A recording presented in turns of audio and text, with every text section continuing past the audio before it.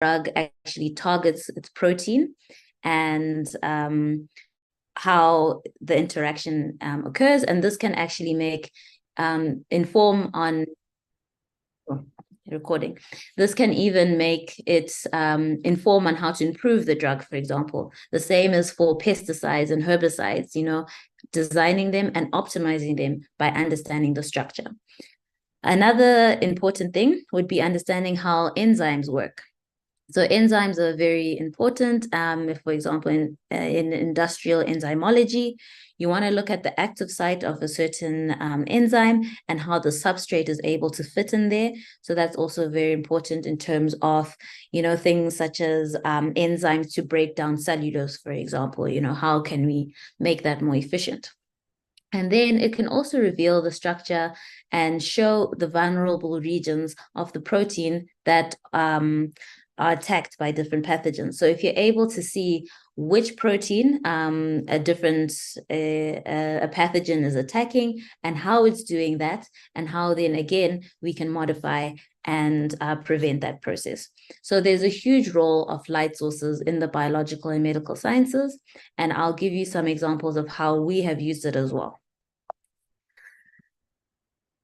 So I'm going to speak on virology research because that's what I'm part of, and I'll speak on HIV and SARS-CoV-2. The HIV is a project that is quite ongoing, and I think I've presented it here as well. But the SARS-CoV-2 is very new data, currently unpublished, which I think is quite interesting. So in terms of HIV, when you think about an HIV vaccine, the goal for an HIV vaccine is for a vaccine that's able to produce something called broadly neutralizing antibodies. So antibodies are just the soldiers in the immune system that if there is a virus that infects, the antibodies can come, bind to that virus and neutralize it and stop it from infecting cells. So this is really a target for an HIV vaccine. But of course, to date, we don't have an HIV vaccine at the moment. And one of the biggest problems is that HIV is very diverse and there's so many different global strains. So you want something called a broadly neutralizing antibody that's able to neutralize all these various strains. But these antibodies are very rare. Only 20% of HIV-infected individuals actually develop them. They have very unusual features. So they have these very long arms. They're called CDRH3 arms. And these are the regions of this top part of the antibody is the region that binds to the virus. And HIV antibodies have very long arms, which is so unusual. And it's not a feature that is easily made. And they take very long to appear in chronic infection. So it's not that you can vaccinate someone and they'll just develop these antibodies. They take a long time to mature. So there's a lot to study in terms of what do the antibodies look like, and this can be informed by the structure, as well as their targets. What part of the HIV envelope is it actually targeting? And that may aid in immunogen design. So why do we study the antibody and the HIV envelope complex? So the HIV envelope is a target of these antibodies. So we'll be able to define novel binding targets for these antibodies. We'll discover the key parts or the key components of these targets that are important for the neutralization. We'll also see why, what attributes, we have special antibodies, but we have all these different strains and these special viral strains, what makes them special? And as I said before, this is to inform immunogen design. So in our lab, what we do is we collaborate with CAPRISA, and this is a cohort, and it's an organization that's based in KwaZulu-Natal in South Africa. They have two sites, one in Durban, which is a city site, and one in Vulindlela, which is a rural area. And they have recruited individuals and they track them, HIV uninfected individuals, and they track them, monitoring them, every week or every 2 weeks. Some of them will develop HIV, some of them won't. The people who do develop, who become HIV infected are followed for many years. We're able to get the antibodies from these individuals through the blood, and we're able to isolate the antibodies, and I'll speak about the antibody isolation. We're also able to get the virus in the blood and do next generation sequencing and deep sequencing to find out the viral variants in these individuals. And this is, this is for the antibodies and the same for the viral variants. And all of this information can come together to understand the structure. So this is here showing a low resolution negative stain EM picture of the HIV envelope in gray, and in blue is an antibody that's bound to it. So there are a lot of techniques that can be used to solve high resolution structures of proteins. So the first one that we use a lot in the lab is X-ray crystallography. That's quite good for antibody structures. They're nice, they're small, they're pretty compact, and I would say easy to crystallize proteins. So it's great for X-ray crystallography. Then we have the HIV envelope protein, which is extremely complex. It is full of like unstructured sort of loops around, which makes it very hard for crystallization. In blue here, it's glycosylated, so there are these sugars all over it, so it's very, very hard for crystallization. So cryo-EM would be a great way to get the structure of this. So you incorporating two different but very complementary techniques in structural biology, we're able to visualize the proteins.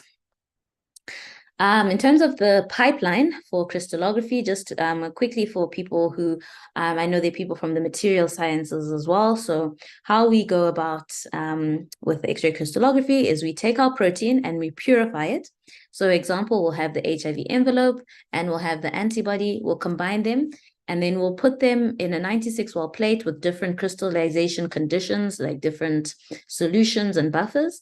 And hopefully we'll get these beautiful crystals, which we're able to cryo-cool in liquid nitrogen and send them to a synchrotron or a light source, such as the diamond light source. That's the one that we use a lot.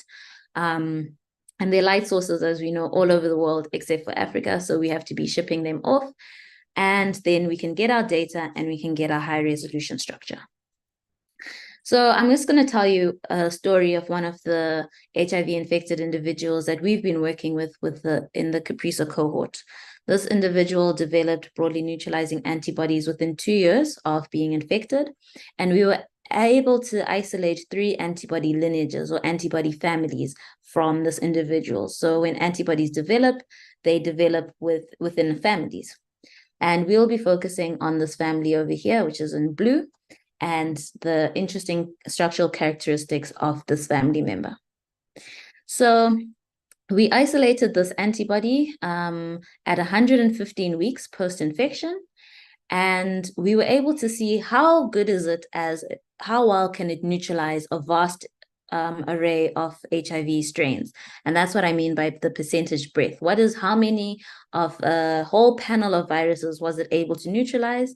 And it was able to neutralize between 15 and 19% of the panel, which actually isn't so good. We're sort of aiming, for maybe 60% and above, the majority. So it's not a very broadly neutralizing antibody. So we wanted to understand how it's binding and why is it not such a good antibody.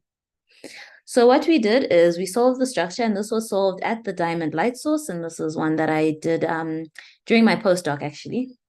And this is in gray, the HIV envelope, the GP120 protein, and in cyan and red is the antibody. And what was really interesting about this antibody, I spoke about the long arms that develop in HIV directed antibodies. And this one had a very interesting long arm as well, the CDRL3 long, which was just reaching into the HIV envelope. And it was just, this arm is usually it's another part of the antibody, the one that's in red, which has the very long arm. But here, the one that's in green, the CDRL3, was the one that was doing the majority of the binding. And that is extremely, extremely rare. The length of this arm is 29 amino acids. And looking at sequences, more than 5,000 antibody sequences, just across different antibodies, not HIV specific, but just across antibodies, it is extremely rare to get CDRL3s that are longer than 15 amino acids, with the exception, of this one antibody. and our antibody, which is at 29. So that was really unique. And the sequence showed it, and the structure complemented this very nicely, showing that this arm is the one reaching into the HIV envelope and doing the binding. When we look into it deeper, just this is a zoomed in image, we see the contribution of this long arm I spoke about, as well as another one called the CDRH3, which is usually much longer. But here we can basically show that the CDRL3 in this antibody is binding in a very novel way to the CD4 binding site, which is an epitope on the HIV envelope. And here I won't go into much detail, but this is showing the role of the CDRH3 through neutralization assays. So the next thing, so I guess in conclusion, in terms of structural biology, we can learn more about the structure and the function of these broadly neutralizing antibodies, why they are unusual, and how those unusual characteristics help it bind to its epitope. We're able to explore vaccine-elicited antibody responses and discover unique HIV strains. So now I'm going to shift gear a little bit, and I'm going to talk about SARS-CoV-2, because that's also work that we've really been interested in. We've been an HIV lab for long, but when the pandemic hit, then we branched off into SARS-CoV-2. And I've presented some of the work we've done, but I'll be presenting some new stuff now today on some work that we've just got from one of my PhD students. So as an introduction, and I had alluded to it earlier about how using structure and understanding what a protein looks like can help with vaccine development. So this is a very low resolution TEM image of the coronavirus. And what is surrounding the coronavirus is called corona, which means crown or circle of light, because it's surrounded by these spike proteins. If we zoom into one of these spike proteins, this is the cryo-EM image of what the spike protein looks like. This is the pre-fusion spike, and this is a post-fusion spike. So when it binds to the cell, it looks like this, but before it binds to a cell to enter, it looks like this. And this pre-fusion spike is the basis of the HIV vaccine, of the SARS-CoV-2 vaccines that we have today. And the Moderna, the Pfizer, the J&J, the Novavax, pretty much all of the vaccines that are licensed to date are based on this trimer. And Jason McClellan at the University of Texas, they actually developed a way to stabilize this trimer. So looking at the structure, they were able to solve the structure using cryo-EM.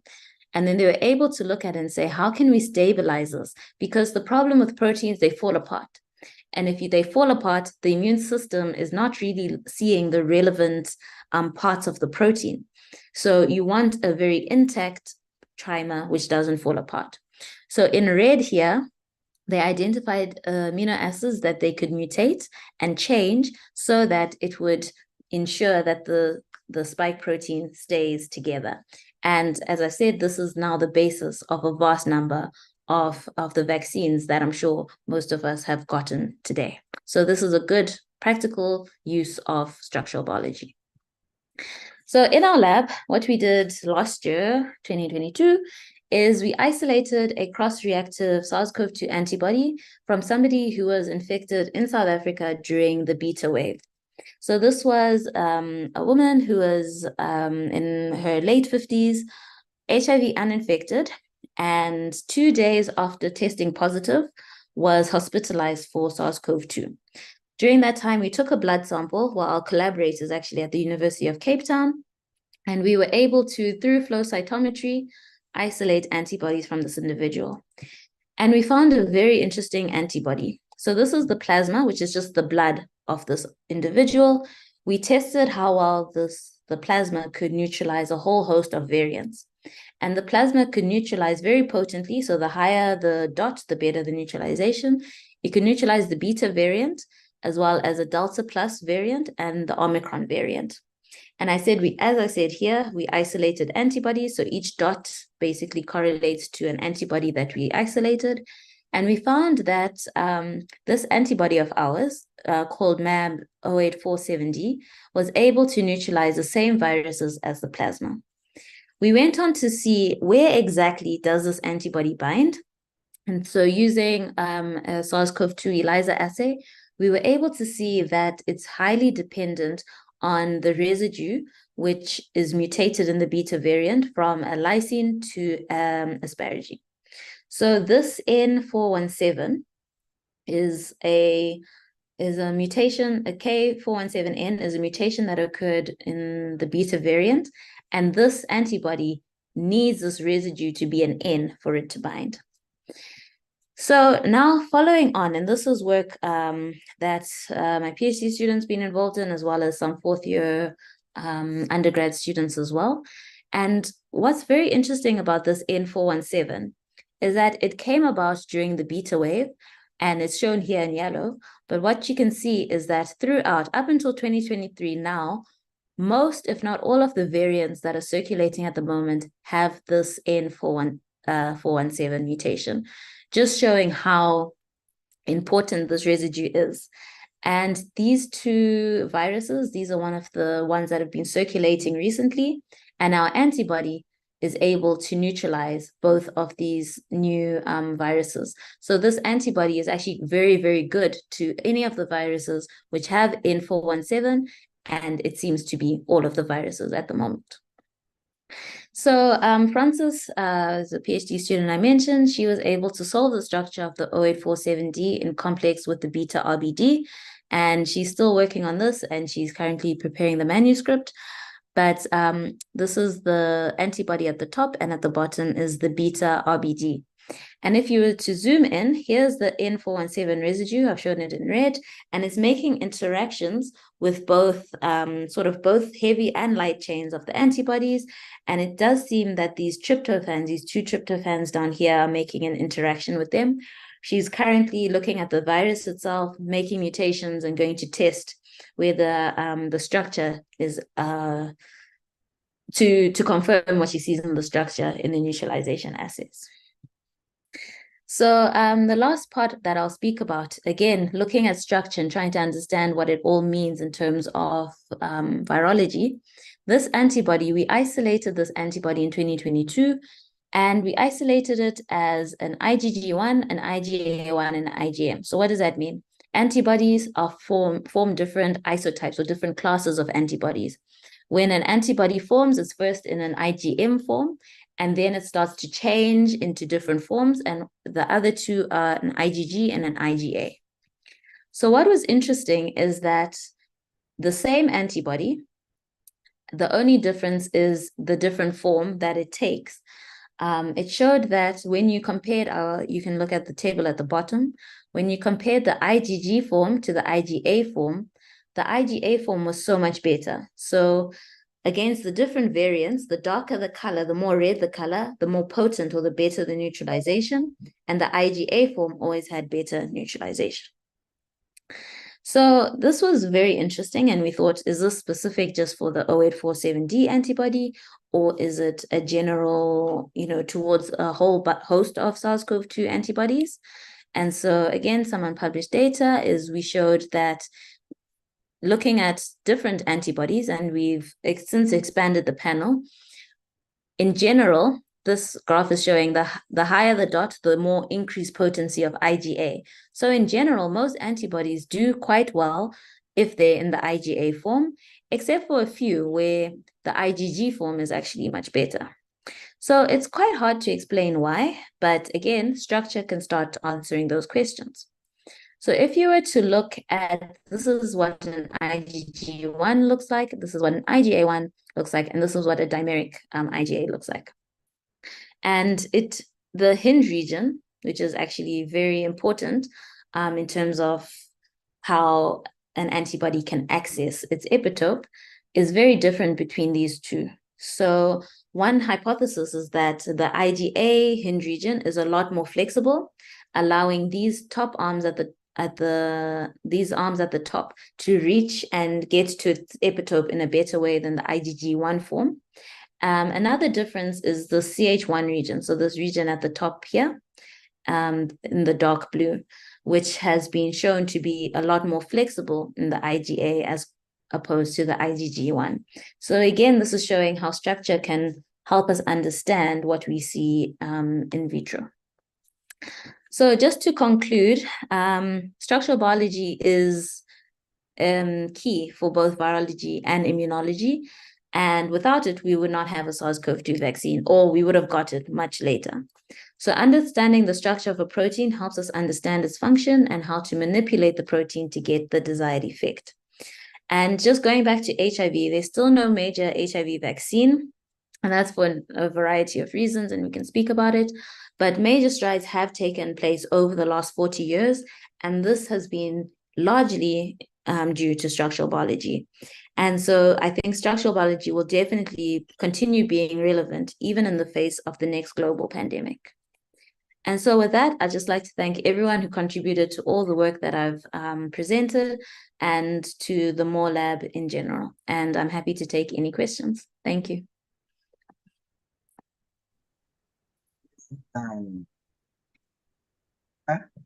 I think I only have two.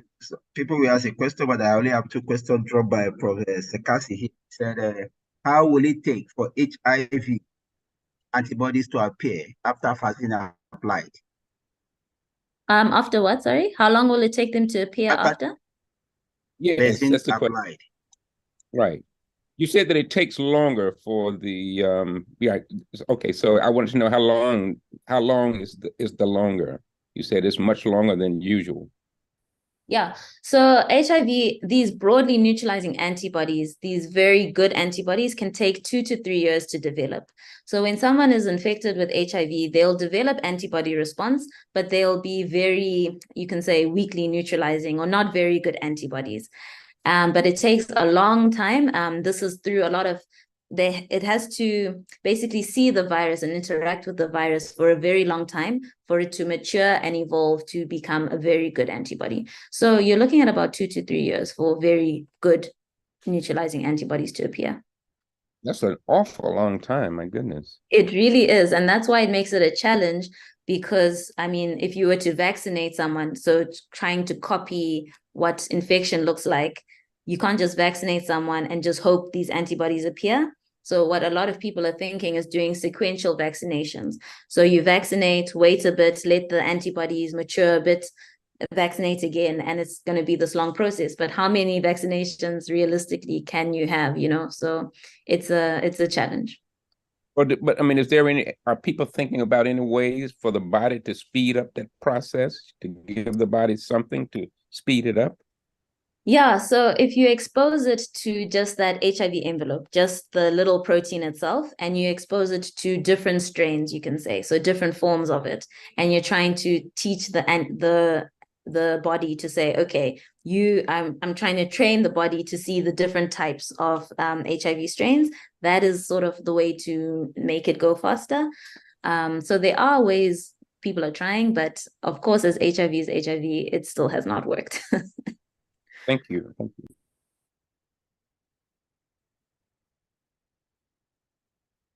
I see another hand up from Lawrence. Hi, so I had a question about the crystals of the, I think it was the 0847D. Yeah. So what was the size of the crystals and how did the workflow go in terms of getting them to diamond? Did they diffract on first cycle or did you have to, how many cycles did you have to do? So fortunately, they were very well behaved. So we set up some crystal trials, and then from there, we got some very small little hits. We set up some optimization plates from those hits. So the initial ones were quite small. We set up some optimization plates where we got some larger crystals, and they were pretty robust. We sent maybe 30 to 40 crystals, and about maybe 5 of them gave reasonable diffraction. And then in the end, we got, so when I say the resolution, everyone will be shocked, but like for for these complexes, quite good. So we got a 2.4 Armstrong structure in the end, which was able to give us enough detail. I mean, the problem with the RBD and, you know, all of these complexes that we make is that the structures are very complex. And so you won't be getting very, very good resolution, but at 2.4, we're able to see enough, yeah. And also, in terms of the, yeah. No, go ahead, finish your sentence. Oh, I was just going to say, in terms of the workflow, getting it to diamond. So what we do is we just fish them out, put them in liquid nitrogen, and we ship them. It takes about a week to get there, so it's not too bad. And then as soon as they get there, they top it up with liquid nitrogen. So it's quite an efficient process. Okay. And then you mentioned the tryptophan interactions. Is that the flat face? So is there pi interactions? Is that what's happening? Yeah. So we're looking into that just to see exactly how it is. Just to mention that she's still refining it, so it's not the complete structure. So I won't comment just with surety, but we are thinking that there could be some packing going on. Yeah. It's very interesting. I don't think I've ever heard of tryptophan interactions. Yeah. So we'll see. We'll see when she's finished completely with the structure. Yeah. I mean, it's got to be something electronic happening there too. Something that you can probe by UV. Yeah. Okay. All right, thanks. Your question. Yep. Okay. I can see. I attend to that because there's not much time. Some question in the chat. I had a question that I didn't understand. Am I able to ask another question? Yeah, I was telling her to look at the question you drop in the chat so that. Okay. I'll read my question. If there is a next pandemic, what would in Africa to be among the leaders in producing patents for vaccines, so that it does not have to wait for the global north to supply it with vaccines? Yes, that is very, very important. And actually something exciting that we're part of. So we and how many? It's about 7 other African sites are part of something called Geyser, which is a Gates-funded initiative that is sort of capacity building and enriching Africa so that we have the tools to be able to, I guess, when a new pandemic hits, we are the ones who are at the forefront, if that makes sense. So it's building up genomic surveillance so that we can be able to monitor, okay, what viruses are currently emerging and what's happening, but it's also building immunological capacity to say, we see that, I don't know, Lassa virus is more prevalent in Nigeria and it's getting bigger and bigger. Okay, let's test it. Let's see, do everything in-house. Let's test the antibody responses. Let's see what we can do, and let's do the pipeline. So that's a very, very important initiative, I think, that's being started, because a lot of the times, I don't know, there's an Ebola outbreak and then people have to come in to help us, but we're trying to build capacity within Africa for us to do that. And that's something, Gates is funding it until 2025, but the network is thinking beyond that to say, okay, how can we now be self-sufficient? Let's go to the Africa CDC, let's get their support, let's bring all the expertise to us. And it's really been very fruitful so far. Thank you. All right, thank you very much. I think I don't think there's no other questions.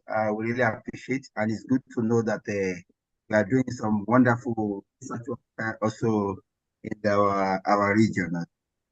So thank you. And if there's anything, try to drop your email address on the chat. Yes, I'll so do that people can be able to contact you after. I will do that. Thank you for having me. Thank you. All right. Yeah. So I would like to hand over the session chair now to Kuda. Dr. Kuda. I think it's not around, so he will take over from me. Okay. Thank you very much, Philip. Can everyone hear me? I hope everyone can hear me. So I think we'll just jump right in and continue. So our next presentation is from Professor A.G. Otani. The title of the talk is A New View of the Inner Core from the Primary Pressure Scale derived from synchrotron X-ray study at high pressure. If you can go ahead, Professor Otani. Yes, definitely.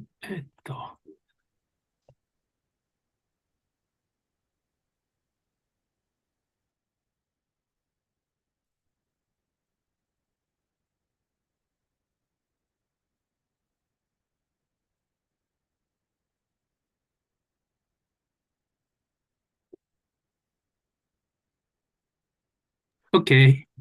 So I think, yes, it's all right now. Thank you. Can you hear me? Yes, we can hear you. Okay. Thank you very much.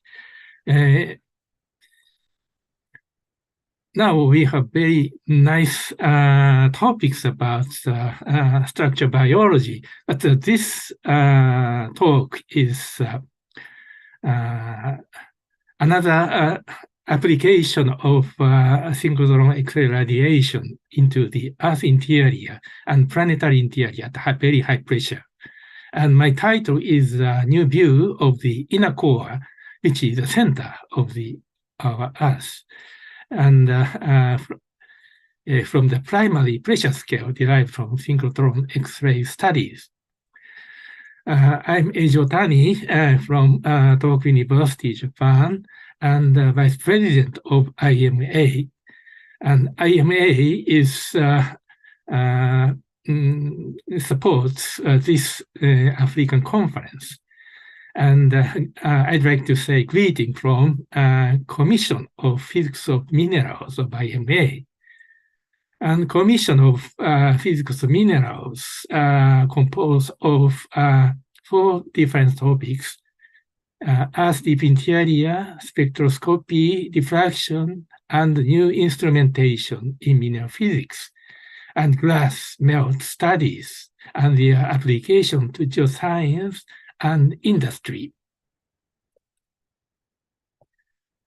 and theoretical and computational mineral physics. In this conference, IMA provides several presentations, and this presentation is one of that. We'd like to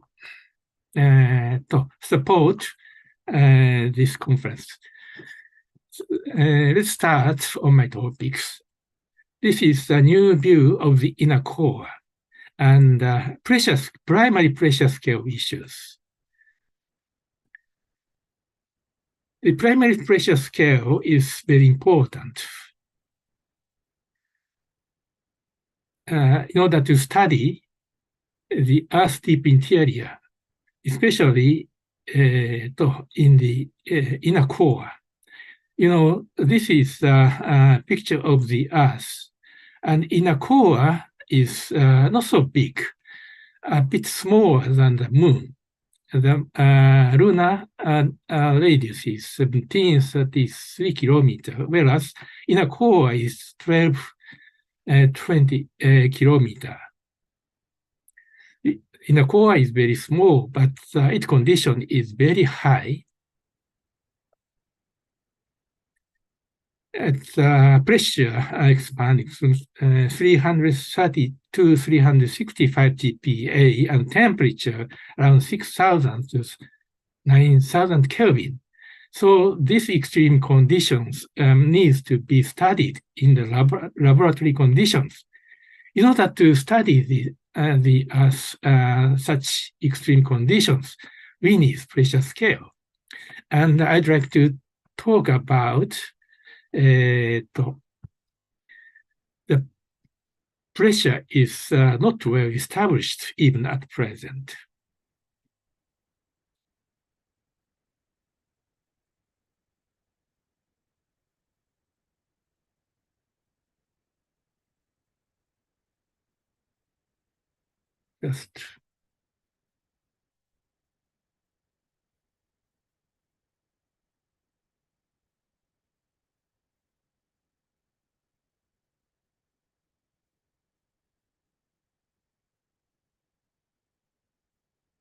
There are 2 types of pressure scales.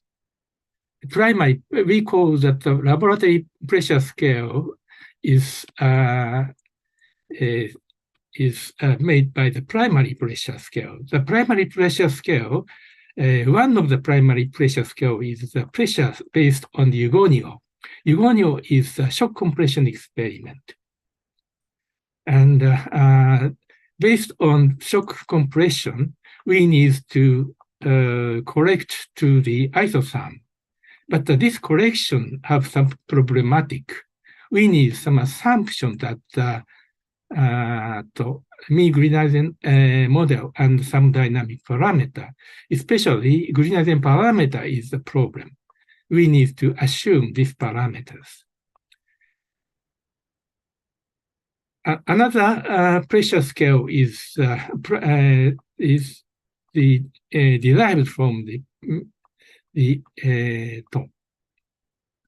proposed by Zha et al. This is determined by VP, VS, and density.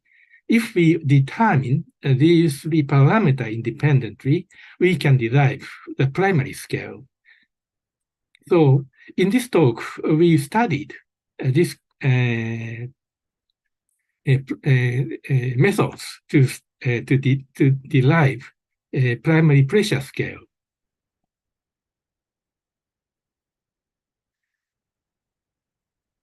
We made sound velocity measurement of metals based on inelastic X-ray scattering.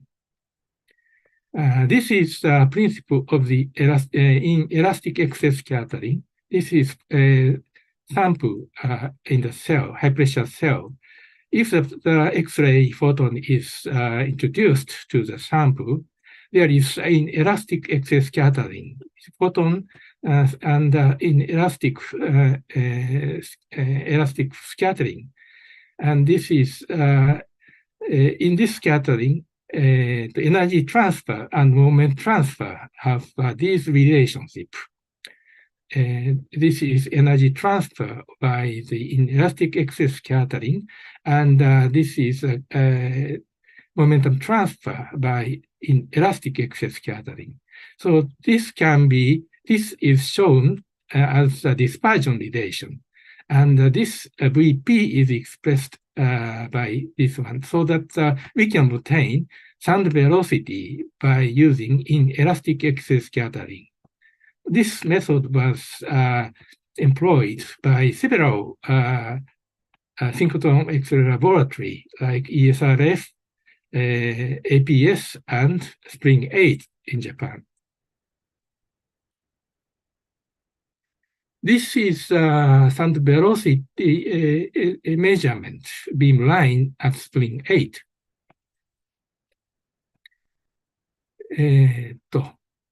This is beamline 43 LXU, and this is especially dedicated for the inelastic X-ray scattering. And X-ray beam is 79 kilo electron volt, and resolution is very small, 2.8 milli electron volt.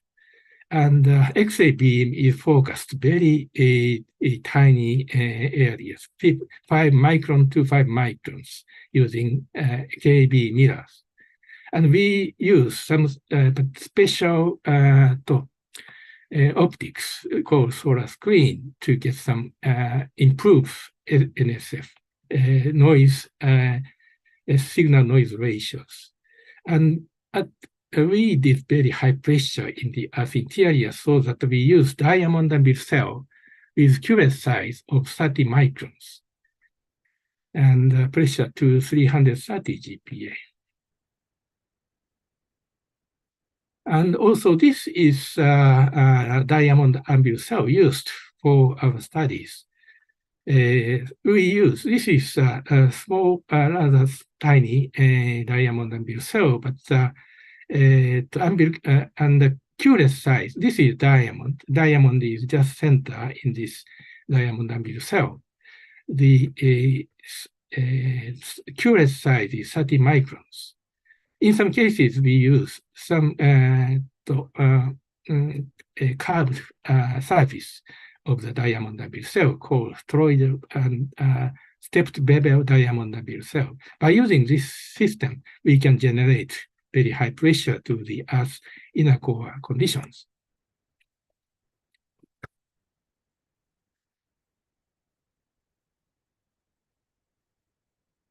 This is a solar screen in order to improve signal to background ratios. and we observed very good performance of this using this optics. So this is a signal without solar screen, and when we use this particular switch system, we reduce this background significantly, and also to obtain this signal, small signal, to valid in this background. And we use 12, 14, several analyzer to detect the very fine signals.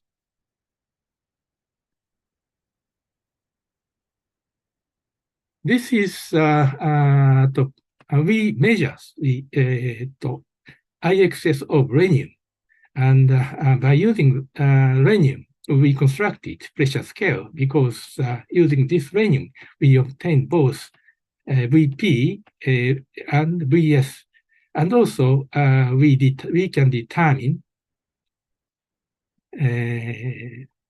density by X-ray diffraction, combining in elastic excess scattering and XRD, we obtain independently density VP and VS and get the primary pressure scales. We measure the elastic excess scattering and the density up to 270 GPa.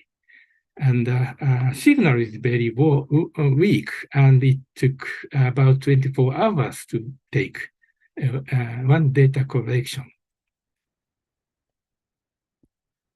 This is okay. This is a signal obtained at very high pressure, 230 GPa of the density 30.24 grams cc. We see a rhenium signal and TLA mode, VP, and the TA mode correspond to VS of rhenium.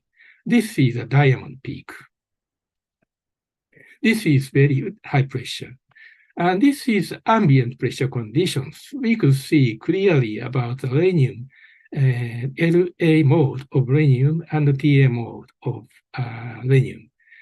And we obtained ambient pressure and velocity VP and VS based on this measurement, which is quite consistent with previously determined ultrasonic data. This is data obtained by various pressure conditions from 32 GPa to 230 GPa. This is the LA mode dispersion curve of TA mode dispersion curve. From these data, we can obtain VP and VS. This is acoustic velocity VP and VS with increasing density. These points are our measured points. We could observe the very good linear relation for VP, both VP and VS.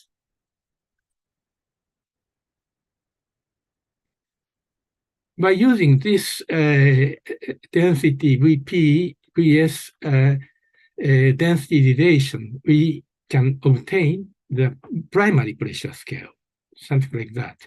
We use K-prime equation of state for deriving equation of state of rhenium from VP, VS, and rho. This K-prime equation of state is expressed by these equations, and parameter is we can see independent parameters of K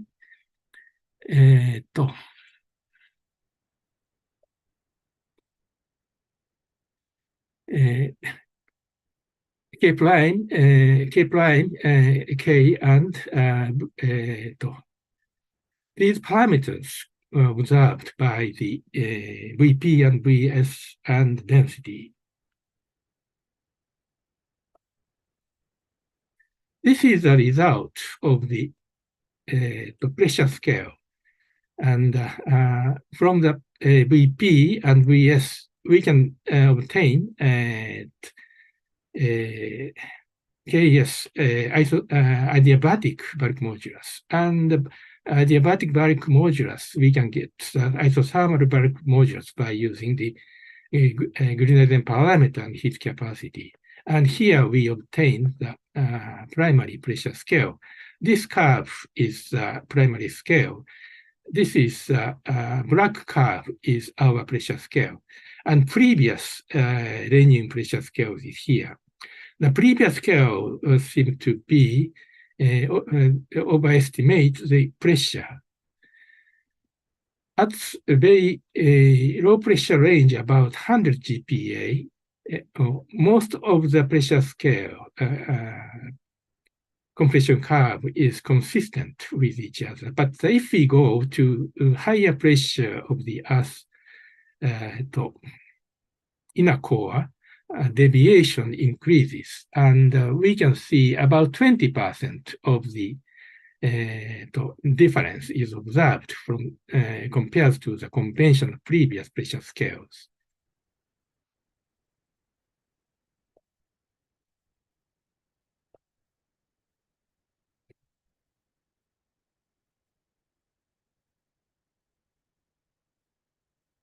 We can calculate our primary scale of rhenium to the shock compression data. Shock compression, we can calculate shock compression here. And there is eugonio data here. This is experimentally determined eugonio by McQueen and Alshura. Our calculated primary calculated shock eugonio is consistent with these primary pressure scales. And shock eugonio.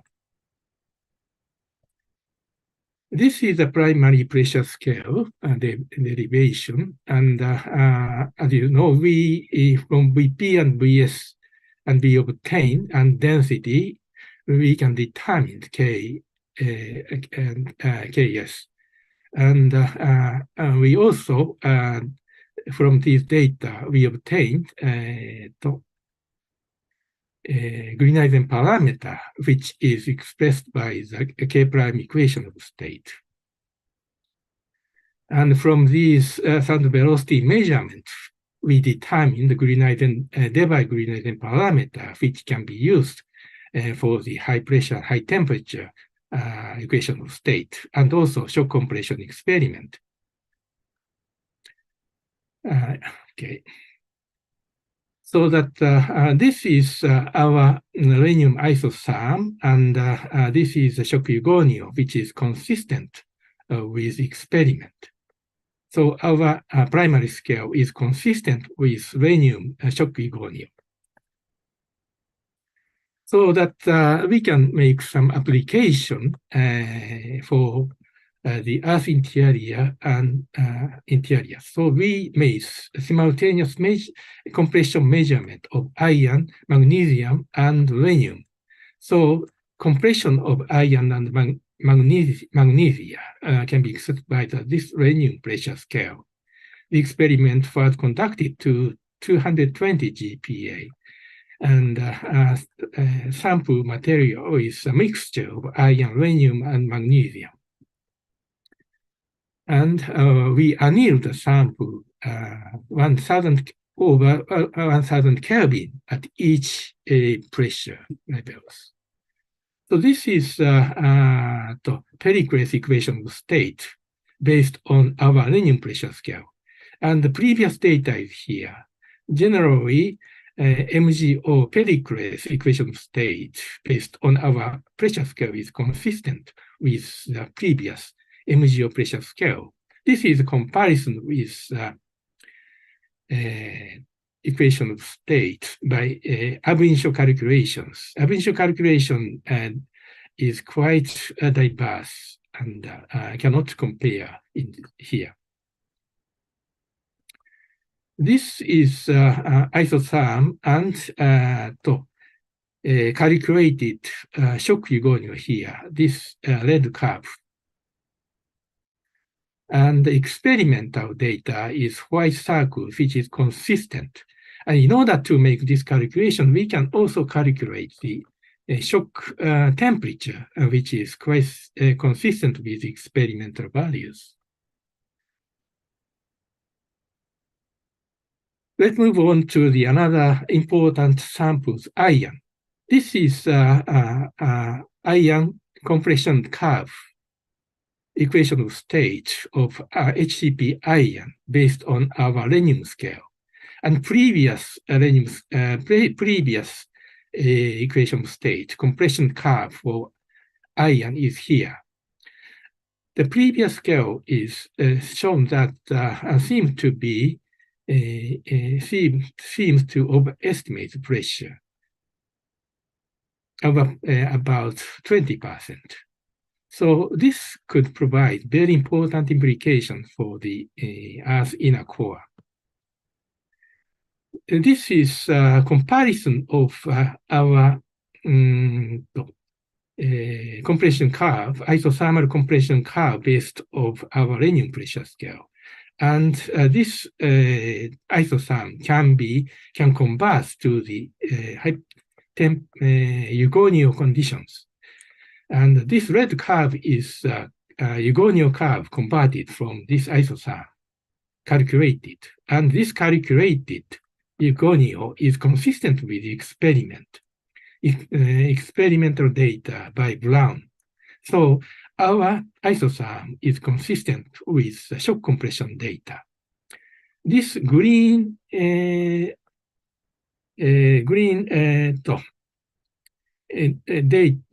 rectangle is triangles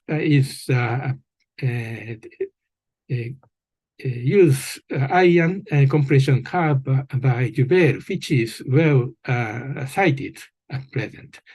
And Duvel adjusted their high temperature equation state by fitting this high temperature eugonio. In order to fit data, they use thermal Green-Eisen parameter here.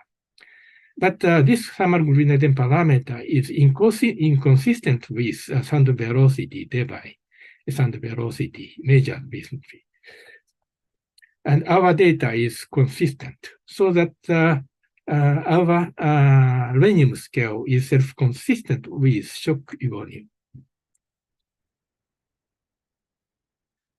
And we also calculate shock temperature based on our shock eugonio calculation based on Renium pressure scale. So these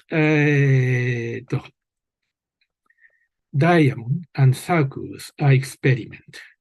And our calculated shock temperature based on our isotherm is this black curve, which is quite consistent, and our curve can reproduce shock temperature. So this is a final conclusion that the density and pressure relation of the HCP ion.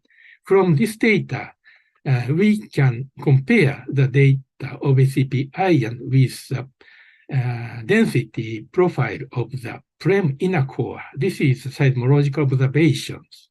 This is the core and inner core. And this green dashed curve is previously conventional accepted HCP ion compression curve at 6,000 Kelvin. And this conventional data suggests that HCP ion is denser by 4 weight% compared to the PREM inner core. The PREM inner core is 4% less dense compared to HCP ion. But based on our data is this blue curves.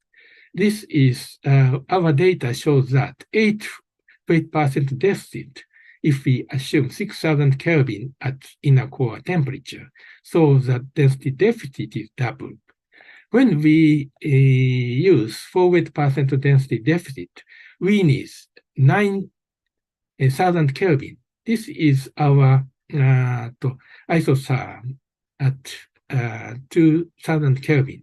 This is 6,000 Kelvin. So when we apply this our pressure scale, the conventional density deficit become double, 88%, or we need higher temperature of the inner core. So this is a final statement that composition and density of the composition of the inner core is still uncertain because of the, and also temperature is uncertain. And previously, 1952, famous geophysicist Birch said that we need to be careful that high pressure modification of word is essential. We say that still, we say that the Earth deep interior is certain, but actually it is still dubious in ordinary meeting. So this is situation is still exists even after this paper, after 70 years. Thank you for your question. Thank you very much. Thank you very much, Prof, for your very interesting presentation. I don't know, are there anyone with questions?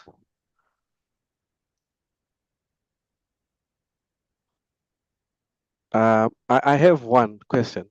Yes. So I think because you were mentioning taking these metals and putting them under some very high pressure up to about 330 gigapascals. Yes. And then doing inelastic X-ray scattering spectroscopy. So the question is, does the structure of the material change at this high pressure? And do you then do at the same time, at the high pressure, you do inelastic scattering spectroscopy and at the same time do another technique to determine the structure at the high pressure? I think that in particular sample of rhenium, there is no phase transformation. And this is why we use this for the pressure standard. If there is some phase transformation, it is not so good for the pressure primary pressure scales.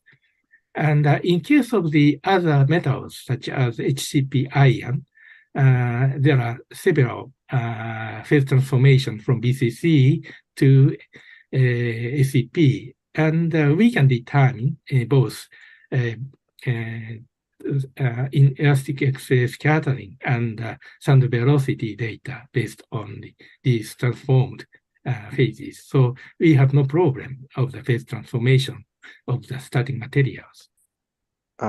Okay. Thank you very much. One last question. With inelastic X-ray scattering, would you be able to, because you're looking at acoustic wave propagation, right? Yeah. Would you be able to sort of probe also dispersive waves? Or dispersive waves, dispersive acoustic waves, or would you be able to get a signal from dispersive acoustic waves, or it is impossible to get this? To acoustic waves, you mean? To get a signal from dispersive acoustic waves. If you had dispersive acoustic waves propagating in your material, can you be able to observe them with inelastic X-ray scattering? You mean the elastic data instead of inelastic X-ray scattering? Yes. I mean, from the elastic data, you can also determine the elasticity of the material, right? Yeah. Yes. For example, we can compress so that not in elastic scattering, the other method can be applied. Okay. Mm-hmm. Well, thank you very much, Professor Otani, for your very interesting presentation. I wonder, I think our next presentation is from Professor Simon Billinge. Are you ready, Prof? Yes, thank you. Let me just share my screen. Okay, so Professor Billinge is going to give a presentation on watching real materials in real devices with the atomic pair distribution function.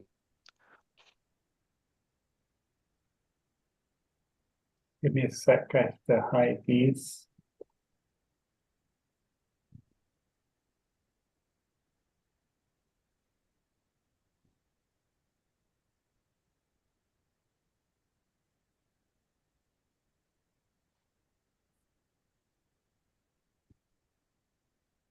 Okay, can you tell me what you see? Do you see? Yeah, we can see your first slide, I think. Okay, good. Yeah, I think you can go ahead when you're ready. Great, thank you very much. So I'm really delighted to be able to be here. I'm talking to you from New York City, and we're heavy users of synchrotron X-rays. And what we're interested in is actually not idealizations of materials, but actually real materials operating in real devices. And with the help of hard X-ray synchrotron radiation, we're able to actually see how materials behave when they're operating in real devices. And that's what I want to talk to you about today. So let me get here's a laser pointer. So let me start by defining what I mean by real materials. I think most of these will be familiar to you. So everything is actually made of materials, or very often they're crystalline. If they're crystalline, they'll have a crystal structure, and we have to understand the crystal structure, the arrangement of the atoms in the material. The properties of the material depend sensitively on that. And that's crystallography. We've been studying that for 100 years. It's a very traditional technique. But understanding the crystal structure of materials is not enough. Some materials don't even have a crystal structure. The examples are amorphous materials, nanomaterials. And so whether or not it has a crystal structure, we need to know the atomic arrangement. But even if it has a crystal structure, we also need to know the morphology, which is the size and the shape. And increasingly, we're interested in morphologies that are on a nanoscale, engineering materials on a nanoscale. Materials all have surfaces. The surfaces sometimes reconstruct. This means atoms change their local environment in the surface.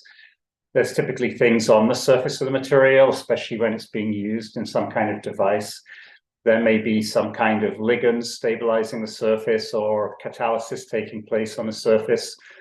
The materials can be heterogeneous. They can have multiple phases coexisting in the same kind of region of space, and they'll have interfaces and all these kind of defects. So that's what I mean by real materials. And we wouldn't really care about all of these things here if they didn't matter. But what material scientists, material chemists know is that actually the properties of the materials depend actually sensitively on these imperfections. And on the one hand, that means we need methods for characterizing them. And on the other hand, it means that we'd love to actually control them in order to develop materials with particular properties of interest to us. Just to take the analogy a little bit further, let's say that we actually want to not just study a material in its ground state, the way that it was made, for example, but we want to actually study it inside an operating device. So there's a bunch of devices listed here: photovoltaics, high energy density batteries, fuel cells. And a particular example I'll focus on is this one. This is the PEM, proton exchange membrane fuel cell. So this is actually a device that can power buses and automobiles, and it can be run with hydrogen in order to give no bad exhaust. But if you take a look at this device, you see that it's heterogeneous on the macro scale. It means it has an electrode, a membrane, an electrolyte, a membrane, another electrode. And if we want to actually put this thing in an X-ray beam and study the structure of any parts of it as it's operating, we're going to have to address the challenge of how to separate the signals from these different components. So that's one challenge that we have when we want to study real materials in action. Another challenge is actually, again, this device is not made up of perfect single crystals. If we look at this anode here, we see that it looks like cauliflower. It has this very strange structure. This is actually a material which is highly porous, and it allows the fluid to pass through it, which will be the either oxygen or the fuel. And on top of this very highly structured surface, there's actually platinum or ruthenium catalysts, which are nanoparticles with a 3 nanometer size, and they're so small you can't even see them in this image. So what it means is that we have materials that are, they have interesting structure, but they're on multiple length scales, from the atomic scale to the nanoscale, to the mesoscale, which is what this one looks like, all the way to the macro scale here. And in general, what we would like to be able to do is to study the structure of these materials on multiple different length scales. We can use different kind of microscopy techniques. This image that we're looking at here is a microscopy method. It's a scanning electron microscopy. What I want to talk about is actually applying diffraction methods to do this job. And the advantage of diffraction methods is that it gives highly quantitative information with picometer resolution, which is what we need to actually understand the properties. So just to summarize the challenges, when we want to study materials in operating devices, these things are large. It means that we need probes that can penetrate. And in the case of X-rays, it means very short wavelength X-rays. These are not readily available in laboratory sources, but they are readily available at synchrotrons. The operating devices are heterogeneous, which means that we have to separate these different signals. That means using advanced computing and other AI-enabled techniques that we're working on. And finally, the structures in devices on multiple different length scales, which means that we can't just rely on traditional crystallography. We have to go beyond traditional crystallography. And this is what I'm going to discuss today.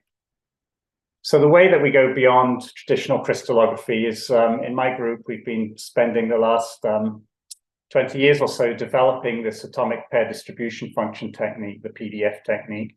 It's a diffraction technique for telling you about structure. You put a powder of your material in the beam, but it could be also that PEM fuel cell with a highly disordered anode and cathode in it. And you simply collect intensity as a function of angle. So this is a conventional powder diffraction measurement that you would do on your lab machine. We also do it in the X-ray, in the synchrotron. I'll show you how in a short while. As a result of this measurement, you get a diffraction pattern, which is a set of Bragg peaks if you have a crystalline material, or simply diffuse scattering if you don't have a crystalline material. As well as the sharp Bragg peaks, there's typically also diffuse scattering present in the crystalline material as well. We don't throw away the diffuse scattering, we take account of it. We make some corrections to this data to get this so-called structure function. It's really the powder diffraction pattern that's been properly corrected and normalized. If you do a powder diffraction measurement in your lab on a copper K alpha lab source, you'll see this region of the diffraction pattern down here where my cursor is. Because we want to get all of the information over the entire reciprocal space, what we do is we use very short wavelength X-rays. So lambda is very small, and this variable Q, which is 4 pi sine theta over lambda, becomes very large.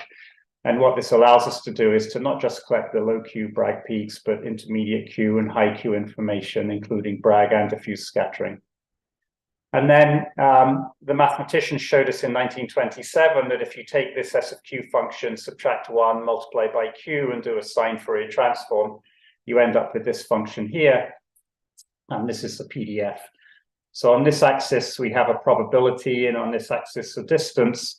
And what it is it's the probability of finding two atoms separated by some distance. So it has a high value here. This is 2.75. So in this particular material, which is a lanthanum manganite, there's a very high probability of finding two atoms separated by 2.75 angstroms.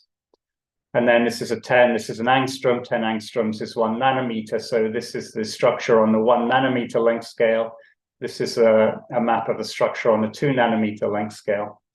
And so it's just a Fourier transform of the powder diffraction data, but it's a very intuitive function, the PDF, which gives us nanoscale information. And crucially, it doesn't require the material to be crystalline. So you can use this approach to study crystalline materials, but also nanomaterials, amorphous materials, liquids, and other complex situations. It's readily measured at a synchrotron. So, for example, what we'll do is we'll take some of our powder to a synchrotron. This is the National Synchrotron Light Source 2 at Brookhaven National Lab, which we use heavily. It's close to Columbia University, and it produces very intense beams of high energy X-rays. We take our sample, we put it in a capillary, we put it at this position here, right at the end of the beam pipe. So we've got a pencil beam of high energy X-rays, very high flux, that hit our sample here, and they produce a diffraction pattern on this large area 2D detector. We push this 2D detector as close as we can to the sample in order to get as wide of a angle, a takeoff angle as we can. If we put a powder of crystalline material in the beam, we get these sharp powder diffraction rings, which are azimuthally symmetric. They're uniform circles.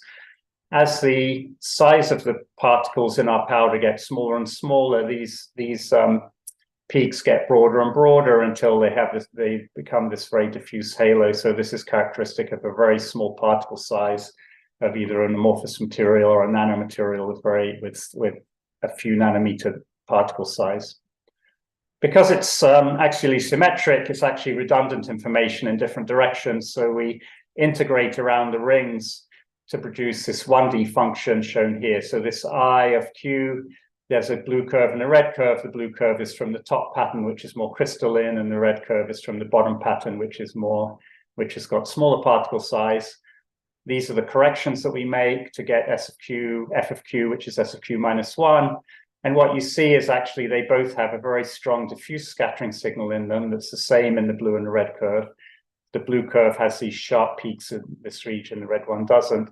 When we Fourier transform them to the PDF, we see that they have the same signal down in the low R region. That's because they're basically the same material with the same local structure. But the blue curve has got long-range order, so we see peaks in the high R region. The red curve has no long-range order. We see no peaks in the high R region. And so we can extract the particle size just by looking at where the peaks disappear in the red one. So this one has nanoparticles are actually about 10 angstroms, 1 nanometer in diameter. So this is how we measure the PDF when we have access to a synchrotron. You obviously don't have access to a synchrotron in Africa right now. That's the whole point of the African Light Source project. But you can actually get data quite readily through different mail-in programs at NSLS2 and at Argonne National Lab. So please have a look for those mail-in programs. Because if you can get your sample measured by sending it to a facility, they'll send you the data, and then it's a question of analyzing the data. And I'll show later that we have multiple programs for doing that. So this is the website where we develop a lot of software for doing data reduction and also for doing modeling. And all of our software programs are at this website. So please feel free to go there and you can download the software. The software is free to use for academic use. We have another website called PDF in the Cloud at this URL, where you actually upload PDFs and then you can learn some things about your sample. You can learn the space group of the material that gave rise to the PDF. You can obtain a CIF file from it if you upload the PDF and a little bit of chemical information. So this is just another website. So the software is here. This is just another development where we're trying to develop cloud-based tools for helping people using PDF analysis. And all of these are free to use. I encourage you to use them. Once we have a PDF, we can actually model it. The way that we model it is we put a structural model in which has atoms in it. We place one atom at the origin, and we simply move out in R until we find another atom. So this is graphene, and the carbon-carbon distance is 1.4 angstroms. So you see no intensity in the PDF until you reach 1.4, and then you see a sharp peak. This peak is broadened into a Gaussian because relative thermal motion of these two atoms. And then we just keep increasing R until we find another atom, and the next atom is at 2.46 angstroms. It's this one. And this peak is higher than the first one because the multiplicity is higher. There's more peaks, and so a higher probability of finding an atom at that distance. The next shell is there, and so on and so on. And we can build up the whole structure by taking this process. And I mentioned about the software programs. So we have software programs that are doing quantitative structural modeling. So the blue curve here is a measured PDF of nickel, and the red curve is a fitted PDF of the nickel model. So this is a background on the PDF technique, how to measure it, how to carry it out, what it's for. What I'm going to move on to now is actually show some examples. And what I want to encourage you to think about is whether any of these examples look like research that's happening in your group. If they are, then you can think about using PDF methods, and feel free to reach out to me by email. I'll share my email a little later, and I can maybe help you get started. We're very interested in nanomaterials. I classify them into 3 types. The first type is where, and the nanomaterial is actually a discrete nanoparticle. So it's a nano-sized bit of cluster of atoms that's distinct in space. This is an electron micrograph of one, so you can kind of see the atoms there. We're going to do diffraction on something like this. And one example I picked for this is a collaboration with Dan Nocera, who's at Harvard University. And he's actually making cells that will convert sunlight into hydrogen and oxygen. So this is an attempt to make clean fuels from sunlight. And part of that process is that you have an electrochemical cell which contains these cobalt oxide nanoparticle catalysts. And so he had 2 different ways of making the catalyst, and he created both, he manufactured both kinds of material and gave them to us to analyze. And these are the measured and the computed PDFs up here. And what we were able to show by quantitative modeling was that the high-performing catalyst had this structure. So it had a single layer of cobalt oxide, which had about this diameter. And the version of the catalyst that performed less well had a larger size of nanoparticle diameter, but also they tended to cluster together and stack up. And so he was very happy with that. It got published in JATS. And this is just showing that if you have nanoparticles and we're able to model them, we can actually answer scientific questions in this way. There's another very important class of nanomaterials which is often overlooked, and that is actually single crystals. So they're long-range ordered crystals, but they have some local structure on the nanoscale, which is aperiodic. And so this image is again a TEM image of such a material. Underneath, you can kind of see that there's a periodically arranged lattice of atoms, but you see on top of it this kind of almost looks like moire fringes or fringes like this. And what's happening here is that there are nanoscale domains which have a slightly different structure than the average crystal structure. A very good example of this that we've studied is actually methyl ammonium lead iodide. So this is the material which is considered something like a miracle material. You can use it in a photovoltaic, and it gives a dye-sensitized solar cell, and it gives a very high performance. Even though it seems to be a very soft and highly defective material, there's very high electron mobilities and things like that. And people are still studying these very hard to understand how they work. And the structure is a perovskite structure. At room temperature, it's cubic. And so it actually looks like this panel here, which has got a nice cubic symmetry. And the space group is Pn3m. So we created a structure model of this cubic crystallographic structure that we got from crystallography. And in the high R region of the PDF, you see actually a very good fit of the cubic model. But if you extend the same model down to low R, you get a terrible fit. So the purple is measured, the pale blue is the fit, and this red curve underneath is a difference curve. And you can see there are large differences between the calculated and the fit model. On the other hand, if we use a tetragonal model, so we introduce structural distortions into the model, we get a very good fit at low R. But if we extend this up to high R, it has a poor fit, much poorer fit than the cubic model. So this is something that we're starting to understand, that a lot of crystals have this kind of behavior, where if you look in the high R region, you see a different symmetry than in the low R region. And why that's important is because you can take this cubic model and you can put it into a density functional theory calculation and you'll get some properties out. Or you could put this tetragonal model into the DFT and get properties out, and you'll get different properties. The DFT will predict one can be more metallic than the other, there may even be one is insulating and one is metallic. And the question is, because the real structure actually has both of these local structures, both of these local symmetries, which one is determining the properties? And we need to do a much better job of understanding this when there's a length scale dependent symmetry change. And very often the properties are determined by this local symmetry broken structure. So conventional crystallography doesn't allow you to study that, but PDF does. Finally, an example of a different class of material is this nanoporous material. Nanoporous material is a bulk material, but it has holes in it that are nano-sized. PDF can be used to study that as well. This is one example from some early work we did on zerogels. So if you put this zerogel, it's a very low density, light material. If you put it in a TEM, you see that it's made up of these kind of, almost looks like spaghetti. If you do the diffraction pattern of the zerogel, it's got these broad peaks here. On the contrary, crystalline, it's made of vanadium oxide. Crystalline vanadium oxide has these sharp bragg peaks here. And so we wanted to see if we could solve the local structure of this zerogel from this.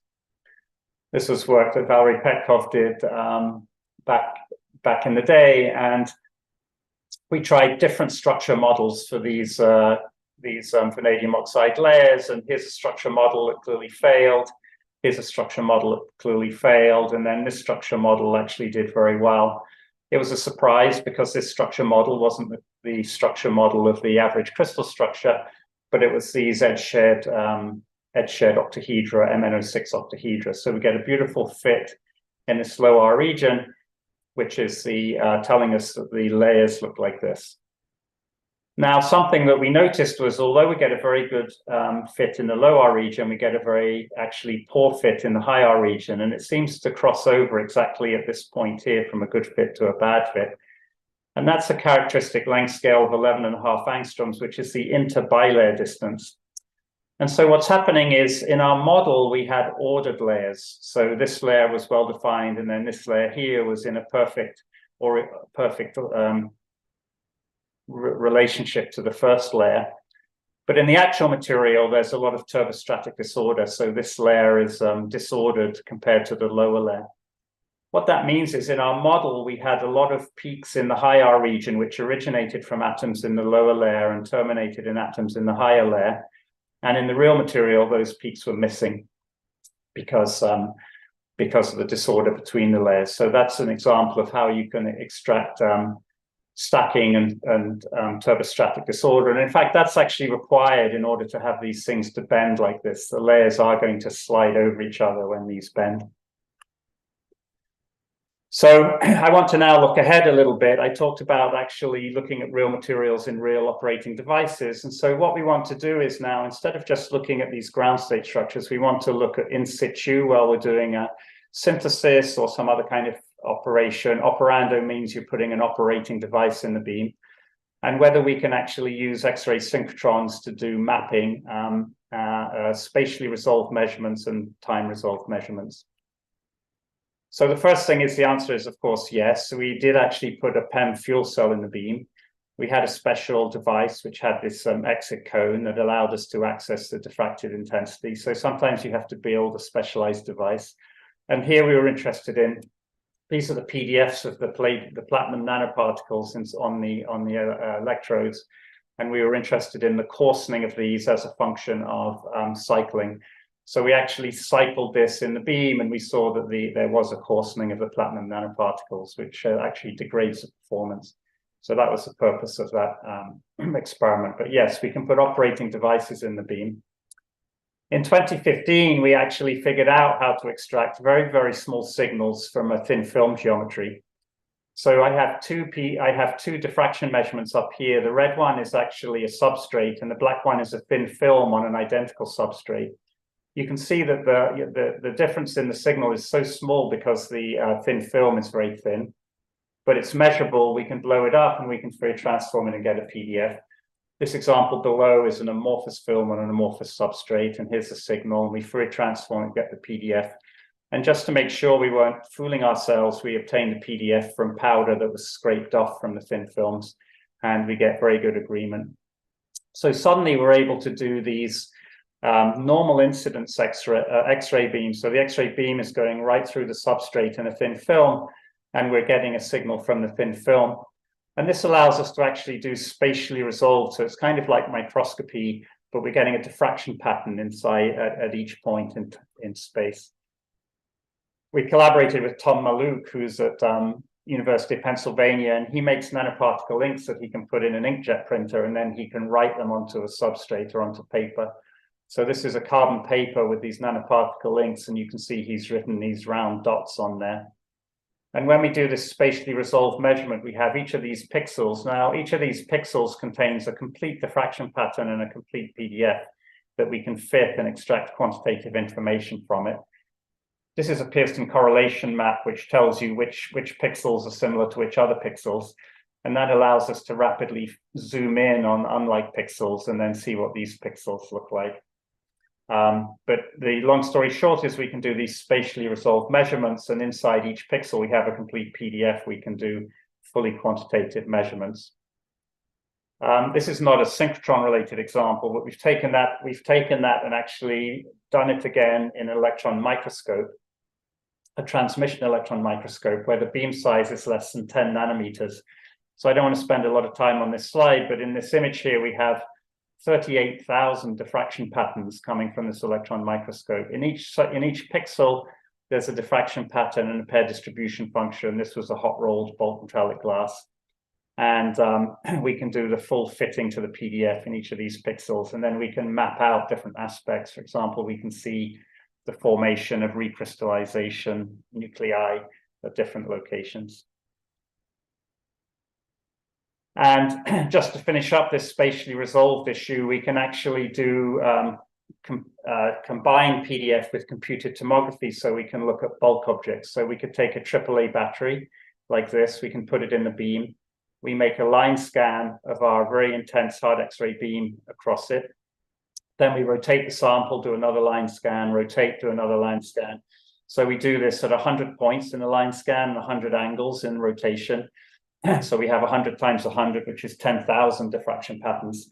And then we do a tomographic back projection. So we end up with these 10,000 diffraction patterns projected into these pixels. And we can say, we can look at this point in our sample and say, oh, we have this, this diffraction pattern, this PDF.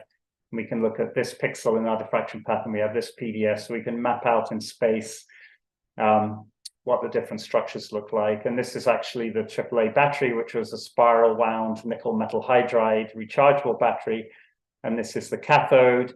This is the anode.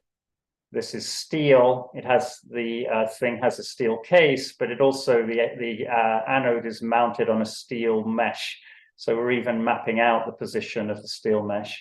And then this is a polymer signal, which is the actual polymer which is holding this cathode together. So we can separate the signals by positionally, but also by the signal to learn a lot about how the battery is put together. And then if this battery was actually cycling, we would see changes in the cathode as a function of time as it cycled. We can do time resolved measurements because the synchrotron measurements are very fast. So this is in situ synthesis that was done by Kirsten Jensen and Christoph Tiersted. So they're synthesizing nanoparticles in the beam as we're watching. There's a soluble precursor which polymerizes. We know that because we see a signal in this high R region. So this is what it looks like. But the first thing that happens is it makes an amorphous intermediate. It's amorphous because these peaks have gone. They were here, now they've gone. And the reason this happens is that actually the subunits of the precursor, they click together to form the product, but they can do it in more than one way and they get confused. That's a high energy form of the material. So then the nanocrystals grow out of the amorphous and we get the final nanocrystalline product, and we can map it as a function of time. So this is possible with a synchrotron because it's so fast. This is another spatially resolved example, which was a cultural heritage example. We took some wood from the hull of the Mary Rose, which is King Henry VIII's warship. It's in a museum in Portsmouth. And we were able to map out the tree rings. This is early summer growth. This is late summer growth. But we, to our surprise, found these little red dots here. And it turned out these had zinc sulfide signals in it. And the zinc sulfide was coming from the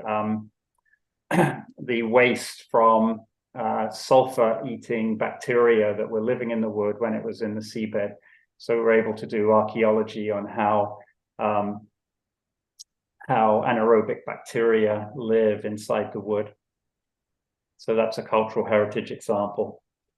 So what I tried to do was to give you a fairly high-level idea of the kind of things that it's possible to do using PDF methods when you have a synchrotron source. The summary of this is that real materials are not perfect crystals. You have to go beyond that. We use the PDF. It's a powerful approach. I want to mention that, yes, you can do this in your lab, but if you want to use a synchrotron, it's better. You don't have a synchrotron in Africa, but as I mentioned before, there are many mail-in opportunities. This is my email address. Please write it down if you're interested in exploring this. And one way that we can work is if you send us samples or send it to the mail-in programs, we can help you to get started. The data analysis is done using free software programs that you can download on your computers, and they don't require high-performance computing. You can do them basically on a laptop. These are two books written by me. This one I wrote with Takeshi Yagami, my thesis advisor, and it has a lot of the theory and the background behind PDF, but this book just appeared, and it's actually designed to help people get started with pair distribution function analysis. So this is actually a very good place to start. I wrote it with Kirsten, who's my she was my postdoc, long-time collaborator. So with that, let me say thank you. I do have a postdoc position in my group. If you're interested, please also reach out to me about that. This is a slightly pre-COVID view of the group, and smiling in the sunny New York day. And in case you get excited about doing synchrotron experiments, you actually have to work 24 hours a day for a few days when you have access to the beamline, and sometimes it takes a toll on the students. So with that, let me thank you, and I'm happy to take any questions. This is a COVID era picture of the group. So thank you very much. Thank you very much, Simon, for this very interesting talk. I had some questions, but I think we are way over time. So I'll ask one question from, maybe there are two questions from the chat. The first one is, are results from PDF and EXAFS complementary to each other? That's a great question. They're somewhat complementary. So the EXAFS, both of them measure the pair distribution function. And so they do it in slightly different ways. So the PDF uses a diffraction approach. The EXAFS uses an absorption approach, which is kind of less linear, but it's chemically resolved. So I think the main complementarities are that EXAFS gives you chemically resolved PDFs, and the diffraction-based PDF method gives you the intermediate and high R region data, which you don't get from the EXAFS, but it does so in a non-chemically resolved way. Although with that said, we usually extract the chemical information by modeling, so the PDF can be very robust. Yeah. Okay, so second question is, what is the sample size for the CT, for the tomography with PDF? So the sample size for the tomography depends on a little bit on the beam size. So we like to do this 100 by 100 kind of scans. What we did for the for both of those examples was we did something like 50 micron beam size. So the spatial resolution is 50 microns, and then when you do 100 of those points, it means that your sample becomes something like 5 millimeters. The AAA battery, you know how big that is. It's probably 1 centimeter in diameter. Yeah. So those are typical sizes for the CT samples, but you can do bigger samples and under certain circumstances, usually with a bigger beam size, and you can do smaller samples with a smaller beam size, although that's harder. But yeah, usually a few millimeters to a few centimeters. Oh, thank you very much, Professor Pillinge. I think we'll now move on to our next speaker. We're a little bit sorry for going slightly over time. So our next speaker is Professor Azura Zucchini. She is going to give a presentation on the influence of cation disorder on the mineral physics of anchorite, new HP synchrotron X-ray diffraction data. Okay, so thank you for the introduction, and thanks all of you for being here, and good evening. So I will directly move to introduce you the main character of this presentation. So we are studying anchorite. So basically anchorite is a double carbonate. And the point is that if we have calcium and magnesium iron distributed in separated layers, we can call it the ordered structures. Otherwise, if our cations are randomly distributed in the crystal structure of anchorite, we have a disordered crystal structure. And we are interested in this kind of situation, first of all, because it is quite commonly known that minor amounts of iron influences the stability of anchorite at high pressure and high temperature conditions, and also because cation ordering distribution is also influenced by the iron content. In turn, cation disordering is also strongly influences the carbonate stability at high pressure conditions. So basically, we set it up this big project, which is devoted to 4 different aims. So the first one is the study of disordering as a function of the iron content in anchorite. The second one is the study of stability and compressibility, so the high pressure behavior of the mineral as a function of cation disorder.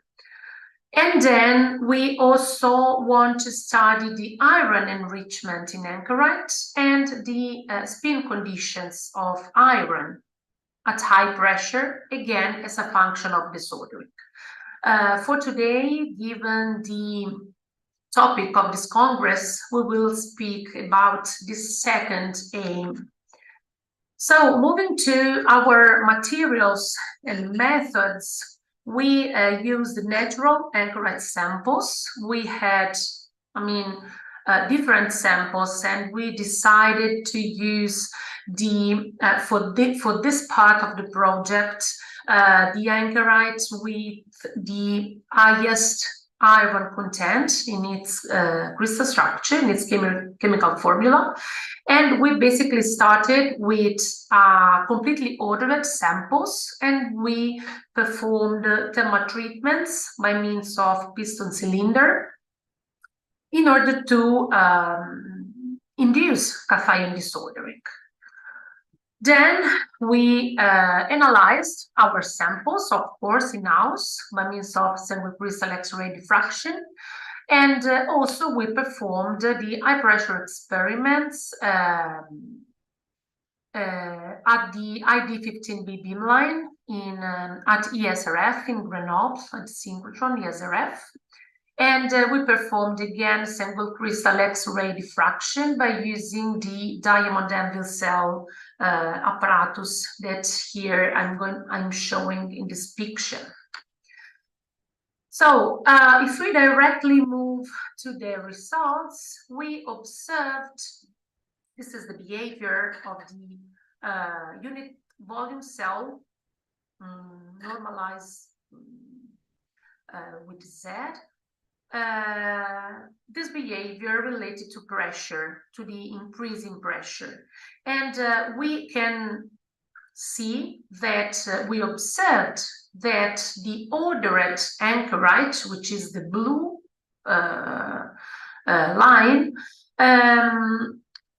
undergoes a phase transition to a high pressure polymorph, let's say the first high pressure polymorph, which is called anchorite 2, in the pressure range between, let's say, 12 and 13, 14 GPa. On the contrary, in the completely disordered crystal structure, we did not observe any kind of phase transition. This behavior is in line with the behavior of dolomite at high pressure conditions that we studied some years ago. Our data were treated by third order Buch-Monaghan equation of state in order to obtain the bulk modulus and its first derivative. And we can observe here basically that the compressibility of the disordered anchorite, which is the purple one, slightly decreases with respect to the ordered anchorite. And we also observed a softening process with increasing pressure. If we observe the behavior of the high pressure polymorph of anchorite, it is very less compressible than the ordered anchorite, with a stiffening that increases with increasing pressure. Having a look at the behavior of the cell parameters, we can observe very interesting things. So first of all, we can see here that the crosses, which means the C lattice parameter, always has the highest compressibility in all the three crystal structures. On the contrary, the A parameter is every time the least compressible one.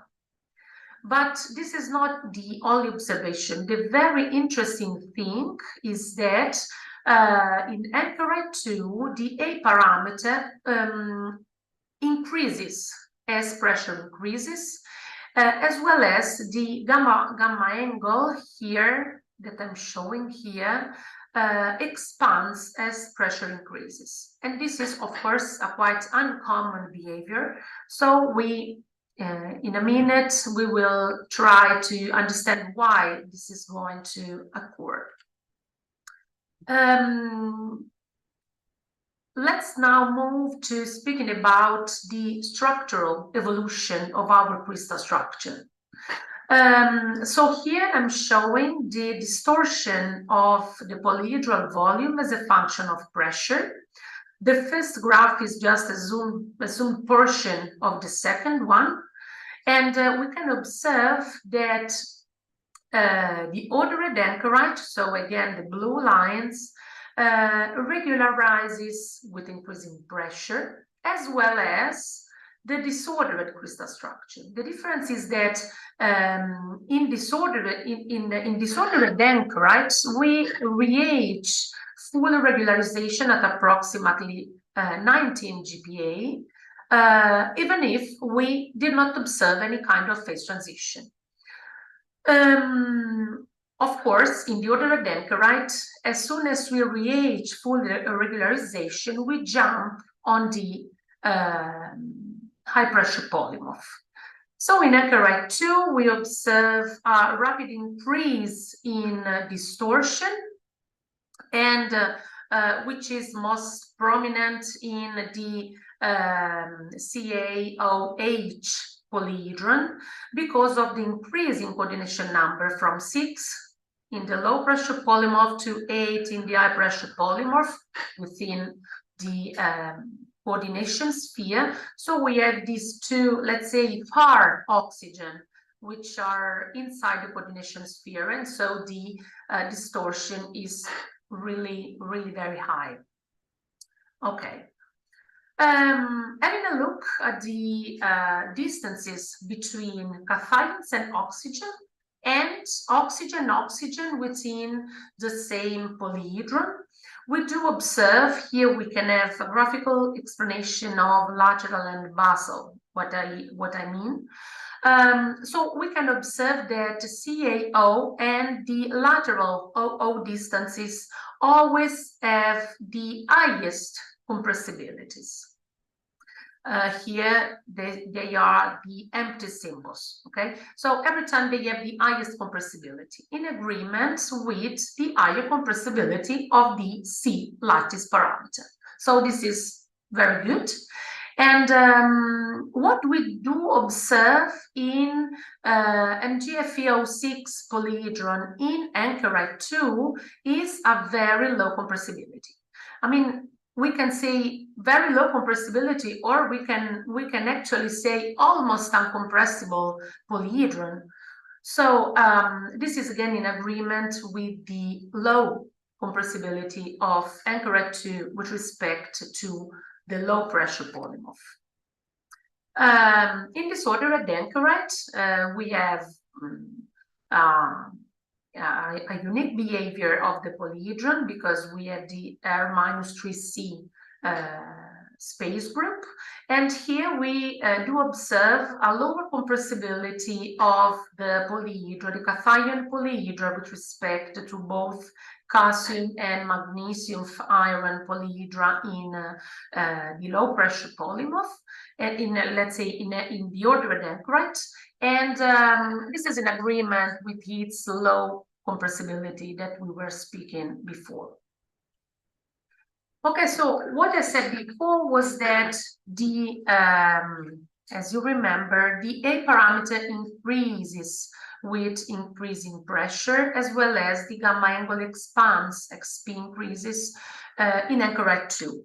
So we did a strain calculation, and okay, I will not go deep in all the results, just what we need to understand for this part of the talk.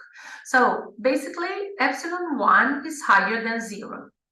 And we analyzed this behavior, and we found out that actually the expansion of the A-axis is just a small part of the epsilon1. Whereas the biggest cause for the positive epsilon1 is the opening of the gamma angle. So we manipulate our crystal structures, and we found out that we have two angles that I'm showing here in orange and in blue. So the CA angle and Mg iron angle in the crystal structure. We can see it in two different orientations. And what we do observe is that this, as the pressure increases, these two angles increase. Whereas in the disordered anchorite and in the low pressure ordered anchorite, these two angles just decrease, decrease in value as pressure increases. So we basically can see that, can say that the increase in the gamma angle might be explained by a shear of the cation layers, which cause the positive epsilon1. So summarizing the results, we have four main take-home messages. So the first one is that the phase transition in ordered anchorite is between 12 and 13.5 GPa. On the contrary, disordered anchorite does not undergo phase transition up to at least 25 GPa, which is the highest pressures that we analyzed. The second one, compressibility of disordered anchorite and the one of anchorite 2 decreases with respect to the ordered anchorite. Third, The low compressibility of anchorite 2 is due to the almost zero compressibility of the magnesium iron octahedron that is shown to deforms rather than compresses. And 4, the positive epsilon 1 in anchorite 2 is strictly related to both the increase in A-axis and the expansion of the gamma angle that are both related to a shear of the cationic layers as pressure increases. So for the future, of course, we are going to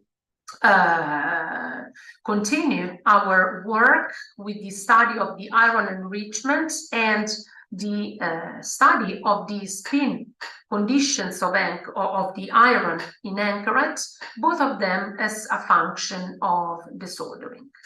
So that is all for today, and thank you again for the opportunity of being here.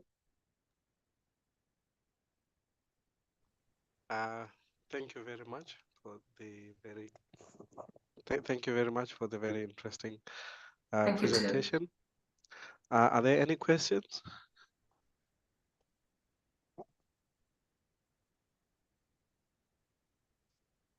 Any questions from the audience?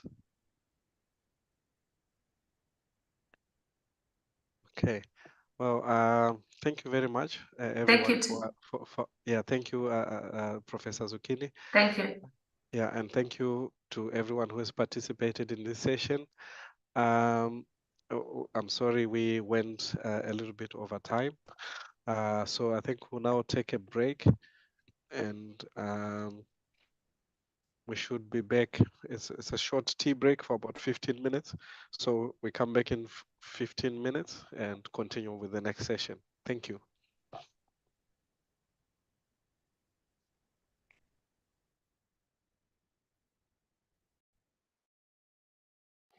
Thank you, folks. See you soon. Sorry, I couldn't hear. There was a question for me? No, we had no questions. Okay, thank you. Thank you very much. We'll take a 15-minute break and we'll be back in 15 minutes. So at 10 past.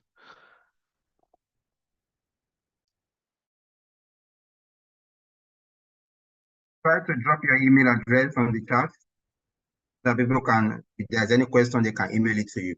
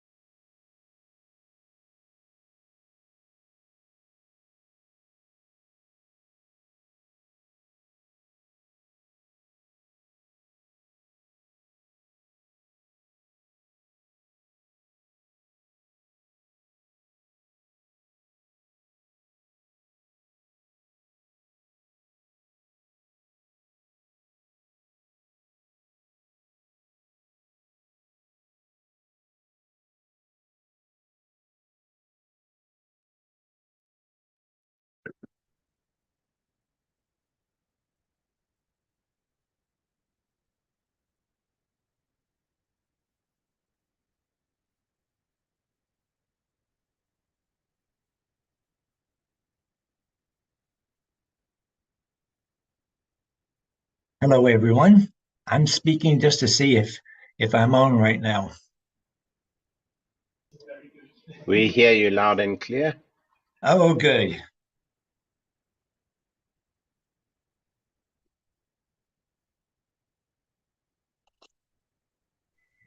Good morning, Richard. Good morning. Is that Prosper? How are you? Yes, Prosper speaking. Just fine, except a little early in the morning for me, but Yeah. Sorry, but Mitchell is still late in the morning. We are in the same. okay. Oh, it's wonderful to be here. Yeah.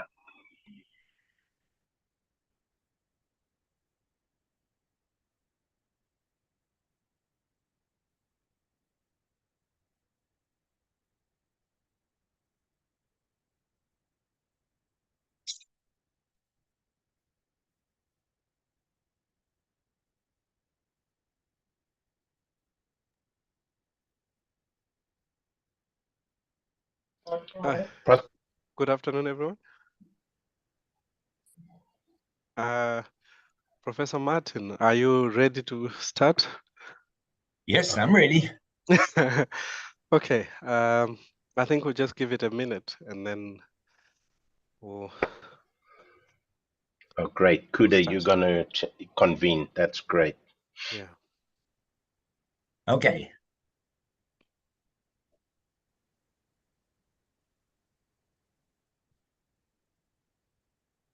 I think you can start preparing your slides. Okay, I'll go ahead and share a screen. Yeah.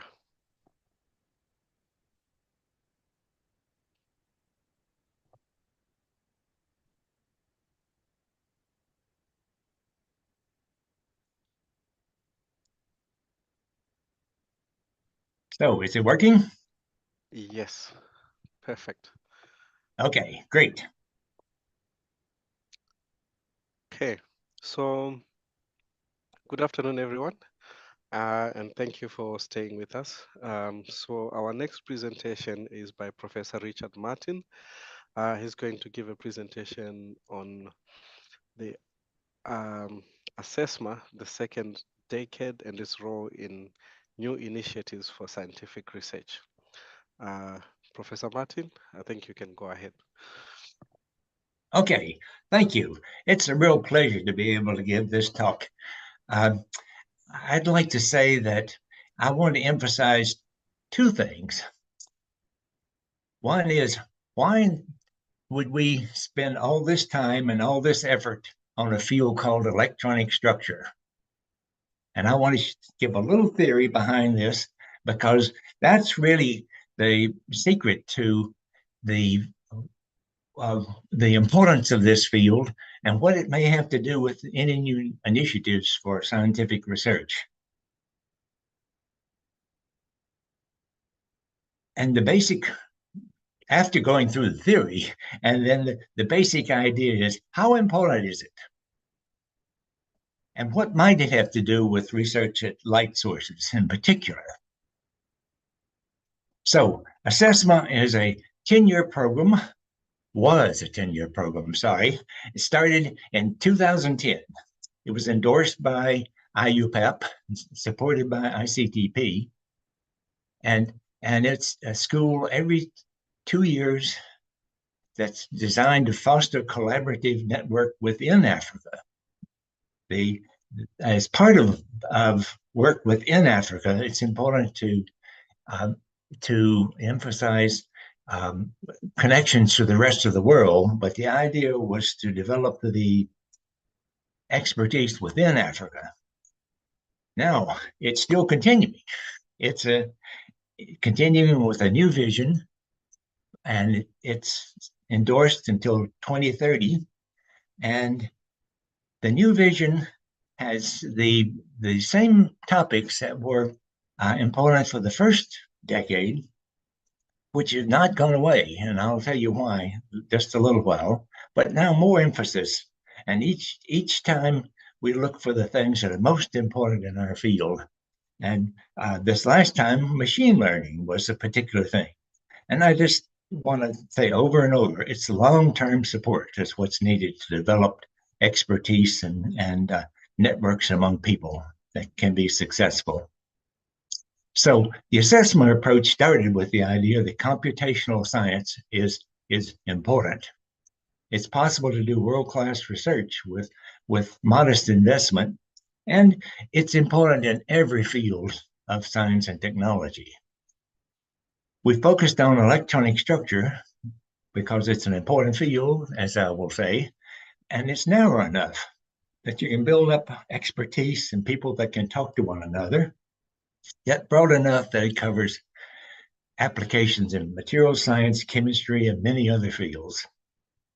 And not only is it that help the breadth of the applications, but it's even the breadth across departments in a school for, like, I mean, in one given university, like between people in material science, chemistry, and physics.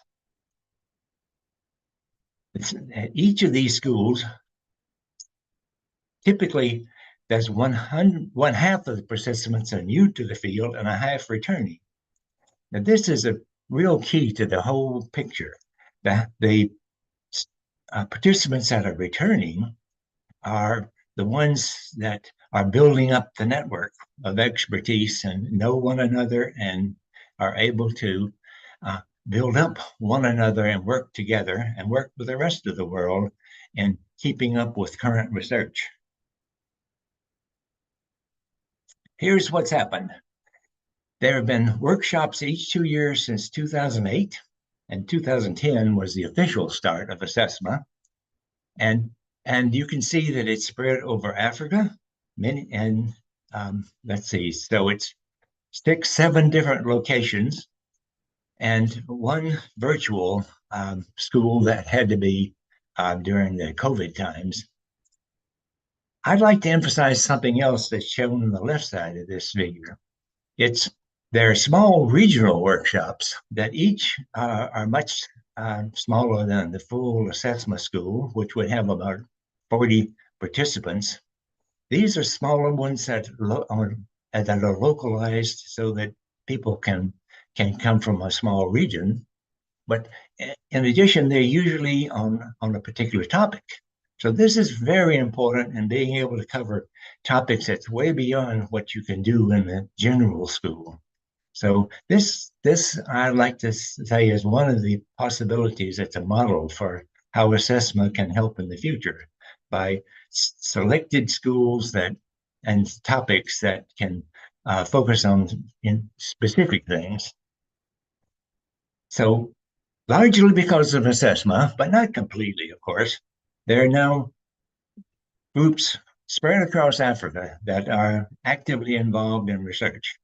And at the bottom, I said, these are the teachers and future scientists and citizens of these countries. I'd like to say that over and over.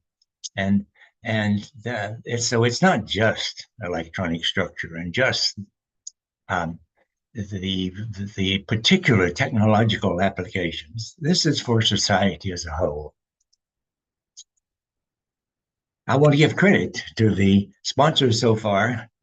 As I mentioned, ICTP is by far the main contributor that keeps us going. And more recently, the East Africa Institute for Fundamental Research, which is a part of ICTP, is now the center of this kind of activity, but also support from other institutions. Okay, so now why electronic structure? This is one of the grand challenges of physics, and it's important for applications in many areas. So why is it a grand challenge? It's a many-body problem of interacting electrons in nuclei and molecules, solids, liquids. I promised you I wouldn't give you any equations, but I violate that for just a moment. I want to give 2 equations. What we must do to solve this problem from basic principles, that's where the grand challenge is to solve the Schrödinger equation for many-body problem. This is the Schrödinger equation written in its simplest form, But the psi here is not just a one particle function that you might have in the undergraduate physics class, but a function of the positions of all the electrons. So it's basically a grand challenge in the very biggest sense. There are no exact solutions except for spatial models. Here's the Hamiltonian. And all I want to emphasize is that quantum mechanics comes from the fact that it's a wave function that involves a kinetic energy. The electron nucleus interactions is what tells you whether you're in a molecule or a solid, and the various properties of all the different molecules and solids. And the electron-electron interaction is what makes it hard. If there weren't that interaction, we would not even have to have such a focus. It would be essentially a soluble problem if we didn't have the electron-electron interactions. Now, I showed the equations not to convince you of anything except that we are dealing with a real problem, not some model. So we can understand this without equations. I just want to repeat what it is that we need to do. We must solve a quantum mechanics problem of many particles. Now that's the hard problem, the grand challenge. This is equivalent to other, or just as important as other grand challenges in physics. But the difference of this from the other grand challenges is that there are many, many, many, many grand challenges. Each of the vast array of problems of different molecules and solids presents different aspects that must be solved accurately enough that they make a difference. You know, the energy of one configuration of a molecule from compared to another configuration. So this is really a hard problem. Now, you've no doubt heard about density functional theory. That is certainly by far the most used method now. And it's meant to tackle the hard problem. It's not some model. And the idea is that in any real material like we're familiar with, all the properties are determined by the density.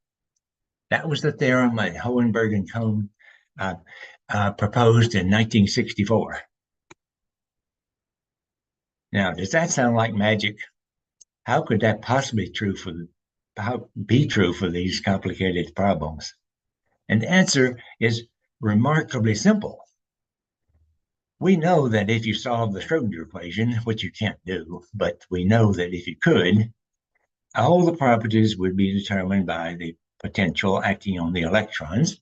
That is, why is one molecule different from another, and why is it absorb light at different frequencies? That all depends on what's the structure. Where are the atoms? What Hohenberg-Kohn showed was that not only does the potential determine the density, we would say this is just quantum mechanics, the density determines the potential. I should have done that. The arrow goes the other direction as well. And if that's true, then everything is determined by the potential. And that's what is meant by functional.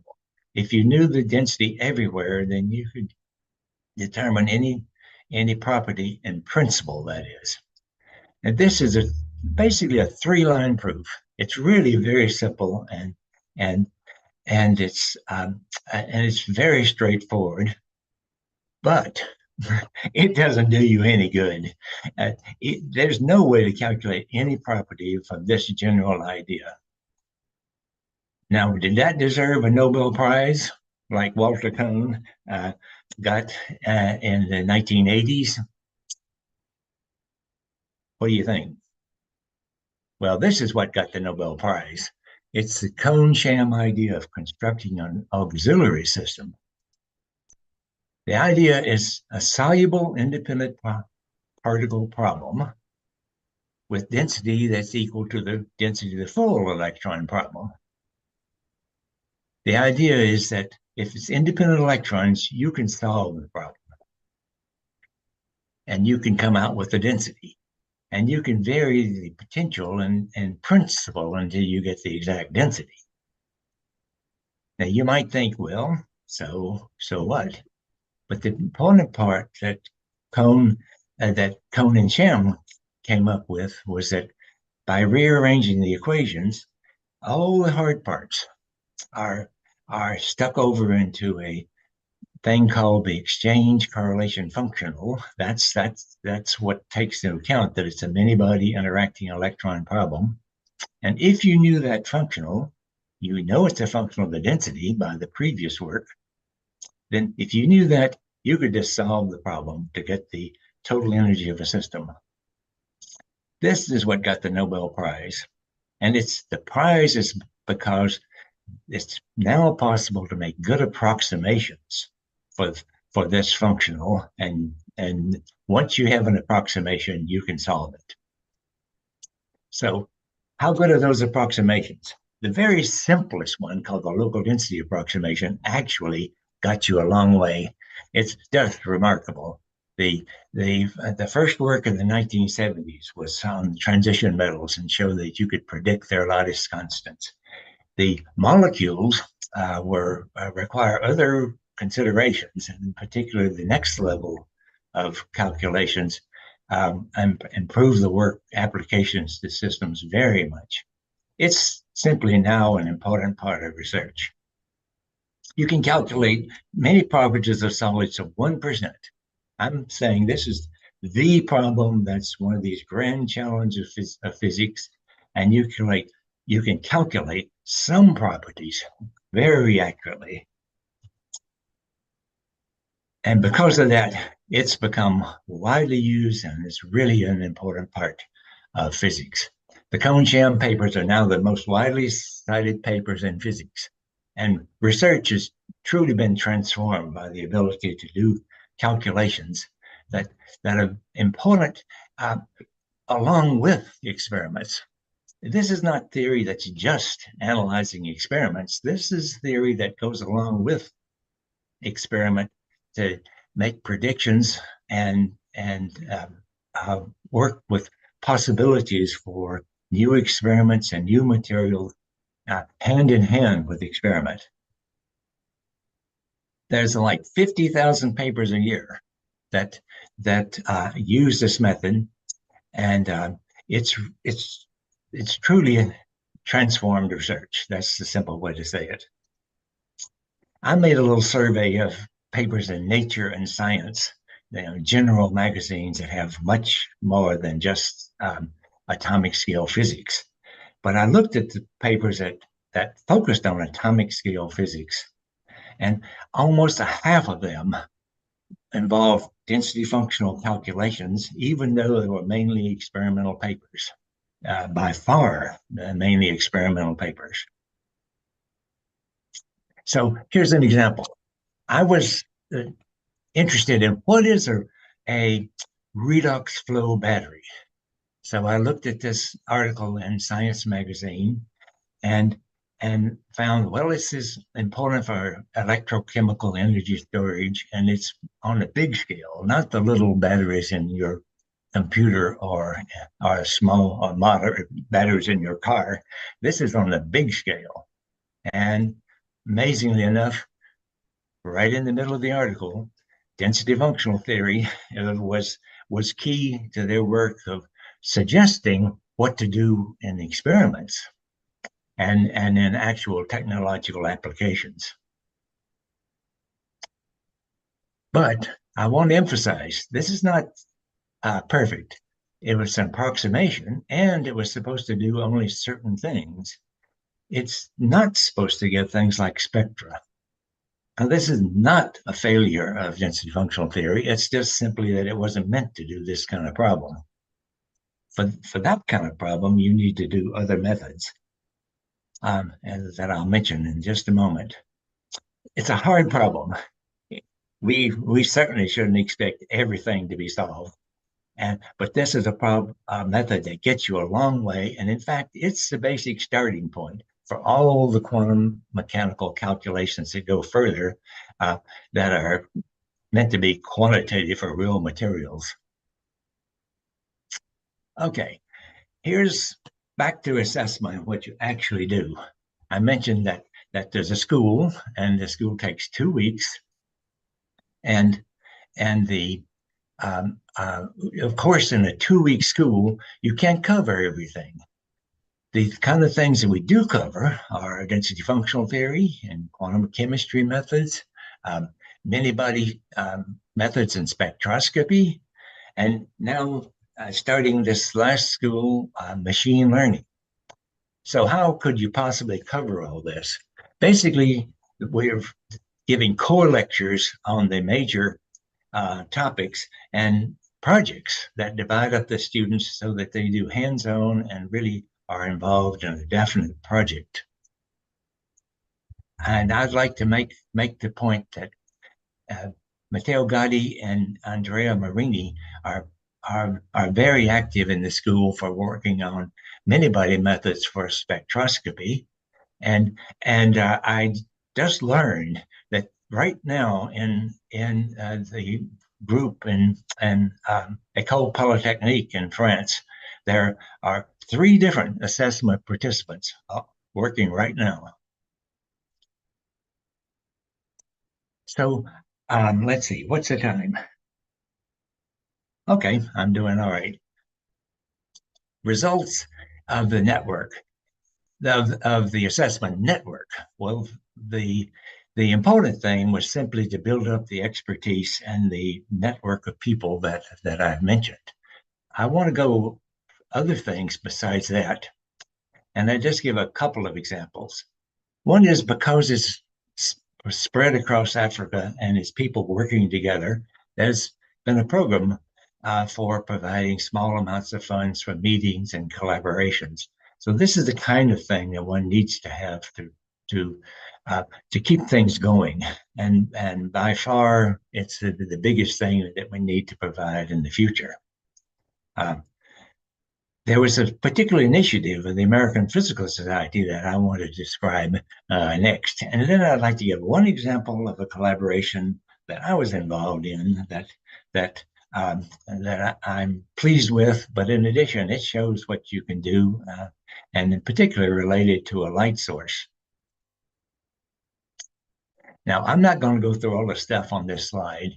The key thing is that in 2019, the American Physical Society decided to fund a grant that would be meant to start collaborations between American scientists and African scientists. This came about only because of the work of ASESMA that had built up the network in Africa that was to that did build up a network of people that were ready to collaborate. Here's the group in New York.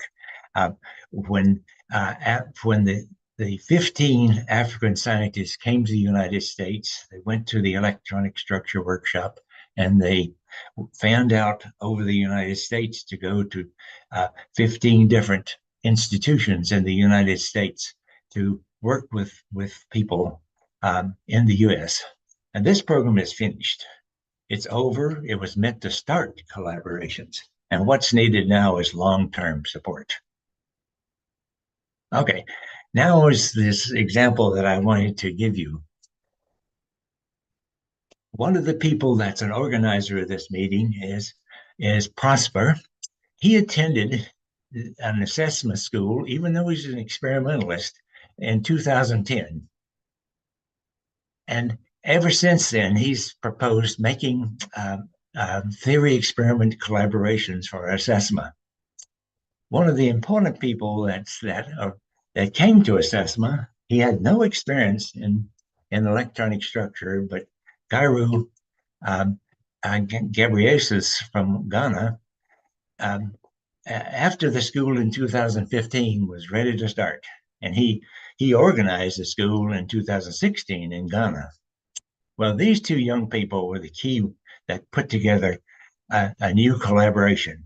My role was remembering that Prosper had done this proposal several times over the years, and now I believe this was the opportunity to work with the problem that he proposed. So we had a truly international collaboration based on this work of Prosper that was photo emission on a particular strontium ruthenate problem. This is a class of materials that's been very important in research in recent years.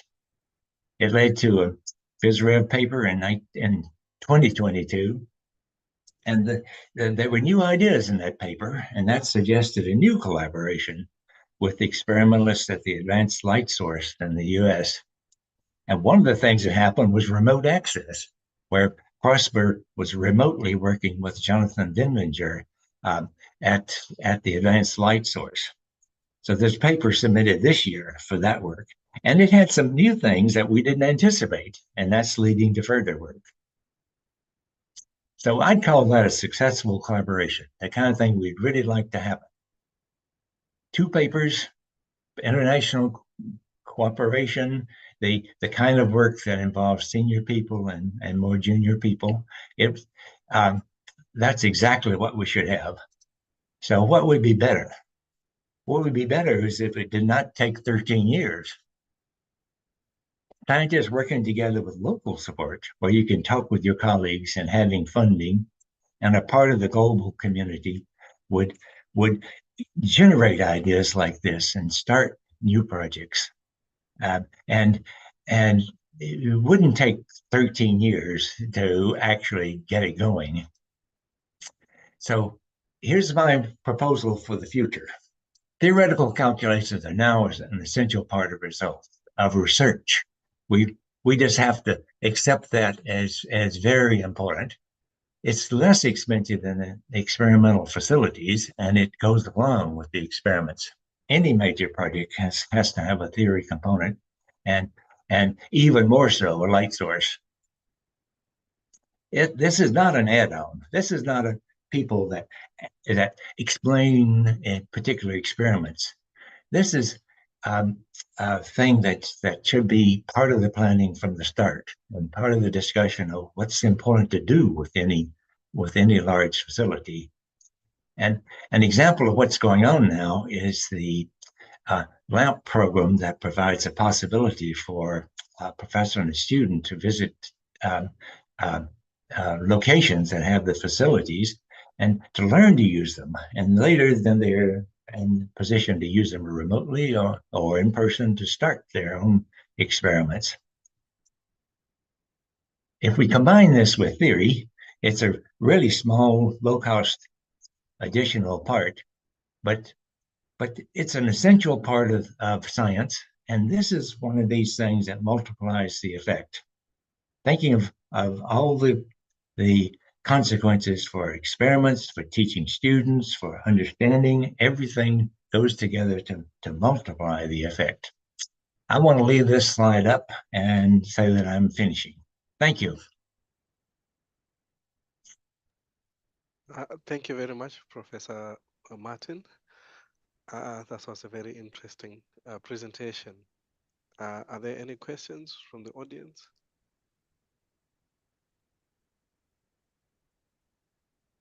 I have one question. Yes, you can go ahead, Lawrence. In the new evolution of assessment, has the curriculum has expanded to classical simulations, has it, or and other types of equations like the Langevin equation, Fokker-Plant type equations? Have you reached there, or is there just always new stuff in electronic structure to cover?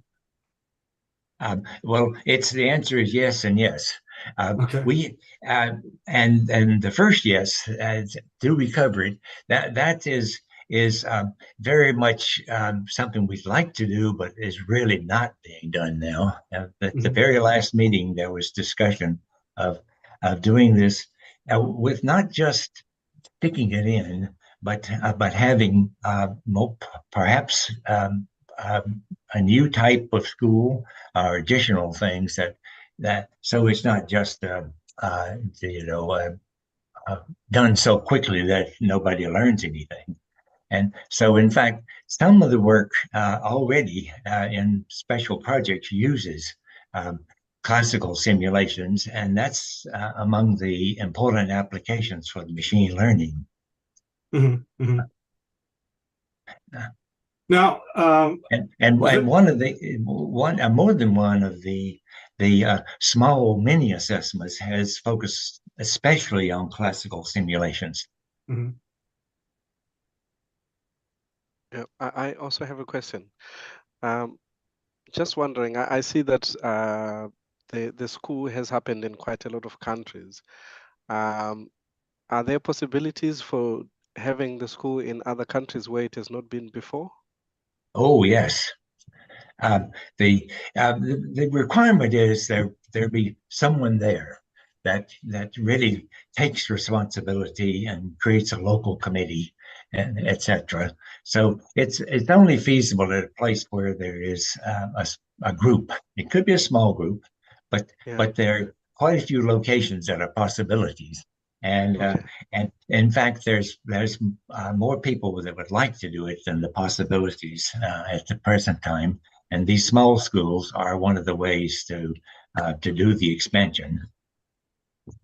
No problem. Thank you very much. Well, thank you very much, Professor Martin, for a very interesting talk. I will be in touch about the possibility of having the school in a different country. Oh, good. Yeah. Perfect. So, I think we'll now move on to our next speaker. It's Professor Kun Shen. He's going to speak on the scientific and societal impact of synchrotron light sources. Professor Shen, I see you're online already. Yes, thank you. So I thank you for the intro. I will share my screen.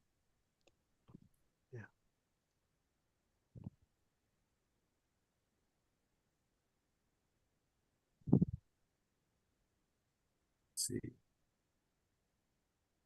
Sure.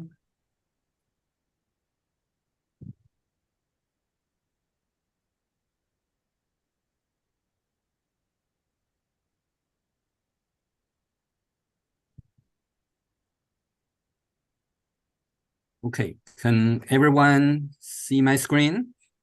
Yes, we can. Yes. Great. Oh, yes. I can't, but all right. Thank you. I thank you for the invitation to speak here. It's really my pleasure to do this. My talk is really focusing on the scientific and maybe beyond scientific impact of the synchrotron light sources. So I call it scientific and societal impact. So my name is Chun Shen. I am the Deputy Director for Science at the National Synchrotron Light Source 2 in Brookhaven National Lab in the US. So I think we've already heard many wonderful presentations at this session. So I think we all know now what a synchrotron light source is and what it can do. In my view, I think the light source really extends the human vision and allows us to see tiny things from microstructures to molecules and atoms. So that's something it can be viewed as an extension of the human vision. And the science and the light sources cover a very broad range of research fields, as we've already seen and heard at this wonderful session here. So this can impact in many ways people's lives. So in a nutshell, that's what I want to show in this talk. So the light source is also an ideal way, one of the ideal ways to address the United Nations Sustainable Development Goals.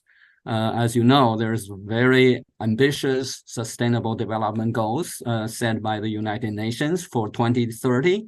So many of these goals, the work at the synchrotron light sources can help to address. So that's for example, community and quality education for workforce development, enable research for sustainable development, as well as an outreach that promotes diversity, equity, and inclusion, and accessibility.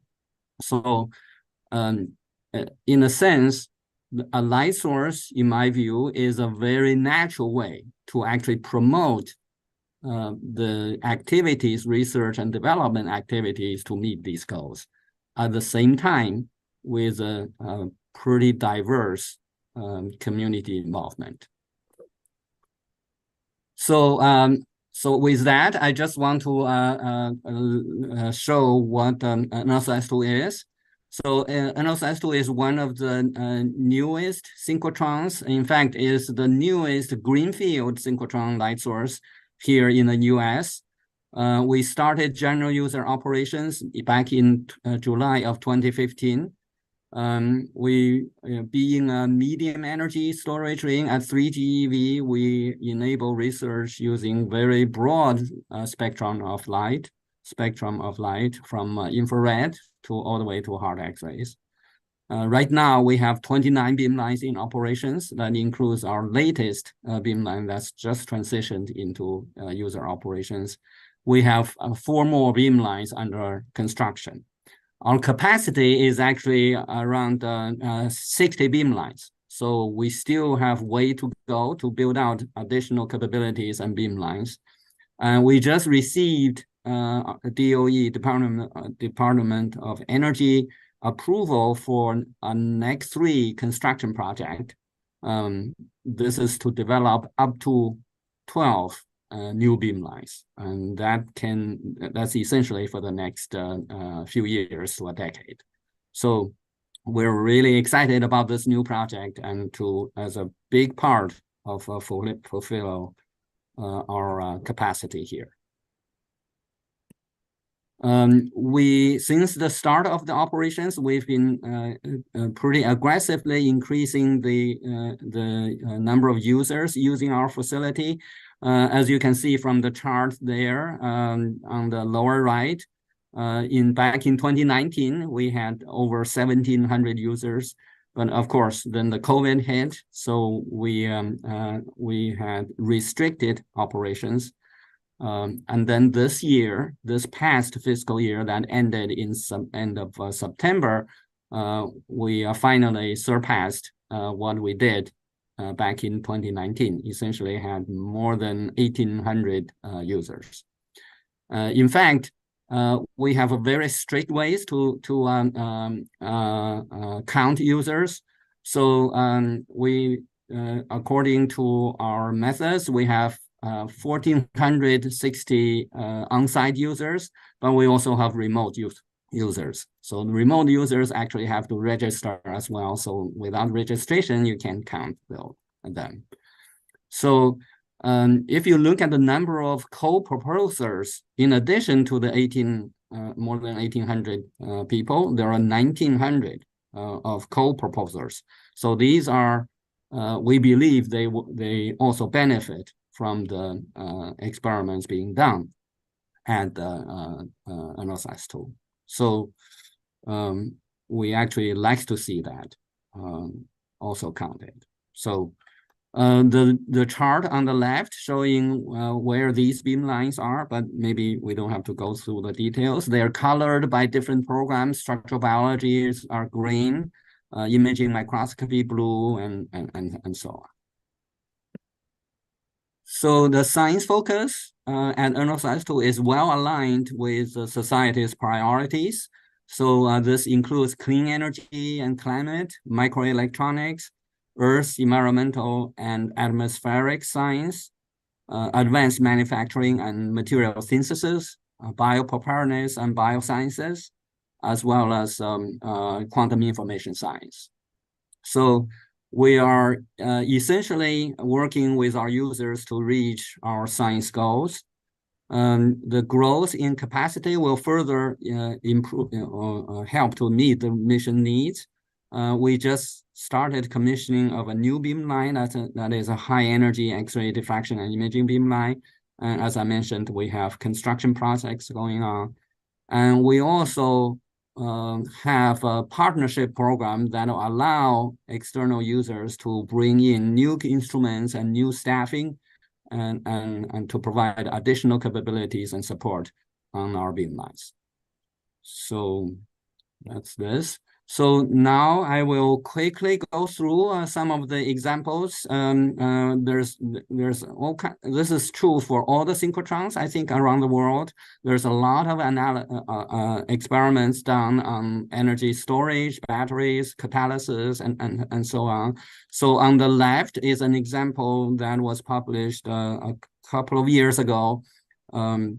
Using actually powder diffraction and pair distribution function to study the microstructures and nanostructures in electrode, in battery electrode in lithium-ion batteries. On the right is a group, I think from Caltech, from Georgia Tech, that is developing room temperature or ambient pressure, ambient conditions that can allow production of ammonia without the need to go to very high temperatures. So they developed some kind of a mechanical tumbler to enable catalysis to work to produce ammonia. And they use our X-ray spectroscopy to see how the chemistry really works in these in this setting. So that is one example. We also work with industry. On the left, the Henkel company has been using our coherent hard X-ray scattering beamline to look at the 3D printed materials and see how the dynamics really works in the curing process during the 3D printing. On the right, we've been working with IBM for a long time, actually, ever since NSS 1 days.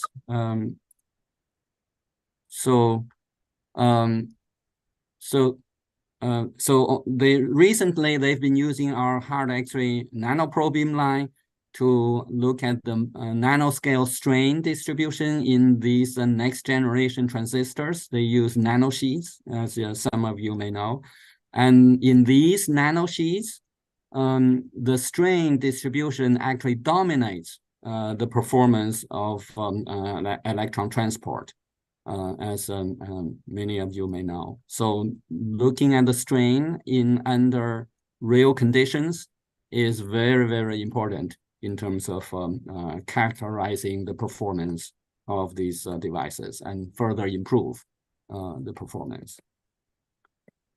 We heard a wonderful talk earlier at this session on vaccine development. So all the synchrotrons around the world were involved in during the COVID to study the COVID structures, molecular structures, as well as to help develop vaccines. So in this particular example here, we studied the MPRO structure in the COVID virus, but this is done at room temperature.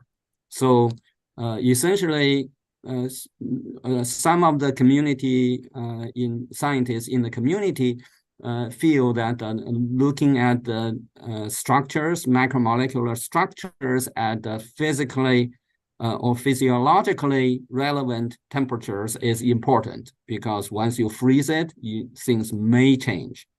So at least as a verification, it's important to do these things, to study these things at the room temperature. So in this particular work, I think the group saw some differences between the cryogenic conditions and the room temperature conditions. On the right, there's a lot of work on biosciences and fluorescence imaging on plants. And in this particular example is a group studying some type of plants. Sorry, I can't pronounce those names, but basically they use these plants to take up toxins in the soil. So in this particular case is arsenic. So you can see the distribution of the arsenic that is sort of like purple and red color, and that how the plant leaves is trying to push out these toxins to the edges of the leaves. So I thought that was pretty interesting. So those are some of the examples of past work. As I mentioned, we have a newest beamline hard X-ray hard X-ray imaging and diffraction beamline. This is now just transitioned into user operations. In fact, it took a long time to from the concept, from developing the concept to getting beamline in the works. So the first slide was last year, in almost exactly a year ago. And this beamline will really bring in new capabilities to our to study large systems such as full batteries using very hard X-ray to penetrate into the batteries and other things. So we feel this is a very critical capacity that we need for our facility to supplement all the nano studies and nanoscale and microscale studies using our high brightness beamlines. So I should say this is actually funded by New York State. And so this is another example how synchrotron beamlines can partner with local government to develop for the development of local economy and companies and industry and so on. So New York State Energy Research and Development Authority, or NYSERDA, they actually provided $25 million for the construction of this new beamline. They won't provide staffing to support the user operations, so we have to use our operating funds to do that. But without their support for the construction, it'll be very hard to develop such capabilities. So a scientific objective here is really to advance energy technology through the understanding of 3D structures and materials and devices in real time under operating conditions. So only very hard X-rays can allow this to happen. But one of the main reasons for New York State to support this beamline is the societal impact. So both us and the New York State NYSERDA authority would like to see we promote New York State industry to conduct early research at NSS tool. This will certainly enhance the economic and societal impact and increase in New York State industry competitiveness in the global scene. So we really look forward to welcome researchers across New York State to benefit from this investment by NYSERDA. So, so in a sense, we're really part of the community. I'd like to see that synchrotron light sources is a real attraction and to the local community and maybe to even broader community. So not only we have users, actually, let me do pointer.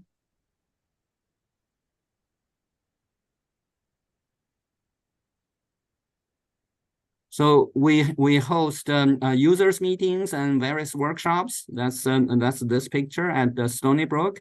That was one of our strategic planning workshops to define what capabilities and new beamlines we should be building, engaging the discussions with the community. And we have our staff to make the facility really work.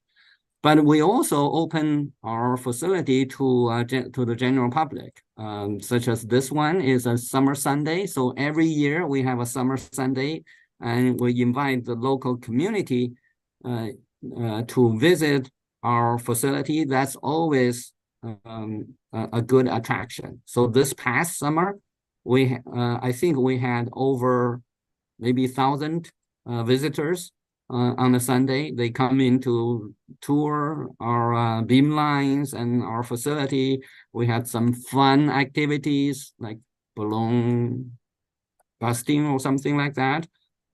We also host a summer internships in collaboration with our laboratory. So I really feel that the light source can be a real community attraction to see how, to demonstrate how big science can benefit the community in general. So we're also, as many of you know, we're very active in community building and training. We participated in the first African light source at ESRF in Grenoble, I guess several years back now. This year, we participated in a mini symposium for the advanced light source for the Greater Caribbean users. So this was organized by Marvadine.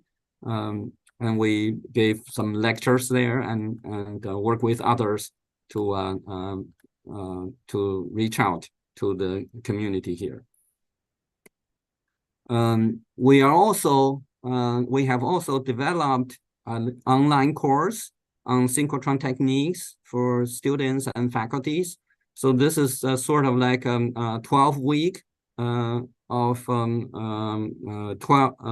2-hour lectures on each week, and this is done through Zoom.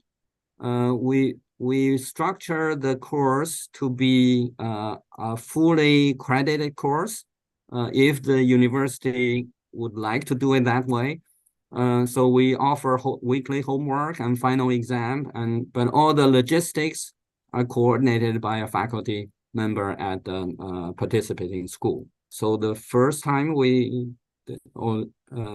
attracted, we did this, I think, since 2018, and attracted many students and faculties from a number of universities. And we have a class that is ongoing now in this semester. So I don't need to go through the list of universities who have been participating. So there's a strong interest in the community to do this. So I think that's all I have. So in summary, light sources can make critical contributions to the United Nations Sustainable Development Goals. I feel that the light source impact goes well beyond the scientific and technological impact of the many research projects at light sources, as we've already heard today at this session. So there's much broader, more tangible, perhaps, societal impact in the are also very important. So this includes allowing the broader community to access cutting-edge capabilities, because all the light sources are open facility based on scientific merit to access the beamlines. And so this is sort of like providing quality, help to provide quality education and workforce training for all users in all communities. So people from diverse backgrounds work actually together naturally to solve common problems in various projects. So many of our users are collaborating with theorists, with materials synthesis groups, and then they do characterization and studies in certain to address certain questions. But usually it involves different groups to participate in these experiments, not only just coming to use our beamline, but with other connections, including theory. And we heard a wonderful talk just now about the theory involvement. So into the future, because of machine learning and AI and all these advanced computing tools, we are very much interested in incorporating theory and simulations and data analysis all integrated into our data pipeline. So to allow users to seamlessly use various advanced theoretical and AI machine learning type of tools to analyze the data that's coming out on our beamlines. So that's our goal, to integrate everything together to simplify the analysis part by the users. So they don't have to be an expert in theory to actually analyze the data. So we're also continuing to improve access to ensure diversity, equity, inclusion, and accessibility. And we will really continue to do our part in this global community effort. I think that's all I have. Thank you, and I'll be happy to answer questions. Thank you very much, Professor Shen, for your very insightful presentation. I think we'll now take questions. There's one already in the chat.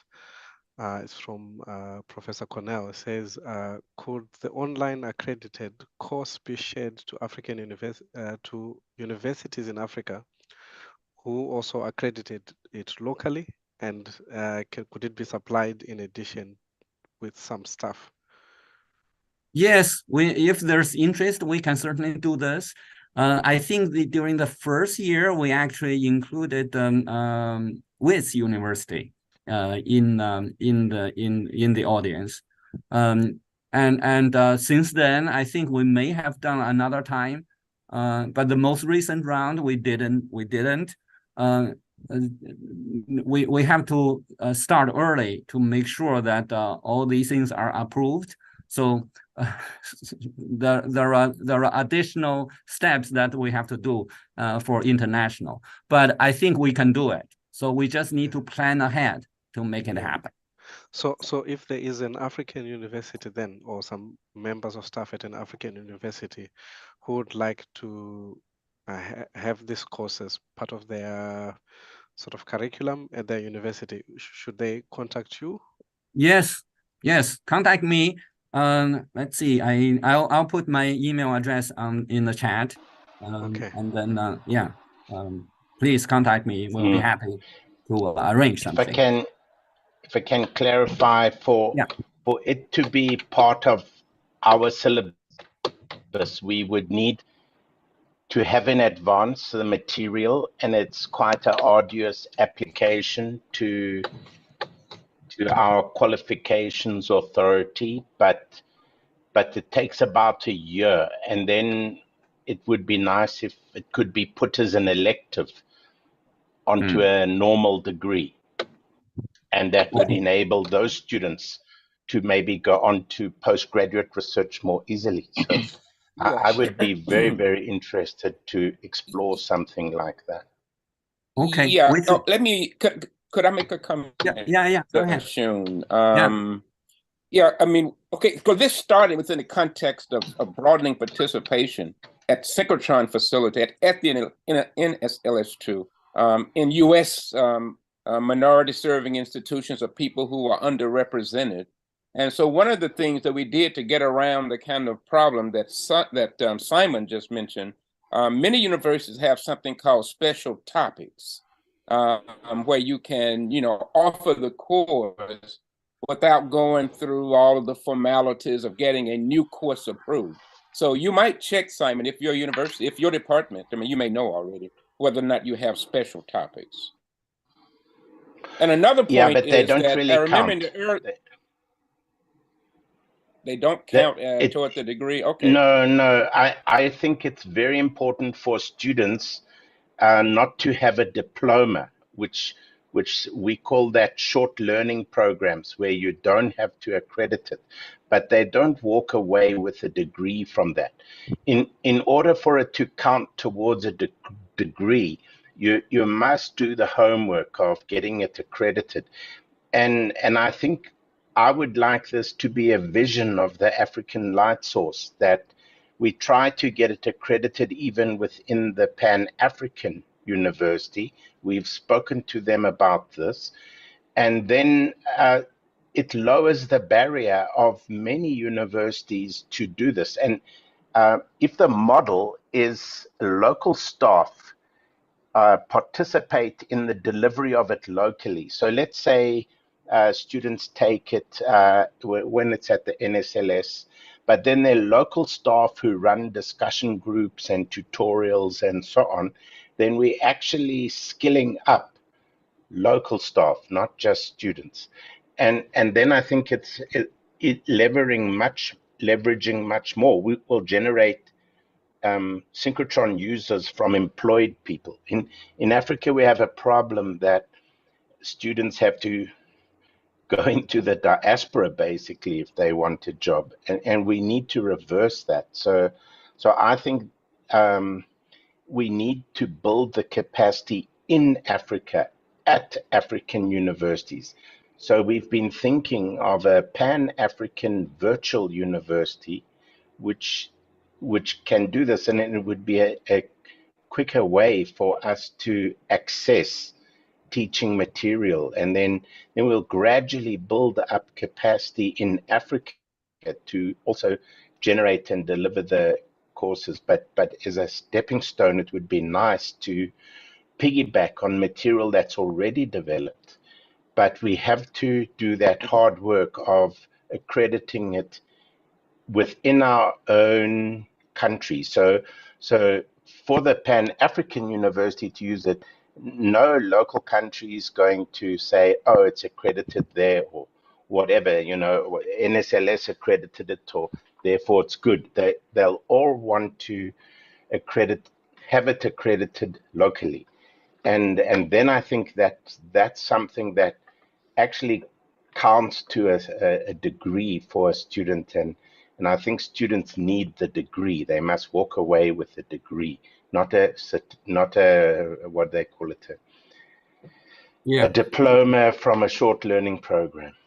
Yeah. No, I understand. Yeah. So I that's exactly what we have been doing. So essentially, we provide all the required elements for individual university, but it's really up to the individual university to decide whether it's a special course or it's an accredited course. So I should mention that we've been doing this to other regional universities as well. The first time we did this was actually at Columbia University. Then it's expanded to Stony Brook, to Yale. So at Yale, we've been doing this every year. We actually take a ferry ride to New Haven to teach. And this year, we are also teaching at UPenn. So there are a number of things that one can do on this. For all these universities, we meet the actual credit requirements for the individual universities. Yes. Okay. I think you may have understood what I was saying, Simon. What I'm saying is, for instance, the university that I used to be a professor at North Carolina A&T. We had a course that was called and was fully accredited, just special topics, and you can do many things, and it's fully accredited. Okay, the other point I wanted to make is that early on, when NSLS2 offered this course, we had participation from WITS. Simon Billings from WITS was a participant. Do you remember that, Shun? Yes, I was actually part of that class. Oh, you were? Oh, okay. Yes. So I that's exactly right. With Dave Billing. Dave Billing, right? Not Simon. Yes. No, yeah, not Simon. Oh yeah, and since then they've been our users actually. So they came to use our beamline and maybe other beamlines or other facilities, which is very we're very happy to see. Yeah. Yeah. So you see what you've created, then, Shun. Okay, I'm happy to see that. So, I should also add that this year's course was or has been co-hosted by UTEP. University of Texas at El Paso. So by Carlos, let's see, what's his last name? But basically the university is fully supporting this. They provide the Zoom links we provide materials and all these things. So we can always do something like that as well. So we should discuss. Yeah. Yeah. Yeah. Okay. Yeah. I'll discuss separately. Yeah. Another thing, similar to this, I mean, the U.S. Particle Accelerator School has they have a course that runs several weeks in accelerator physics, and I encourage everyone to apply who may be interested. And one thing in particular, I'm proud that they've established a scholarship in my name. So if you're interested in applying and learning more about that, I will put the what do you call it, the link in the chat. Thank you. Oh, thank you very much. I see, Lawrence, you still have a hand up. Do you have a question? You know what? I can talk to Shen anytime. And so why don't we probably go to break and try to stay on schedule? Okay, no problem. Yeah. Okay. Buddha? Yes. Yeah, I was trying to talk to Chen. Yeah, that time, but I think maybe you did not see my hands up to Prof. Chen. Okay. Can I talk, or is already over on this talk? Yeah, I wanted to just ask me a question, because I know I was one of their coordinators for Botswana International University of Science and Technology, but for last year and this year I've not been receiving an email. So I wanted to know whether they changed their website or there's a problem of not be able to. That was the reason why I couldn't be able to pass the information across to some university in Botswana this year, because I did receive a link from Safido. Yeah, that's just the questions. So maybe we can chat offline or something. That I need to find out more details there. That's yeah. Yeah. Can we maybe chat after this? Yeah. Well, you put your email in the chat. And, yeah, I will. I'll talk to you later about VIP visits to an SLS too. So you may have known that we've tried to get the president of Ghana, a couple of science ministers to visit when they were in New York City. We tried to get them all the way out to Brookhaven. There's a lot of logistical problems. Yeah, we have to plan ahead. I think it can happen, but we really need to plan ahead, give enough time for all the approvals and so on. Right. So we have to probably start early and work up some pointed invitations, actually, so that they work that into their program, because it doesn't work when they to add on to their schedule if they're in New York for other business. Okay. Yeah, let's chat. So okay. I will certainly leave my contact information in the chat. Okay. All right. Will do. Yeah. Okay. Thank you. I suggest we we make this break much shorter. We make it a 5-minute break, and then we start again in 5 minutes. If Michele is all right with that. Yeah, I think that's perfect. Kuda, we can start at 20 past, right? Yes, 20 past. Okay. Perfect. Okay. Wonderful. Thank See you very everyone much. in a bit. Yeah. Thank you.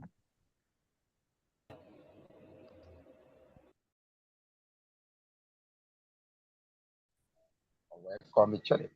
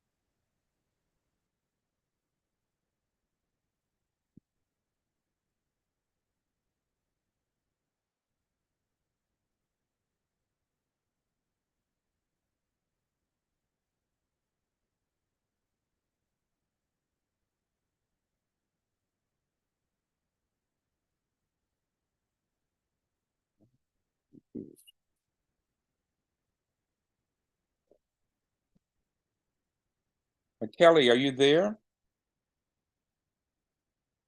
Simon?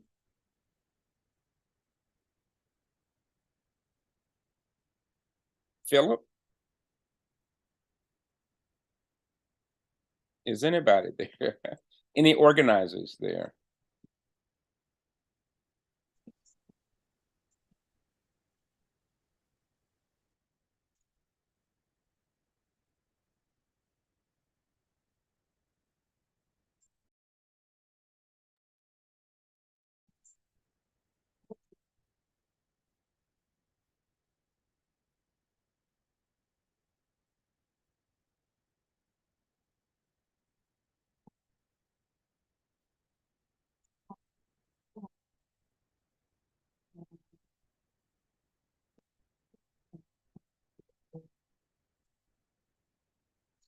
Hello? System. Hello, Sikasi?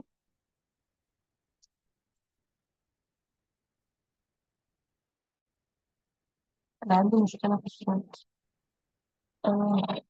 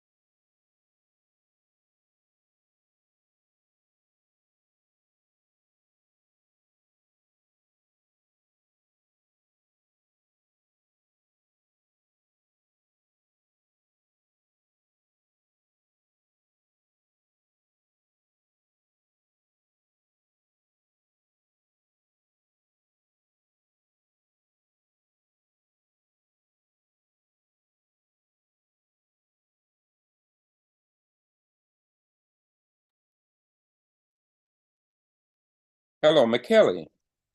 Hello, Sakansi. Yes, hi. Are you giving the LAMP presentation?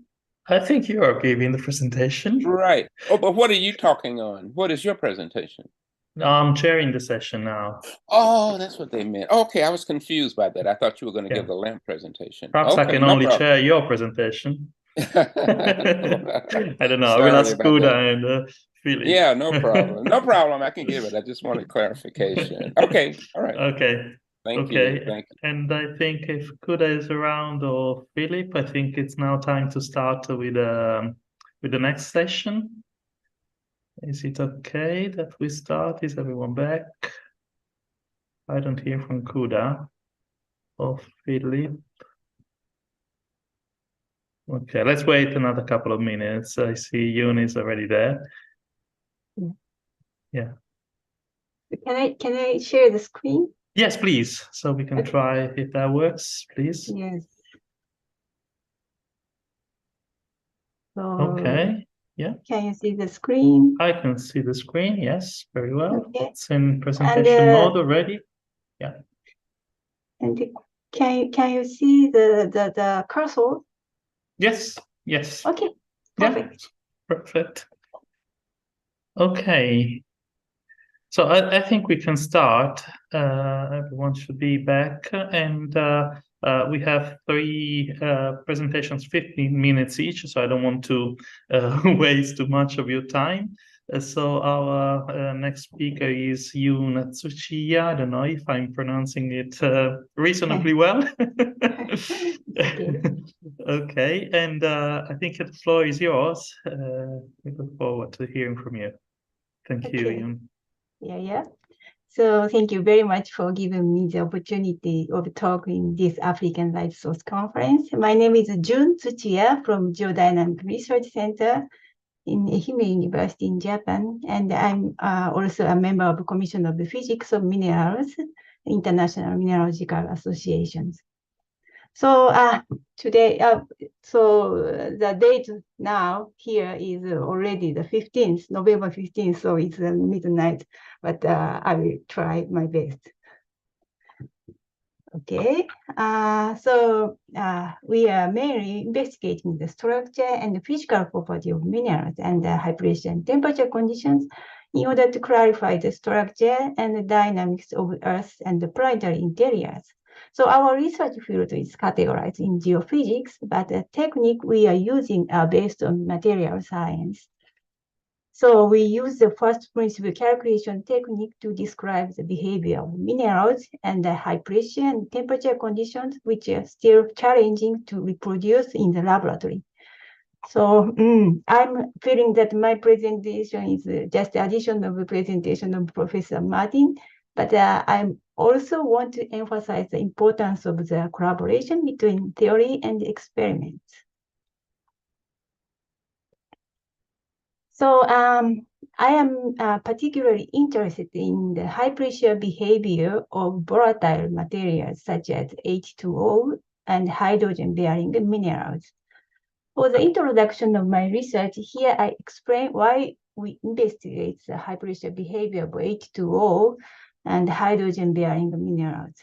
There are 2 main purposes of investigating H2O in the Earth. The first point is that the importance of water for understanding the Earth's evolutionary history. Also, our planet is covered by seawater, but that actually constitute merely about the 0.025 weight% of Earth's mass. On the other hand, water content of very primitive meteorite is about 10 to 20 weight% H2O. So if our Earth is made from these primitive meteorites, the rest of water is missing. Therefore, the determination of total budget of water inside of the Earth is key to determine the material that used to construct the Earth and also understand the thermal history of our planet. The second important point is the effect of water on dynamics of the Earth. We know that the water is very important for our lives, but actually it is also important for the dynamics of Earth's interior, such as magmatic activities, seismicities, rheology, etc. Because the water significantly changes the physical property of Earth's constituent materials. However, the total water budget of Earth's interior and the mechanism of global water circulation, including the Earth's interior, are still unknown. So such a water cycle in Earth's deep interior requires close examination of minerals that are carriers of waters. And basically, water is transported to the Earth's deep interior in the form of hydrous minerals. Hydrous minerals are oxide minerals that contain hydrogen in their frameworks. And it is now known that the hydrous minerals undergo various structural phase transitions under high pressure conditions in Earth's interiors. For example, the reaction between surface water and minerals there are a lot of hydrous minerals such as ferrosilicate, serpentine, and this kind of hydrous mineral transported to deep interior and changed to the series of dense hydrous magnesium silicate, such as phase A, superhydrous phase B, and phase D. So one of the highlights of my research has been the discovery of new hydrous mineral, phase H here. And since time is limited, I will focus on this discovery. And previously, the Xie et al. 2000 reported by in situ X-ray diffraction study that phase D, which was the highest pressure phase of dense hydrous magnesium silicate at that time, transformed into unknown state above about 50 GPa, gigapascal. And therefore, we explored the possibility of higher pressure transition of this phase D using a first principle calculation techniques. So first principle calculation technique are now powerful tool for investigating the minerals at high pressure conditions. And our computation method is based on the density functional theory combined with the plane wave basis set and the pseudo potential method. And we are using a supercomputer in order to calculate the structure and physical property of hydrous minerals. This is an image of supercomputer K, which was the fastest computer in Japan at that time. However, this kind of calculation are now possible using a small or medium-sized cluster computer in the laboratory or even by the desktop computers.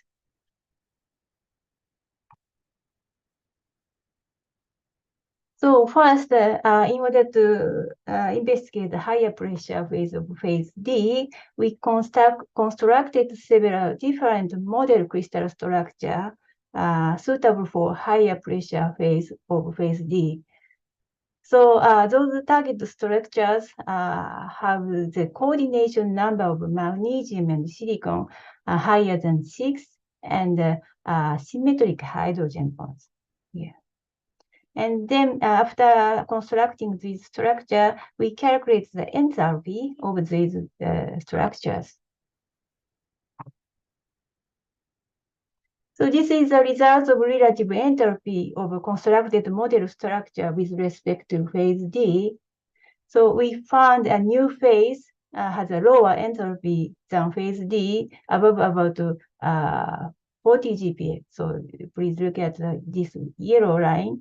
The enthalpy is lower than phase D, above around 40 GPa here. And we also found that the new crystal structure is close to the rutile or calcium dichloride type structures with symmetric hydrogen bonds here. So based on these calculated findings, we asked my colleagues to conduct high pressure experiments using the synchrotron X-ray diffractions. And they actually successfully identified a new phase at pressure and temperature conditions we theoretically predicted. So left figure is our theoretical prediction that the blue shaded area indicates the pressure and temperature condition of the stability field of new phase.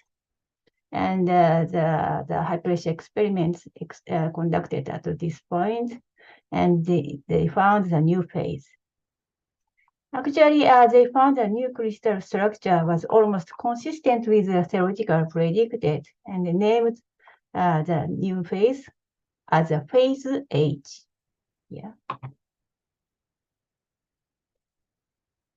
So these findings suggest that the possibility that the hydrous mineral transport water into the middle part of lower mantle, which was not previously anticipated.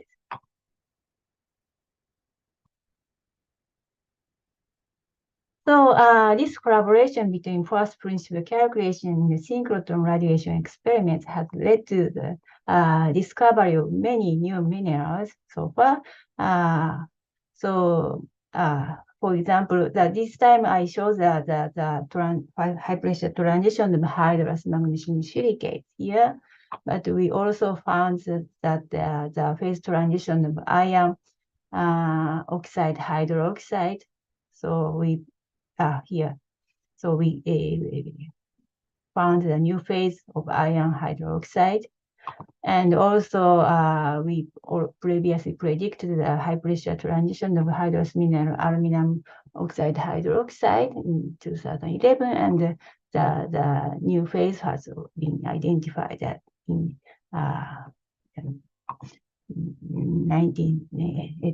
2019. So that's my main message to you is that the collaboration between theoretical calculation and the synchrotron radiation experiment is useful for promoting the efficient science. And first principle calculation can now be performed on small PCs or even on laptops. So we believe that such a small amount of computational resources can still lead to important discoveries. So this is all. That's all. Thank you for attention. Thank you very much, Jun. Thank you particularly for giving your talk at midnight. I hadn't realized that. That's really kind of you. And I open the floor to the discussion. If there are any questions, clearly that was another demonstration that theorists and experimentalists can work together, like Professor Richard Martin and Prosper were emphasizing before. Are there any questions from the audience? Yes, I have a quick one. Please, Florence. So your FeOO, your Fe peroxide group, right? So in biology, the ferric peroxide is a very important moiety in peroxidases, right? Because it can take electrons and give electrons fairly easily. And is that the same case in these earth science examples? It can also absorb protons and give protons fairly easily too. Is that the purpose it serves in these types of geophysical examples? I have never heard about that kind of thing, so right now I cannot comment on this. Sorry. Okay. Okay, I don't see any raised hands. I'm just browsing the participants list. So I don't think we have any other questions. So thank you very much again, Jun, for your talk. And we can move on to the next talk. We are perfectly on time. So I would invite Laura Sofen. Yes, I can see you. Okay, can you try sharing your screen? Can you see that? Okay, and we can see your presentation, and we can hear you, I guess. Okay. Okay, yes, perfect. Okay, Great. floor is yours. Thank you. Great, thank you. Thanks for the opportunity to present today. I'm a postdoc at Bigelow Lab for Ocean Sciences in Maine. I work with Ben Twining. We try to understand the role of trace metals in marine phytoplankton.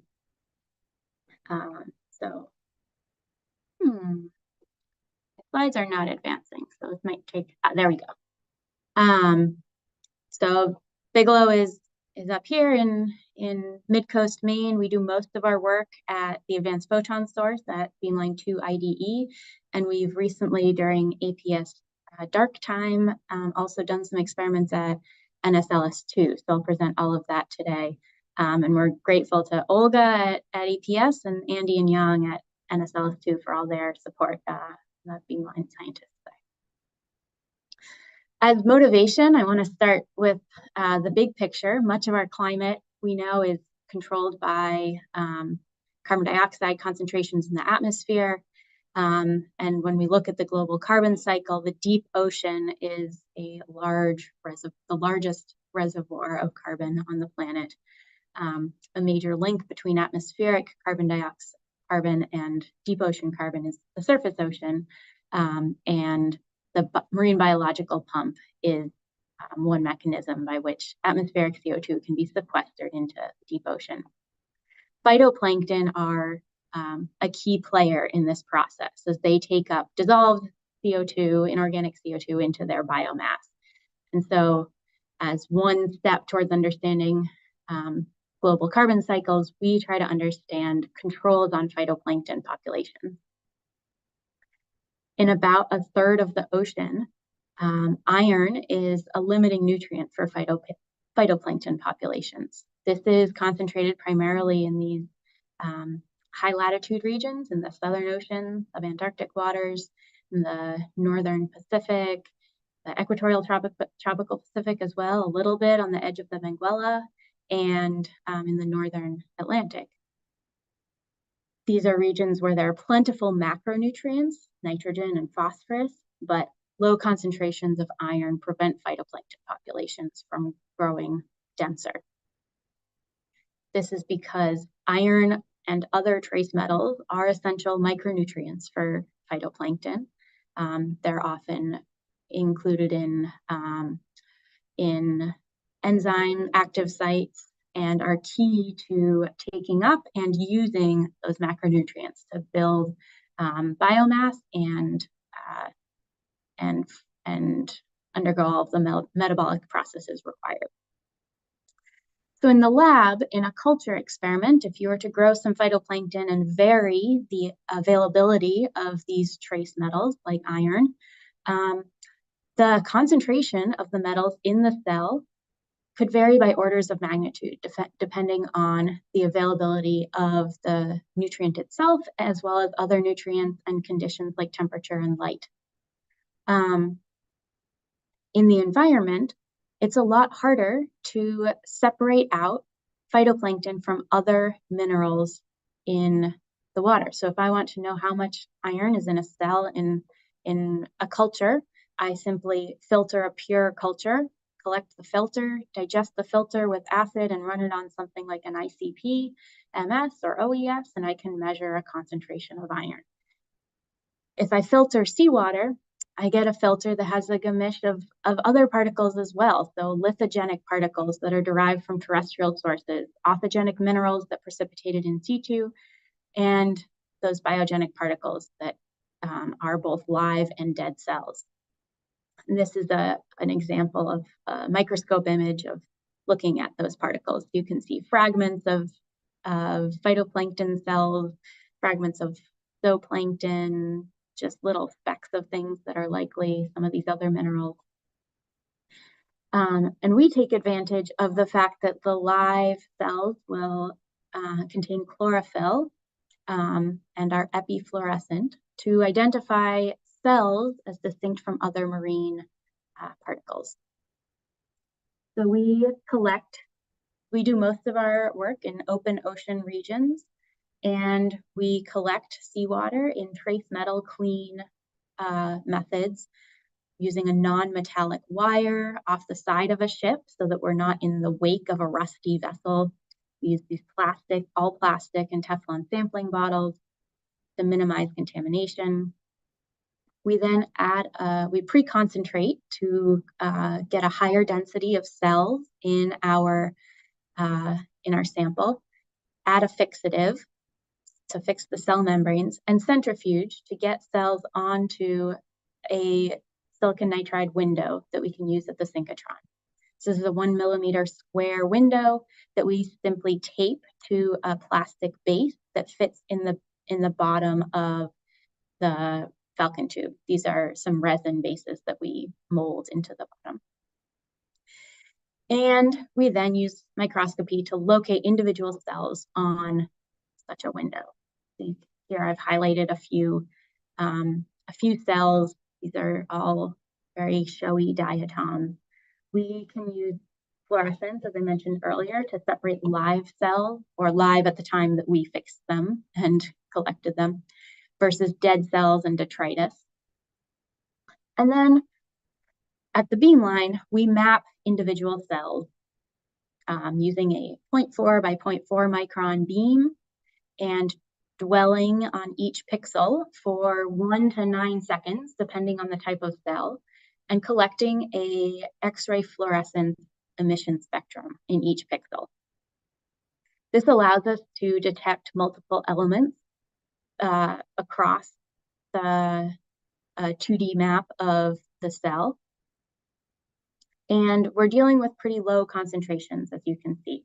So we use these biomass elements and to locate the cell, and then we can find the concentrations of the trace metals within those bounds. So here's a different cell as an example of a spectrum that we've collected. So the red line in this, let's start with the blue dots actually. So the blue dots are the spectrum that we collected with a 10.5 kiloelectron volt excitation. And we select over the energy range that allows us to measure some structural biomass proxies and all of these trace metals that are micronutrients for algae.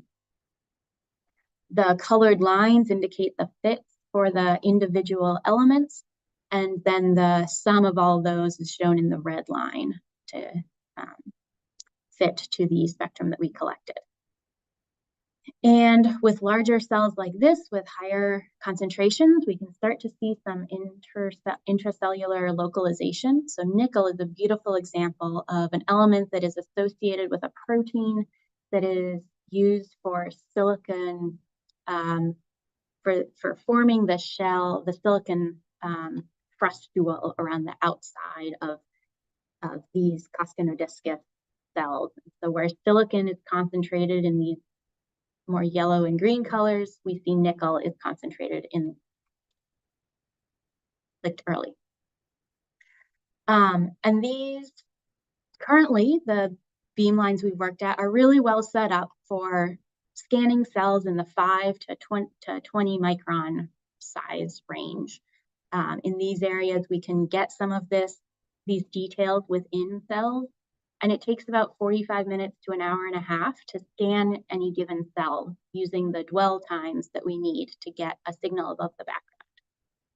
Once we get to larger cells, it just takes too long we're often not willing to invest the time with precious beam time to scan a cell with the dwell time needed in each pixel to get a signal for iron, for example, above the background levels.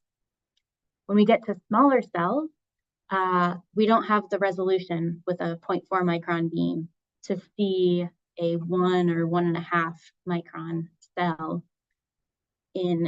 with decent resolution. So most of our work has really focused on this size range, even though that is a fraction of the total marine phytoplankton pool.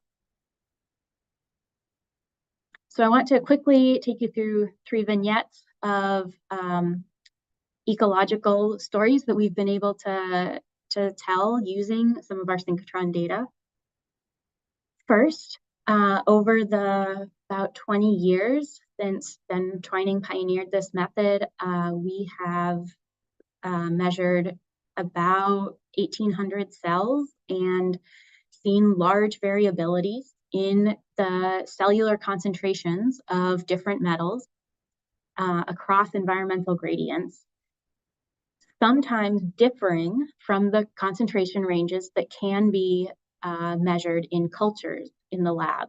And so this is really interesting because if you're parameterizing a model trying to understand how iron availability affects phytoplankton growth in the ocean, and you think that phytoplankton can grow with half a micromole of iron per mole of carbon based on culture experiments, but that's never been seen in the environment, you may have some discrepancies between what's actually viable. Also, areas where we see higher concentrations in the environment than are obtained in lab really raise questions about physiologically what's happening. In some recent work where we looked at cells from two sides of the North Atlantic, from a transect through the Indian Ocean, and from some sub-Antarctic waters, we looked at small flagellated taxa. So these are contrast with the larger diatoms with silica that I was showing earlier. And whereas larger cells tend to span this pretty large range of iron contents, we saw that these smaller cells, smaller flagellates, tend to operate closer to the lower end of the iron contents that we see in larger cells. And in culture experiments with a model organism, we also were unable to reproduce high concentrations, and we saw them growing perfectly fine at low concentrations. And finally, I want to show an example of where this subcellular resolution and has indicated some mechanistic properties. So this was a culture experiment where iron was added to a culture of Pseudonychia, this 10-8 diatom, and after at 2 days after adding iron, these cells had a ton of iron, almost 250 attomoles per cell. And it was primarily concentrated near the chloroplast, which indicates these storage bodies, likely ferritin. But as these cells divided with no further addition of iron in their environment, the concentration decreased as they split those cellular iron stores into daughter cells as they divided. So the initial uptake is referred to as luxury uptake, and this can happen when, for example, the Saharan dust storms deposit a large amount of iron-containing minerals in the ocean. You can get luxury uptake, and then the biodilution as the population grows without further inputs. So those are just 3 quick stories. There are many more where those came from. I now want to share a little bit about, in the last minute, just some of the setup of the beamlines we work at. So at AfPS, I mentioned we work at 2 IDE. This is a zone plate beamline. We have a sample chamber here that you can, we generally use helium to get an inner atmosphere so that we can get low background concentrations for some of the tender regime elements. The silicon nitride window, it's pretty close to the detector. At NSLS2, similar setup, slightly different sample holder for a silicon nitride window taped to a stick. 2 key differences are that there is not a pre-made sample chamber for helium, and so we simply taped a bag around and piped in some helium on the side. And this worked reasonably well to decrease the background argon signal so we could see sulfur and phosphorus.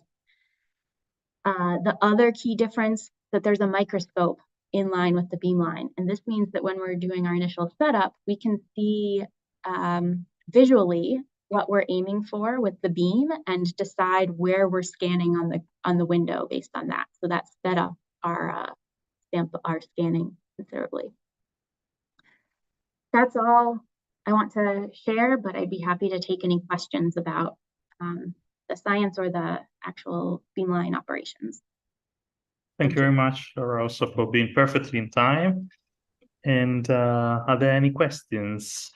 Let me see how I can look at the list. Any questions from the audience? Lawrence, yes, of course. So are you looking at the, can you tell what kind of chemical structures are the transition metals involved in, or just their presence or absence? We just do presence absence concentration. I think that usually methods like STXM are more useful for those sort of speciation methods, right? We need to do some spectroscopy and it'd be sort of interesting if there are species that, from very deep levels of the sea who say instead of using iron hemoglobin, use manganese hemoglobin or something like that. Right. So we would maybe see that in a total cell quota of that metal, seeing higher concentrations of maybe lower concentrations of iron. But we don't look at the individual. It would be really hard to detect those level with the resolution that we have. Gotcha. Okay. Thank you. And I think mass spec methods can be a little bit better for that. Thank you very much, Laura. I don't see any other questions. So yes, thank you. So I think we can move to our next speaker. And I think I'm now introducing Diana Bedolla. I think I can say this in Italian. Diana. Ciao, buonasera. Hello. Buonasera. Okay, so we are looking forward to hearing a lot of useful hints to access synchrotrons from your talk. Okay. Can you share your screen? Yes. First of all, you can hear me, right? Yes, we can hear you very well. Okay. So, yes. There. So. And we can see your screen, but can you put in presentation mode, please? Yeah, let's not. Okay, so yeah. I think we're still seeing your presenter view with the next slide on the side. Still visible to me. I don't know. Okay. Let me stop the share. Yeah. Start the presentation and then share. Yes, perhaps that's better. Yeah.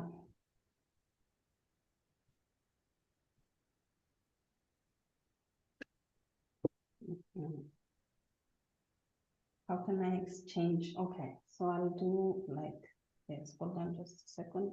I cannot see you, and of course it's staring in the other monitor.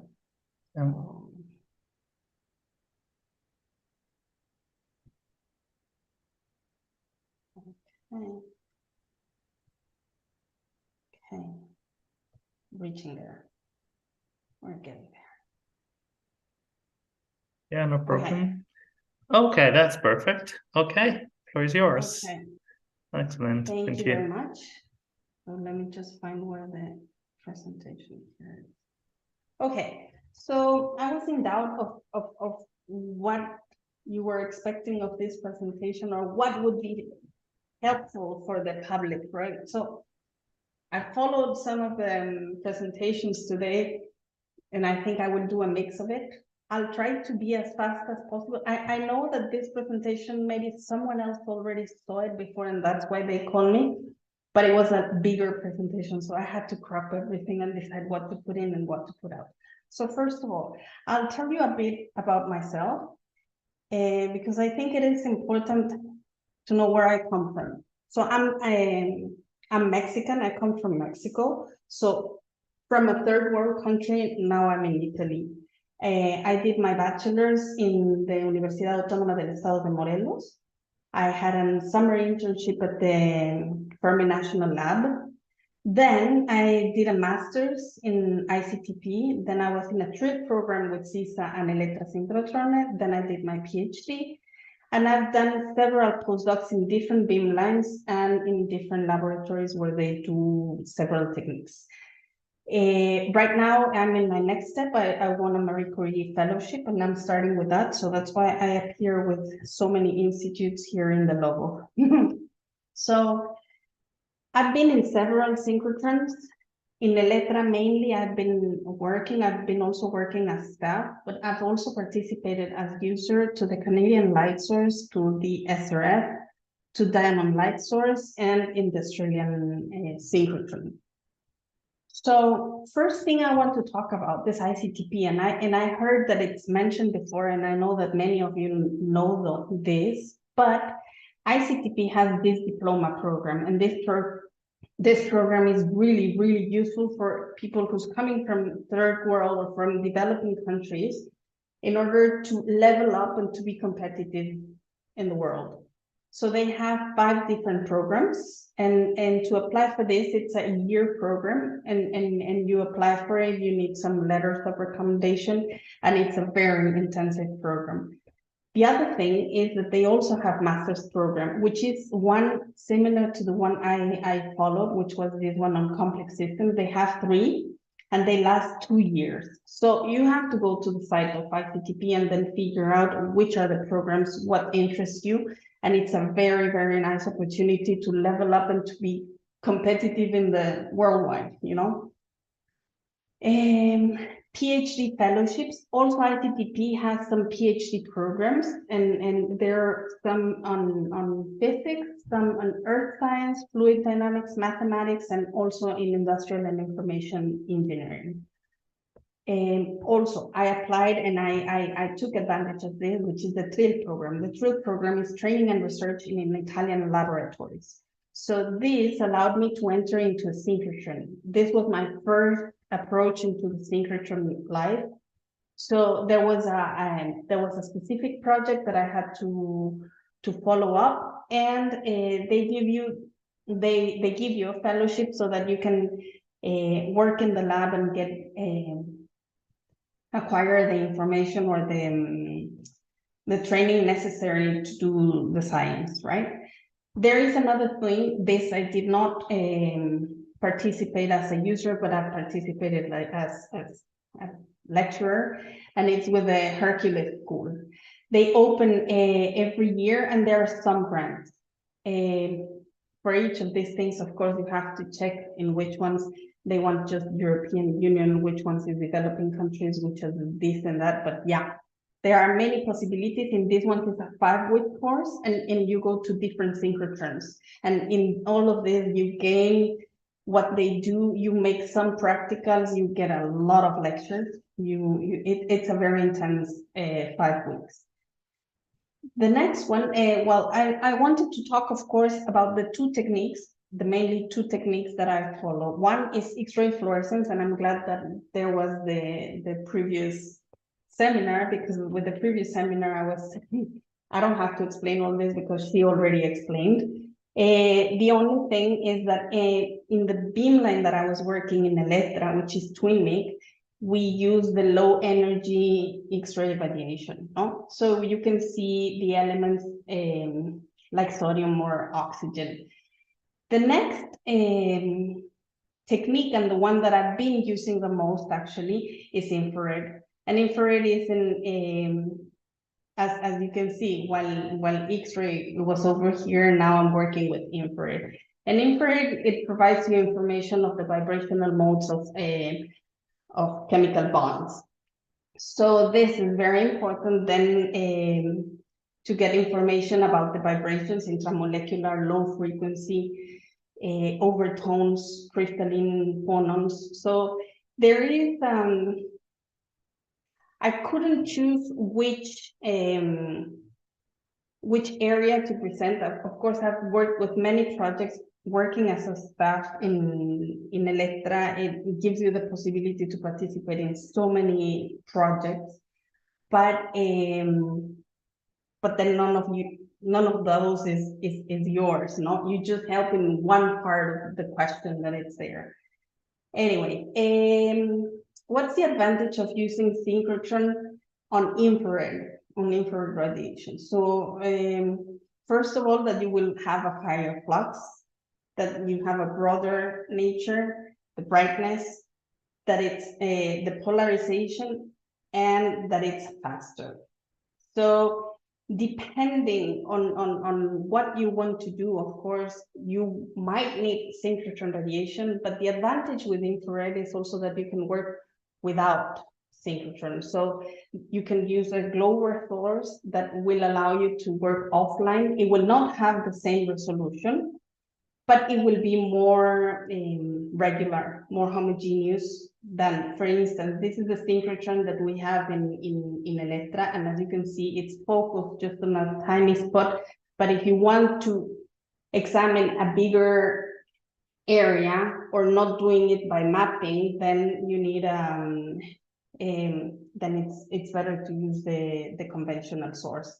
And of course, the signal to noise ratio is much better with the synchrotron.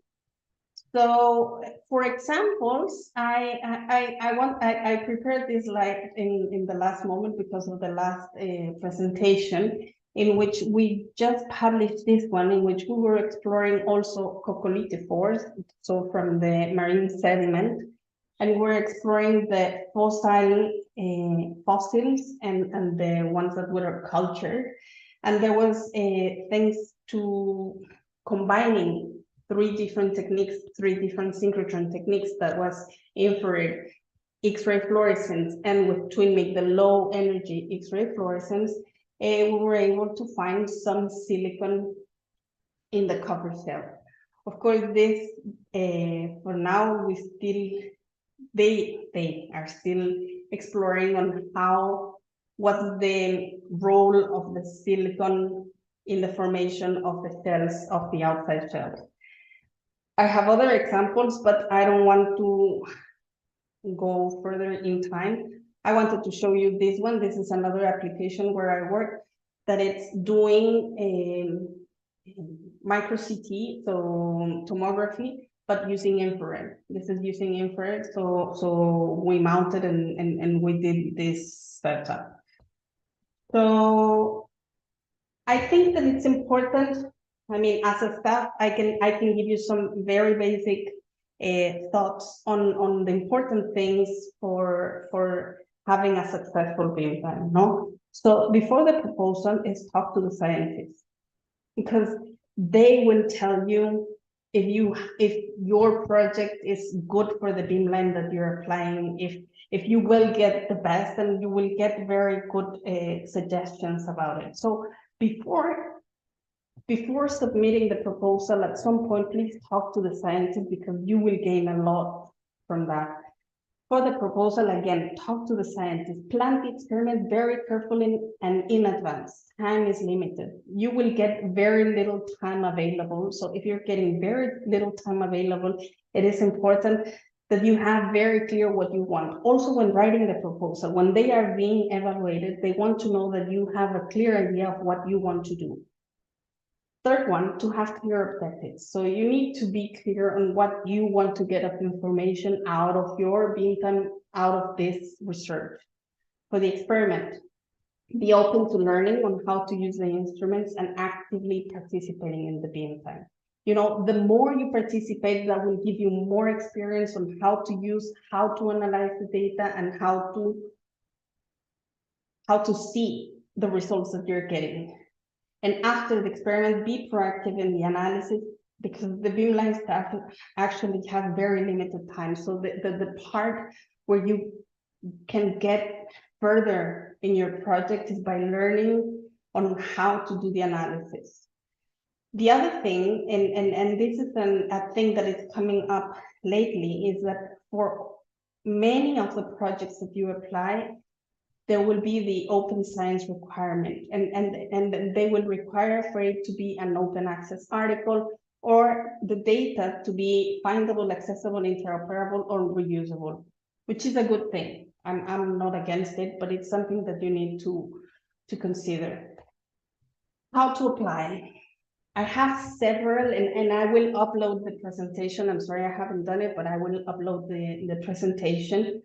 So it depends what you want, right? Because I showed some options for training and for PhDs, but there is also just for an experiment. You have your research, you want to apply to synchrotron, how can you access? So the main for Electra Synchrotron is by the website. There are 2 deadlines every year. Lately, we have it very limited because the electricity is very, very expensive, so they are shortening the times that they are giving. The second one is SETIC, and this also has twice per year. The good thing here, and for instance, that with infrared, is that you can also work offline. So you don't necessarily apply for beam time with synchrotron, but also for offline. Another one is the NFFA, and each of them, they have their own objectives. So of course, you need to go through each of them.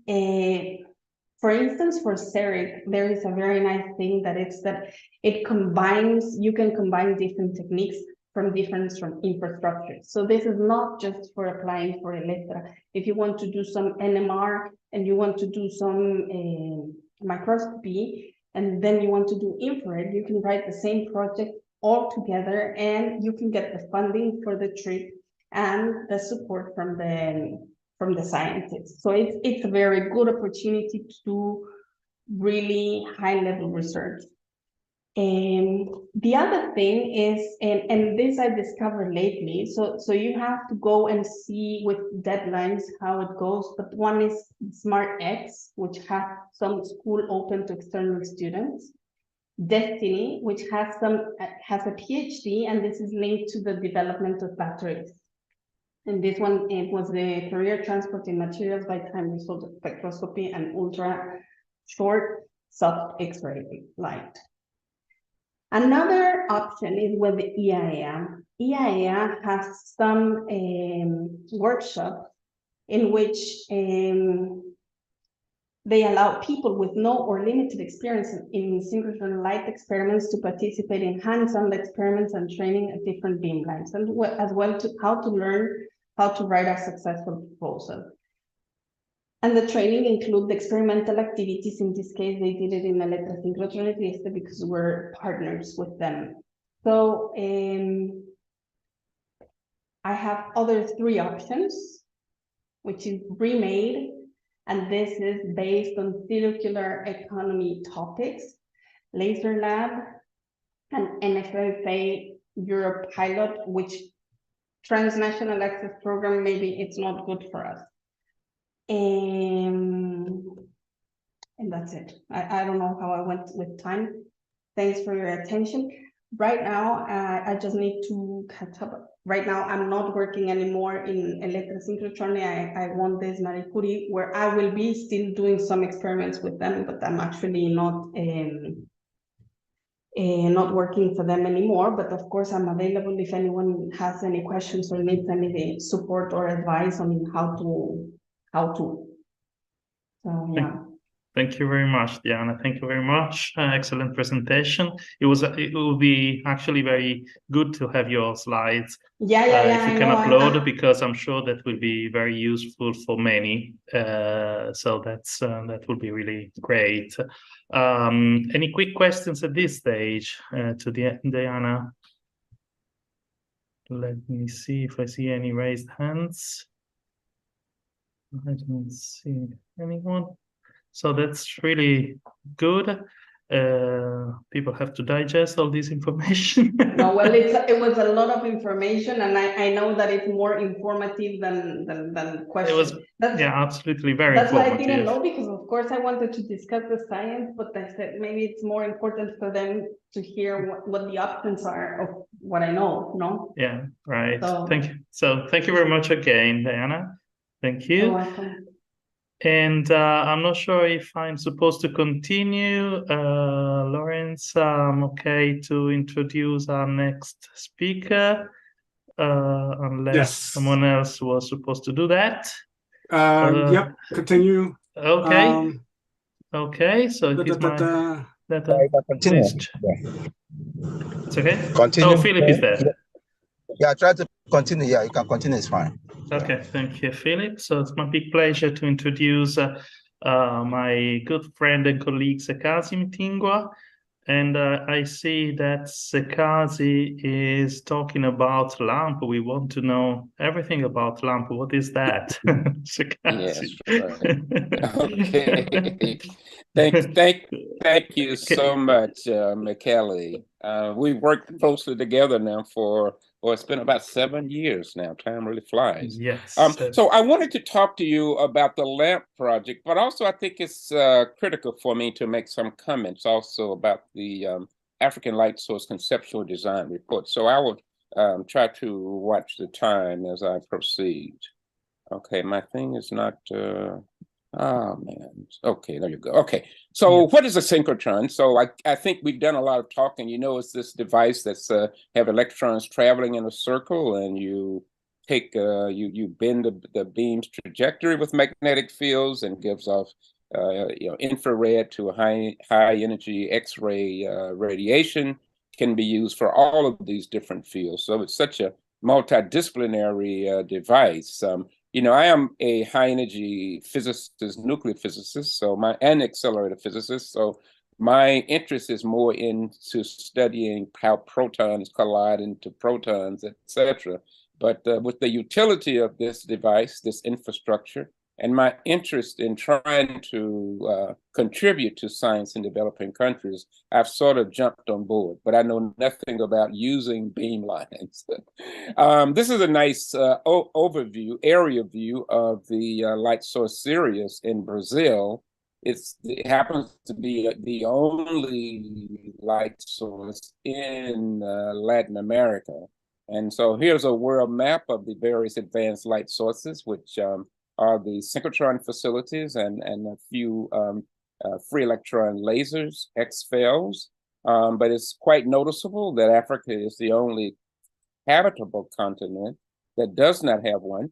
But in addition, you have these other areas. If you look here, I mean, Sirius is here in Brazil that I just showed you. But this whole region here does not have a light source. And so we've started something called the Greater Caribbean Light Source Initiative, which covers the countries in this region. And then another place you can see there's a vacancy is right here in Central Asia. So we've started a group based in Uzbekistan, trying to there convince the government to actually bring one of these devices. And in fact, there is the Electra accelerator synchrotron facility in Italy that was mentioned in the last talk. And they are now upgrading from generation 3 to generation 4. And there is an interest in donating that storage ring, sort of the main component, to Uzbekistan. And so we're in the discussions about that with government officials in Uzbekistan, and we'll see, how far we're able to go. So to address the problem in Africa, we had the first African Light Source Conference in Grenoble, France at the ESRF at the invitation of Francesco Sette, who is standing next to our leader, Simon Connell, that you've heard from already. And as Simon pointed out in his opening, this is the calling stick that allowed the conference to open and to begin. So out of that, there were two main outputs. One was the roadmap, but also you have these Grenoble resolutions that state the reasons why for an African light source. And basically, I'll just point out that the synchrotron facilities, and XFELs, are the most transformative scientific instruments. I mean, they've had the kind of impact on many disciplines like lasers have done and like computers have done. And they're just transforming so many disciplines. I mean, there's a long list of them. If Africa the African light source is expected to contribute significantly to the African science renaissance, the return of the African science diaspora. I mean, we have a huge number of Africans who are working outside Africa at light sources, like our good friend Kuda, who chaired one of the sessions. And we have people all over the world working on light sources who have come from Africa. But there is no light source in Africa, so they must go to other facilities. So we have to change that.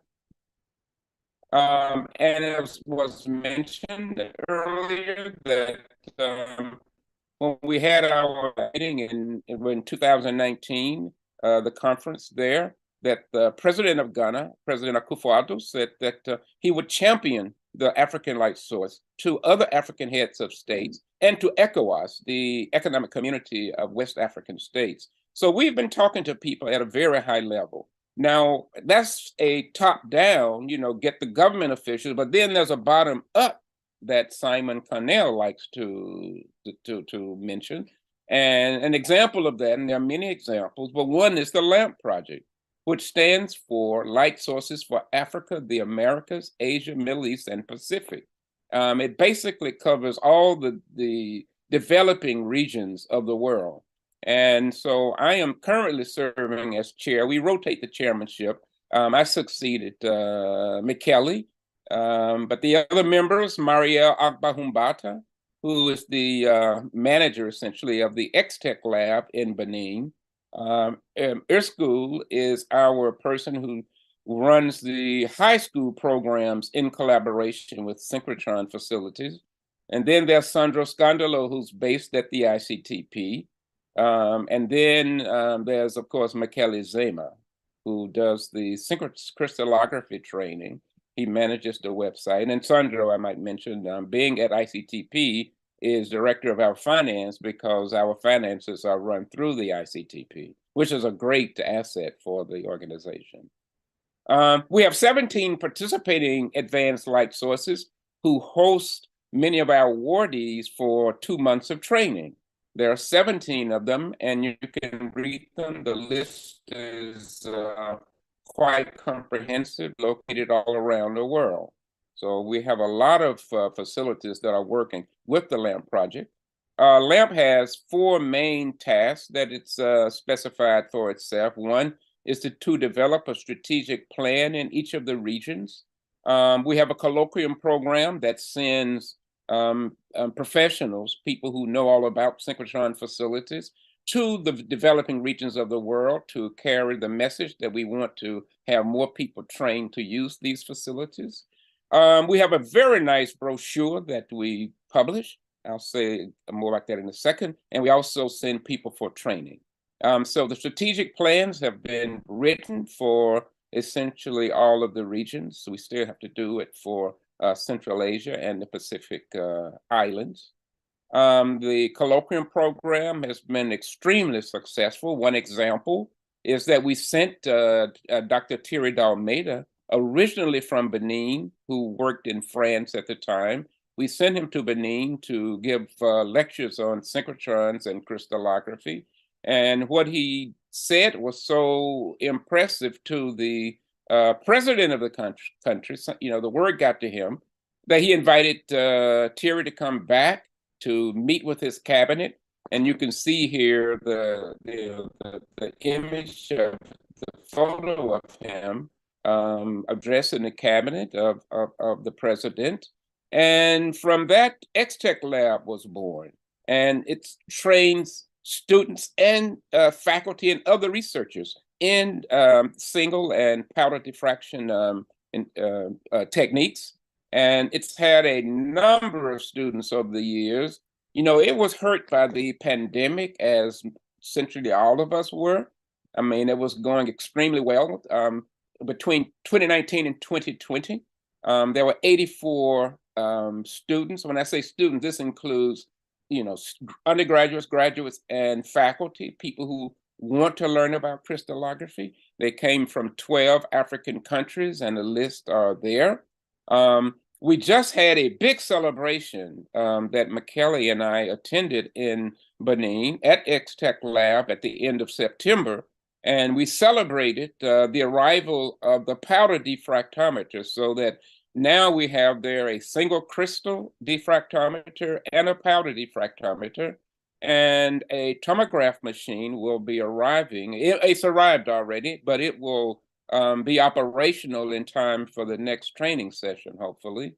That next session will take place in November. So typically we have 2 training sessions per year. And so X-Tech Lab is one of the successes of the LAMP program that they were extremely proud of. So it's great to be able to launch other organizations. These are the brochures that we have published, originally in English, but we now have translated it into 4 other languages. And so you can go online at this website and you can get a copy of it. And it explains what these advanced light sources are all about. It explains what crystallography is all about to the layperson. So it's good to spread this to your local government officials so that they can see, you know, what these things are all about. And it's explained in language that they will understand. And then the final task is sending teams. So we have an application that opens It generally ends in the end of October. So for FAST teams, these are the faculty students teams that we send to Light Sources. For 2024, the applications are in, and we are evaluating them now. So if you did not apply for 2024, stay tuned for 2025. So basically, we send a professor and a professor's graduate student to a Light Source for 2 months of training. Each person receives 2,000 euros to cover transportation and other partial living expenses. And the light sources that I showed you earlier, the 17 light sources, provide housing for accommodation costs. So this is really an all expense paid trip to the for training at these light sources. And this is an example of one of them. And so here in the middle, you can see Philip Oladijo, who is the chair of this particular annual conference of the Advanced Light of the African Light Source. He visited the Synchrotron Light Research Institute in Thailand with his student, and he was hosted by Dr. Hideki Nakajima, who is standing in the back. So this is an extremely important program. But in addition to that, LAMP partners with several other organizations like Sesame, ICTP, and others to host a synchrotron school, and it will be held for 2 weeks and is online in January from the 15th to the 26th. I encourage you to apply for this. The deadline is not quite over. Let's see, I should go back. The deadline is December 10. I thought I wrote that somewhere. Maybe I wrote it on the last one. Oh, it's right at the top. Deadline is December 10th, and you should apply. We will discuss fundamentals of synchrotron radiation, beamline design, magnets, bending magnets, all kinds of things. Structural biology, paleontology, archaeology. So definitely, if you want to gain more information and insight into these synchrotron facilities, please register and attend the online workshop that we will have. In addition, LAMP sponsors high school teacher workshops in collaboration with various synchrotron facilities. The last one that we held was just this past summer, and it was done in collaboration and hosted by the Synchrotron Light Research Institute in Thailand. The next one will be in January, and for that one, it will be hosted with the Sirius Light Source in Brazil. Okay, so that's it for the LAMP, to give you sort of a quick overview of LAMP. So in my remaining time, I will talk a little bit about the Conceptual Design Report for the African Light Source. So this has been a big project that has been going on over the last 3 years, extremely intensive over the last 2 years, not to mention how intense it got over the last few months, because we have completed what we call the Geopolitical Conceptual Design Report, because the focus is on government officials who have to provide the funding for an African light source. So the technical details are not so important anymore, because there are a number of Generation 4 light sources that are in operation, like the MAX 4 in Sweden, Sirius in Brazil, and the bright, the one at the ESRF. What is it? It's called the bright. Oh, I'll have to get back to you on the name of it. But they've upgraded the ESRF to go to Generation 4, so it's well known. So it's just a matter at this point of getting countries in Africa to pool their resources and to build one of these.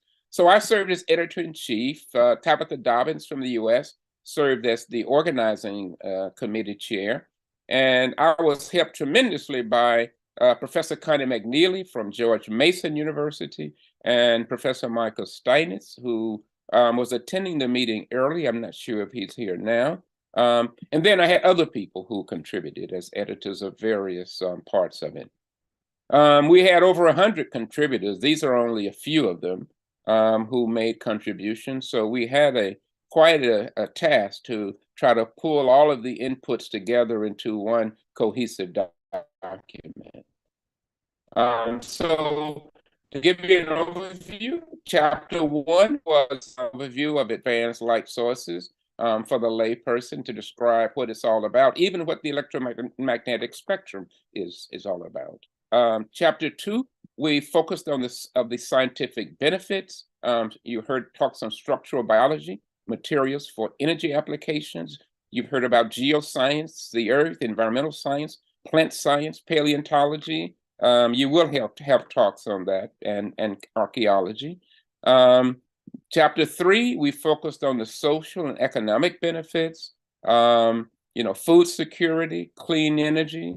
And one quote that we like to use, Andrew Harrison, the former CEO of the Diamond Light Source, says that for every English pound that's put into Diamond, 3.5 pounds come back into the economy. So there are definite economic benefits for these synchrotron facilities. Chapter 4 of the Conceptual Design Report focused on the history. And I mentioned about the first conference that we held in Grenoble, France at the ESRF. Chapter 5, we talk about local infrastructures, how to build them up, and also activities in building human capacity. One of them, the African Laser Center, is an organization that's based in Pretoria, South Africa, and is run out of the National Laser Center of South Africa. And this is an organization that builds both infrastructure and human capacity in local laser laboratories. And the people who do this, the next step for many of them would be to use a synchrotron if their lasers don't give them the kind of resolution or intensity that they need. We talk about the LAM network. We are having this conference in conjunction with the African Physical Society, whose president is Amadou Wage, who attended the session yesterday. I'm not sure if he's here today, but he had an organization or has an organization called the LAM Network, and it also builds human capacity in optical science, in optics and lasers. There's the LAMP project. I've discussed it already. There's X-Tech Lab that I discussed.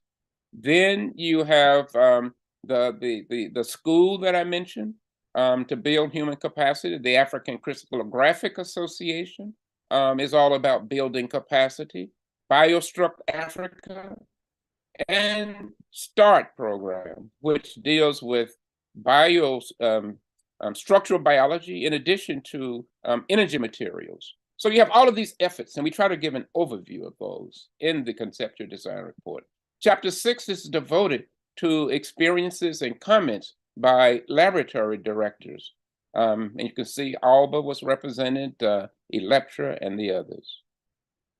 Chapter 7, we talk about a set of statutes that you would use to run the African Light Source, because we envision this to be a multinational facility, a Pan-African facility. So there are 2 such multinational light sources. There's Sesame in Jordan. It has about 7 or 8 countries that are members. And you have the ESRF in France that has a number of national members. And I might point out that South Africa is an associate member of the ESRF. But you must have some type of statutes that you would have to use to organize and run the African Light Source.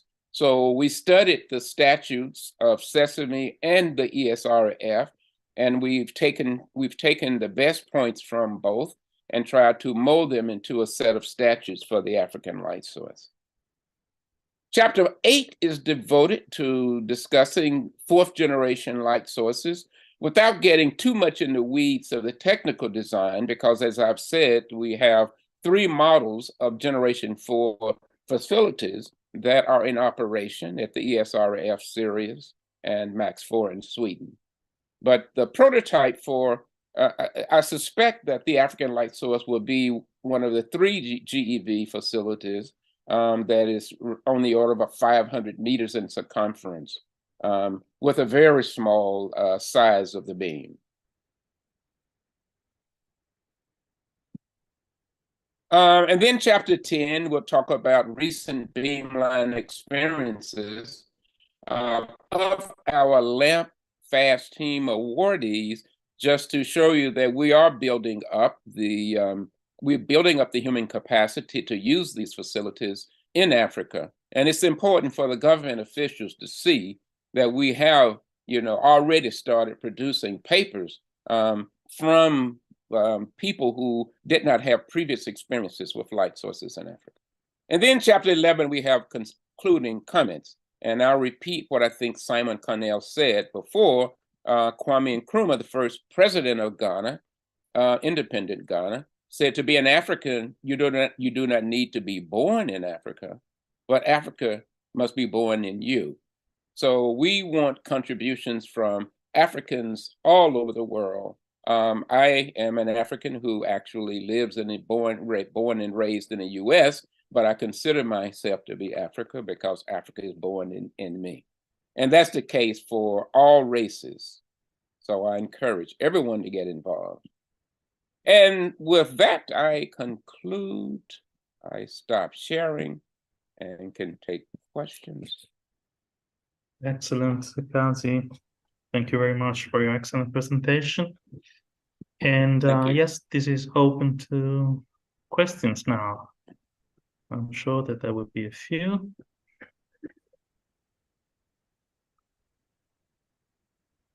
Okay, if they don't ask, I will ask them questions. You can ask questions. I'll call their names and ask them. That was good to remind that there will be a synchrotron school in January next year, and that it's totally free. There is no registration fee. Right, so, right. It would be good for everyone to attend.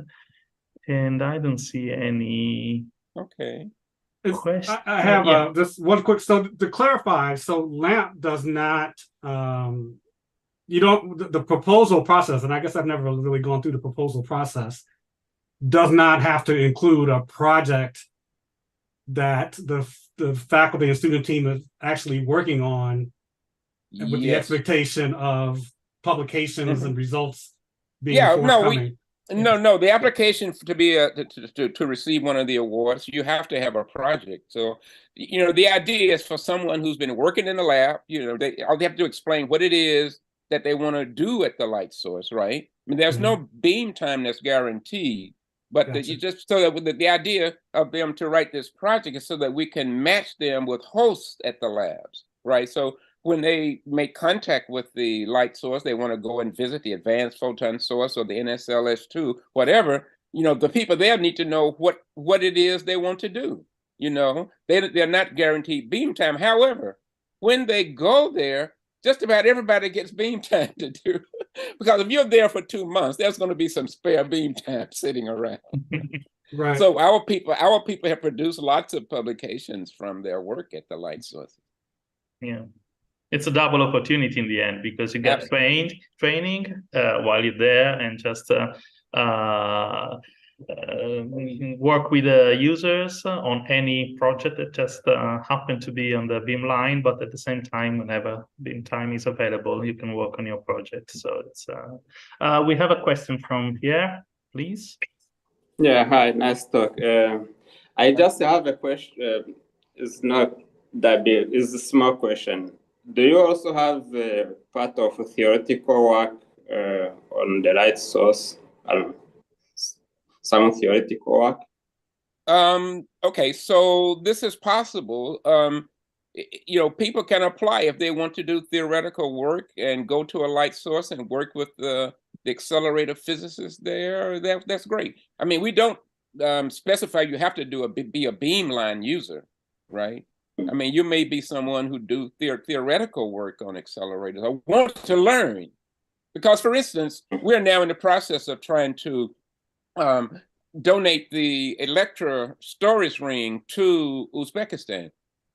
They need people who can actually do accelerator work. I mean, if we bring an African light source, a synchrotron facility to Africa, we need people who know you know, what an injector is, right? You know what, you know, just basic, you know, what is the beam emittance? What does that mean? You know, and, so we need accelerator people. So far, we have not had any accelerator applications, but we encourage it. Yeah. So another goes to my area of research. I'm a nuclear theorist. So looking at the range of what you do is nuclear scale doesn't count.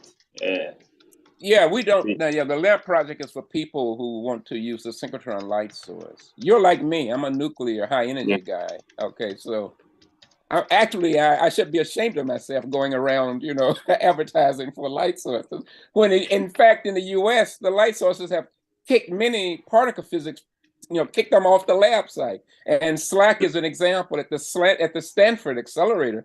You know, that used to be one of our premier particle accelerator centers. Now it's our premier synchrotron light source and free electron laser center. So in a way, I should be ashamed. But we are, but you know, we don't you know, accommodate nuclear and particle physics for it. Thanks. Thank you. I don't see other questions, but there is a note in the chat, Sekaz, if you want to read from Robert Hettel. Yeah, you're right. Yeah, the comment about the 4th generation synchrotron. It's our belief that it should be a 3 GeV machine, 500 meters roughly in circumference, and 100 picometers. I didn't mention that so much because most people might not know what it means by emittance and all of that. But that's why I just said a very small size for the electron beam. It should be extremely small size. Okay, so, but you also have the accelerator at the ESRF that is 4th generation. It's a much bigger machine. It must be, I don't know, 600 or 700 meters in circumference. I'm not quite sure. But if Africa wants to go to a huge machine like that, 6 GeV or whatever, then fine. But I think for a first leap into the 4th generation, it may be best. In fact, I like what Max 4 did, where they have both a 3 GeV and a 1.5 GeV that's fed by the same injector system. And that way you can nicely cover a huge range in energy from the infrared to the high energy X-ray. So that's probably something that the African light source should consider. Okay. Any more questions? So thank you very much, Sekaz. Thanks again. Thank you. Thank you. Can I ask Sekaz one question? Yes, perhaps quickly. Yeah, so the question is related to also in connection to the talk of Richard Martin in I think he gave the area today. So on one hand, for LAMP, you are doing this nice thing of sending faculty and the students to light sources and do the training.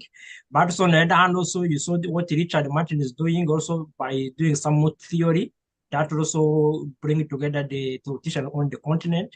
I think you can have a good connections in which actually theoreticians and experimentalists, they are working together on the problems. On one hand, you have those students and the professors do light source experiments, but also having some theory backup or theory support, also done by young people somewhere in Africa. Then at the end of the day, the paper they get, they are going to be much more strong. So then you might think now, where you see now, paper with out of the 10 authors, maybe 7 they are from Africa, and the paper is in Nature, because it is now combining both theory and experiments on something which is relevant. But often what you see, they can go and do on the LAMP project an experiment somewhere, then they come back, maybe they do a small paper. On the other hand, also on the assessment, they can do a small paper about the theory. But if they can be together, I think something good both for collaboration and also for the impact of what the outcome of the such a project. Just an idea. Yeah, no, that's great. No, that's great. I mean, that's something we should discuss more. Absolutely. Absolutely. Yeah, that was a good idea, Prosper, indeed. Yeah. Okay, I think we're running a bit late now. There are other questions coming in the chat. from Simon, and which type of management should work for Africa in terms of building the next synchrotron? I would ask Sekazi to answer. It's very difficult, but perhaps the series initiative is a good model in terms of using local infrastructure and local workers for a very high percentage of the work that was done. Yeah, I don't know, when he says management, I'm not quite sure you're talking about the countries and like the statutes that we've developed, or are you talking about the hands-on management? The hands-on management, I think, I think all you have to do is study what Sesame and ESRF have done. I think in terms of any kind of management, those facilities are a great role model. And in fact, both directors of those facilities have been intimately involved in the African Light Source. Francesco Sette, as I said, was the one who got us started in 2015 with that first annual conference. And Andrea Lausi, who was attending the meeting on yesterday, the scientific director of Sesame, has been intimately. So we have a model. We have light sources that we can just study what they do and implement it in Africa. That's no problem with that.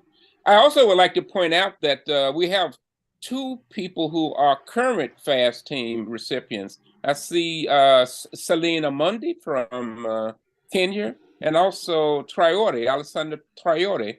Can't remember where you're from, Traore. But anyway, we have people here who are current LAMP awardees. LAMP awardees, yes. Thank you. Okay. Thank you very much, Sekazi, again. I think we should move to our last talk for today.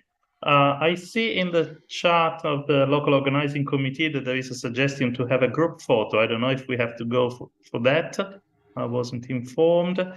So I'm asking Lawrence or Simon or Philip, someone, if we want to take a family photo before moving to the next and final talk for today. It can take just a minute. I think if we just ask everyone to turn on their camera and hold their smile for at least 2 minutes, because we got to screenshot. So I think everyone should put their camera on and smile. They can say African Light Source and look directly in the camera. Have your best smile.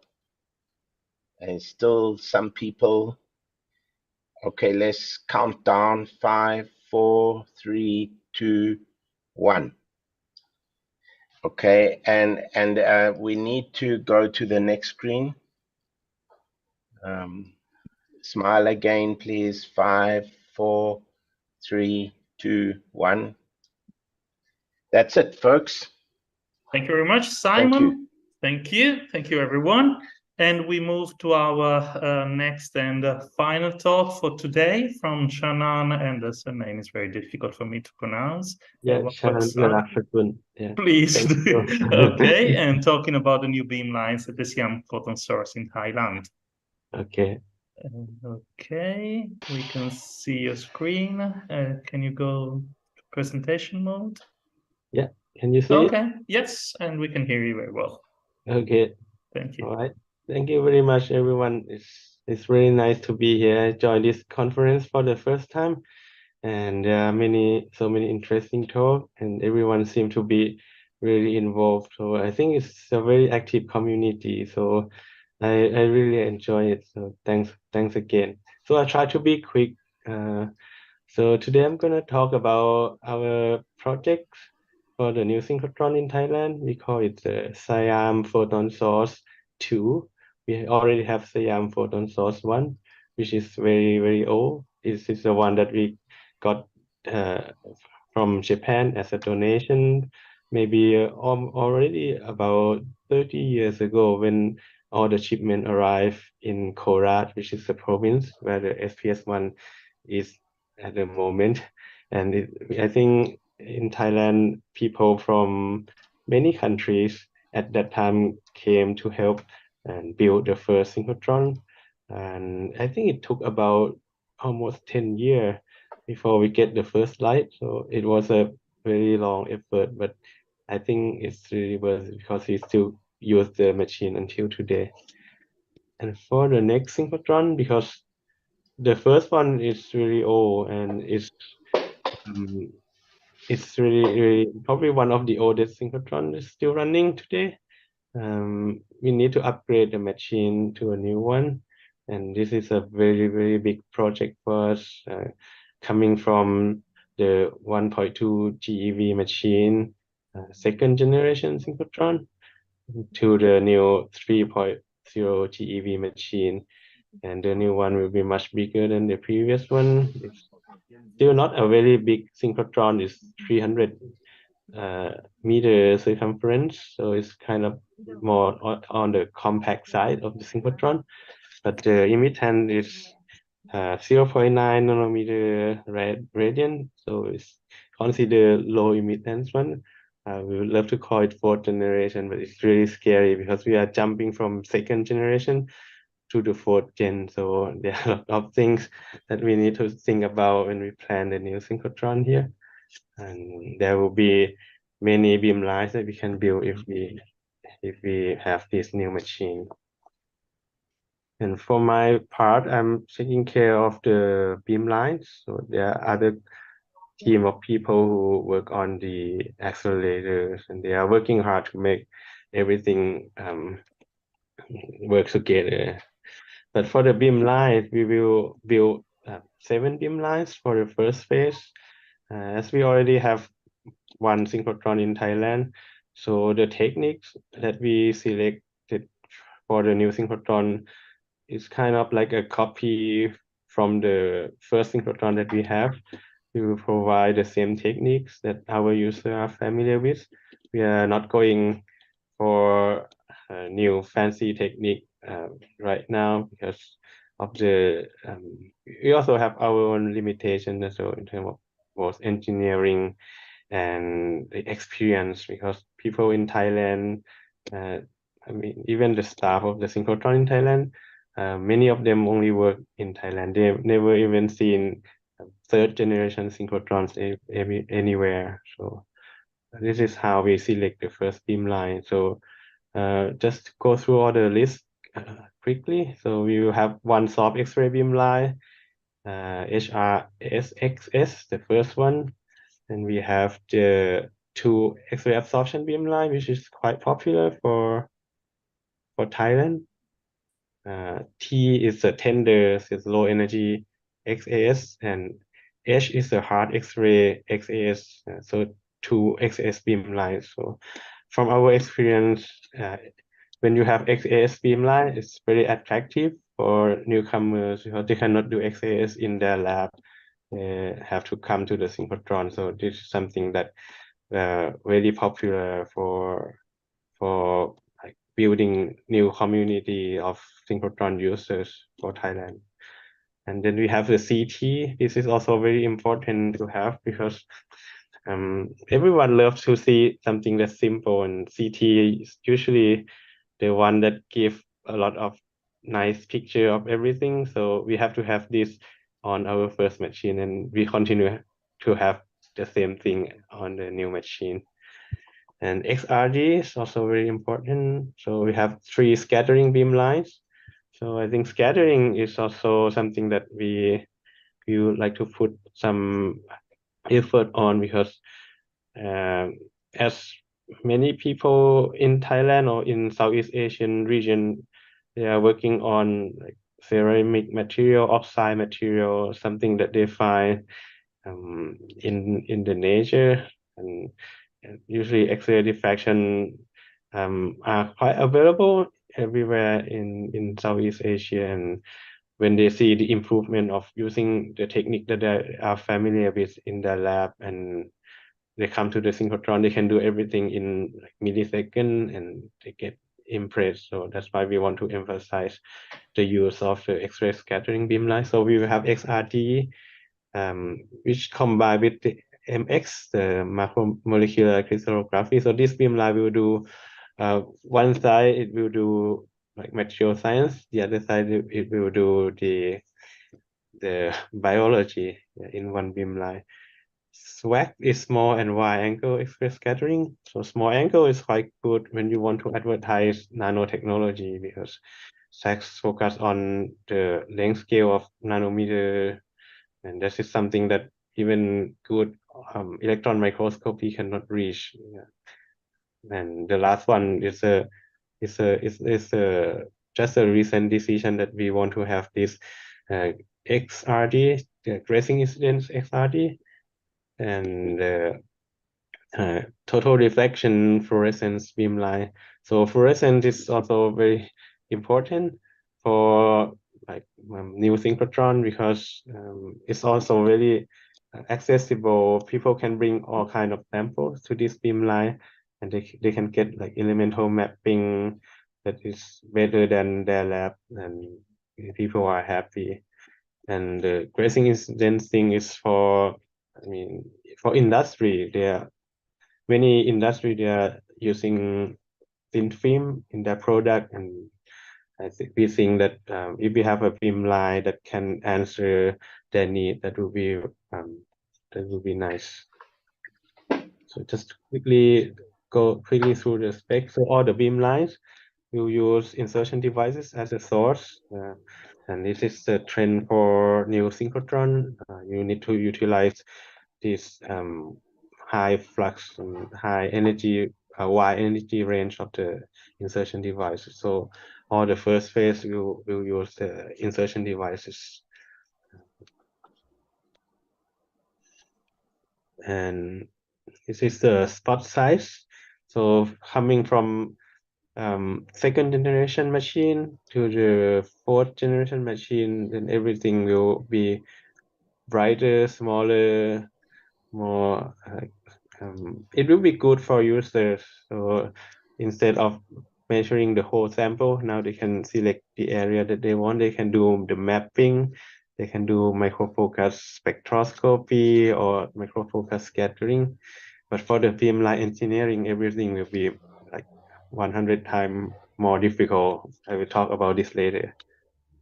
Scientific program, and of course for developing country, we always have to present this kind of thing to the government, to the politicians, to the decision makers, and we have to try to promote something that they understand. So we would choose something that look and sound important, like environmental issues.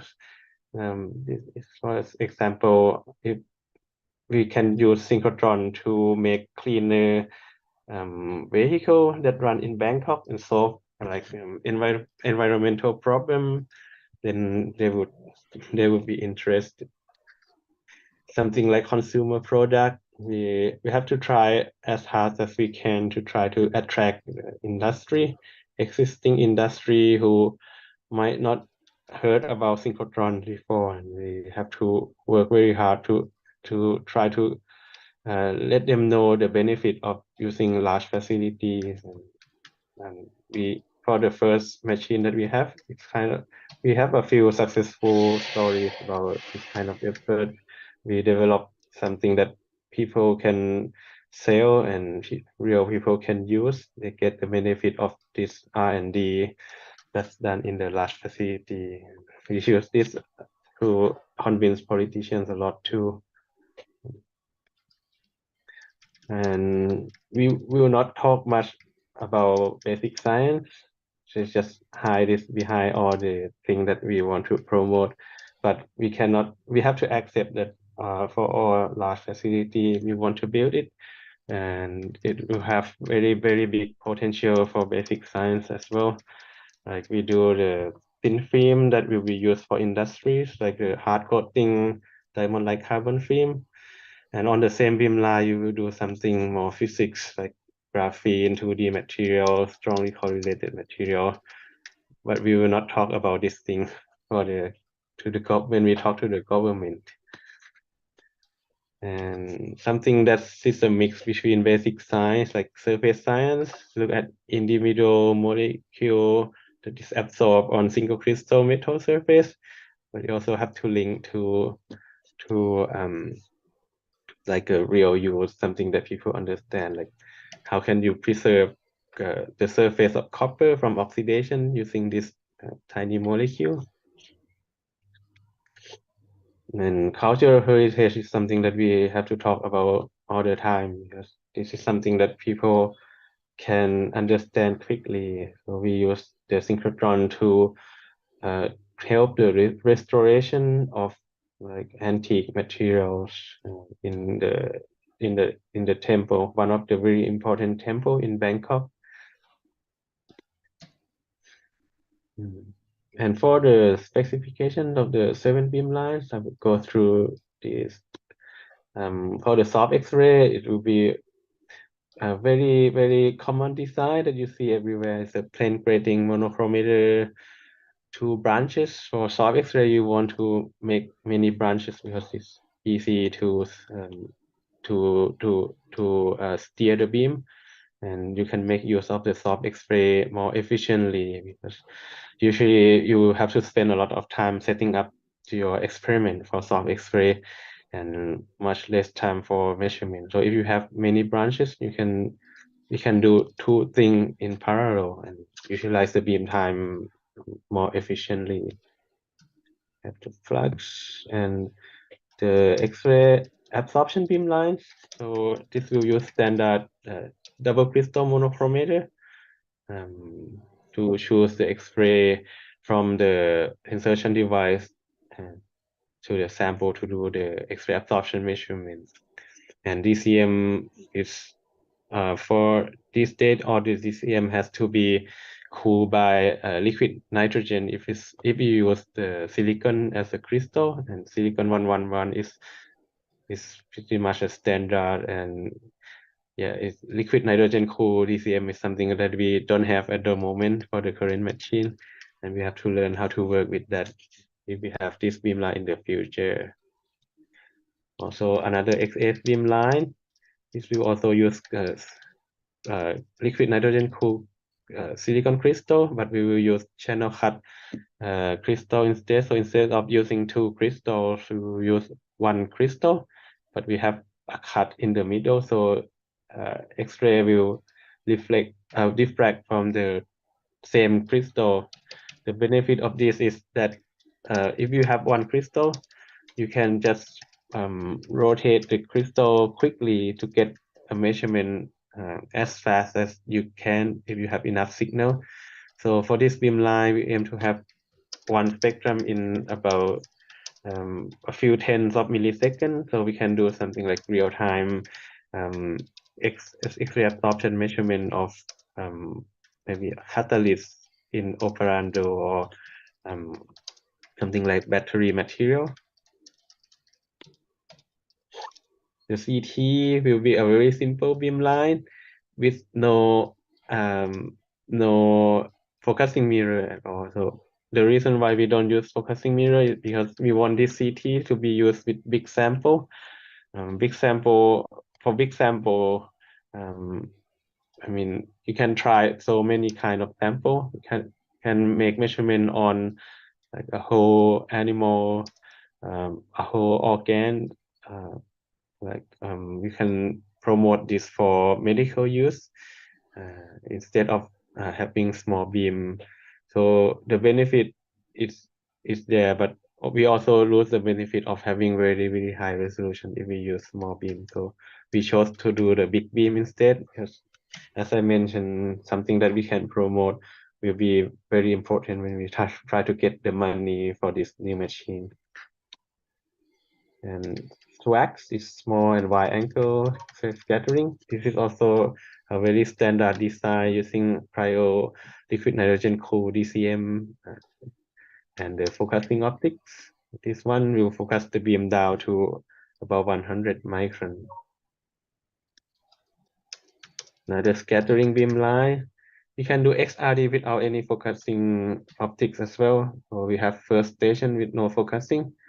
We only use the cryo cool DCM and then make a usually you will do this with a powder sample, so we do powder X-ray diffraction, and we plan to design the end station, the diffractometer very well to get high resolution XRD, so to make this beamline like stand out from lab source. And the second station will be a focus beam using two focusing mirror. We call this the KB mirror. It's a common focusing scheme at synchrotron to focus beam down to maybe around 5 micron at the sample. And we will put the protein crystallography end station here to answer the protein crystallography community in the Southeast Asian region. And the last one, this is a newcomer for our plan, is for the grazing incident XRD and XRF, total reflection XRF. So the beamline will also be very simple. So only one DCM and then the focusing mirror, and then you can put the end station here to do both surface scattering and XRF. So you can see that 3 of the beamlines have very common design. So we save a lot of effort on this as well. And the other part of the beamline is called the front end. This is something that user will not see, but it's for us, for our operation to help manage the heat load of the synchrotron radiation. So if we go from 2nd generation synchrotron right now to the 4th generation, one thing that we need to learn, and also very difficult for us to learn, is the heat load management, because the new synchrotron will produce very high flux intensity and also very high power density, something that's so high that can melt almost everything if you focus the beam down to a very small size, or you use very long insertion devices. So this is something that we have to learn. Yeah, like I said, there are so many things that we have to expect for the new beamline, and this is actually quite intimidating as well when we already know synchrotron, but we have to learn all the new technologies.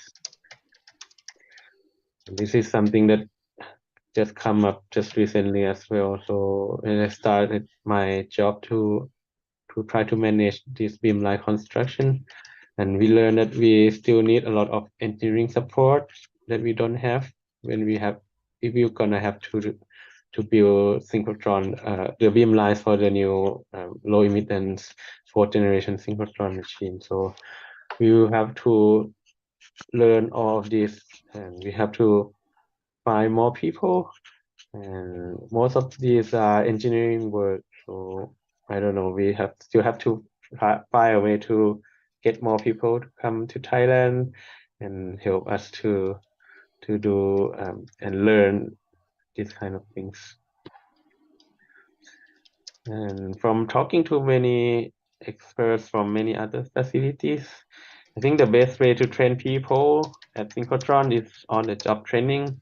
You cannot make classes and then people will learn from the class. So the best thing is to initiate projects from small, simple projects, and people can start to get involved. Newcomer can come and learn about complicated beamline components by doing simple projects. For example, just simply help to create line diagram of vacuum equipment.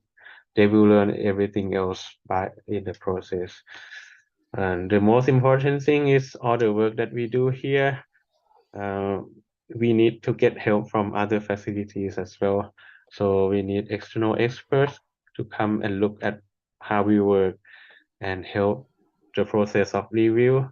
And this is one of the very important thing for, I think, for most synchrotron facilities. You have to have external expert, so we can share experiences. We can learn about something that we never done before from other people who have done this before, and they learn all many mistakes.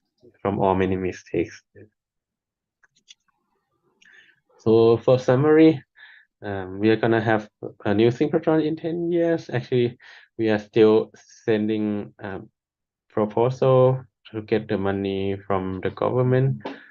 We got some positive feedback, but as Thailand has just changed the government just a few months ago, so we have to redo all of this.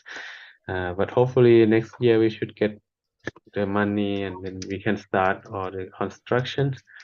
And we will start from very simple techniques for the synchrotron, and then but we still have to keep learning, because the new synchrotron will be able to accommodate like 21 beamlines. So from simple to advanced, we will have to learn a lot about engineering works that's required for the new modern low emittance synchrotron. So yeah, I think the team building probably will be the biggest effort that we are going to do in Thailand. Okay, so thank you very much for your time. Thank you very much. Really impressive. Are there any? So Simon is asking. Okay, there is a question from Sekasi, and in the chat, Simon is asking if Thailand is wanting to join BRICS. You know about that? I'm not sure. BRICS, what is that? BRICS So is BRICS. kind of like a economic organization, and I saw something like 11 more countries are wanting to join. It's got Brazil, India, China. Oh, okay. Brazil. So it's not likely that Thailand would be accepted into BRICS because of China. That's kind of a conundrum. Is that the case? Is it a conundrum? Okay, because I know they'd throw money at BRICS from our side. But did I get you right that you would welcome Africans to learn the technical parts? I think that's wonderful. We'd love to take you up on that. So yeah. So I think thank you so much for that, and also thank you for coming to our conference to tell us this. And it's reminded me quite a bit of Sirius, because they also had a smaller one and now went to a bigger one. Yeah, we initiated contact with Sirius, and I think we will learn a lot. They are very kind to us, and they offer a lot of help. We already sent a few people to Sirius to learn engineering skills, and we will keep doing that, I think. Yeah. Right. It is possible to. I was going to say it is possible to achieve a series of like bilateral relationships between Thailand and whatever countries, but it probably won't involve BRICS itself. And so there is a Thailand-Brazil science diplomacy pathway. Yeah, I think so. And is it a language problem for us at all? Like, your English is fantastic, but is it like that in Thailand? I think we accept everyone to Thailand, and as you know, we need a lot of engineers. We need a lot of people to help us think about like engineering plan. And I think like if we can initiate like engineering projects so that people from Africa can also join, maybe via the LAMP program as well, and come and we can work on something. And I think that will be really nice, because we don't have enough people in Thailand, and I think Africa has a lot of good engineer, I believe. No, we do. Yeah. So my experience in Thailand is that most people, certainly most educated people, speak flawlessly English. It's better, but I mean, 10 years ago we were very bad. I think people from Africa speak English very well, and I think communication between Thai and African should not be a problem. Yeah. I think when Philip came to Thailand, and I think communication is not a problem at all. There is a question from Sekasi. Yeah, I have Yeah, as I mentioned, Uzbekistan is working on this idea of donating the storage ring from Electra. It sounds like they are now going through exactly what you went through when you tried to get the second generation donated. Could you sort of summarize briefly how you convinced, or what do you think was the main way you convinced the government to buy into this idea of bringing in this infrastructure? To be honest, my contact in Uzbekistan is going through that now. Yeah. For the first synchrotron, I believe. I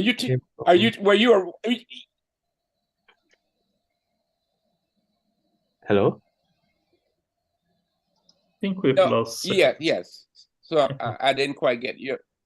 Okay. Yep. Can you hear me? Can you hear me? Yeah, I can hear you now. Okay. Can you hear me? We can hear you now. Yes. Okay. So it's just an experience. Yeah. Okay. I mean, it may be that you may be a bit young, considering you probably went around during that time. But even now,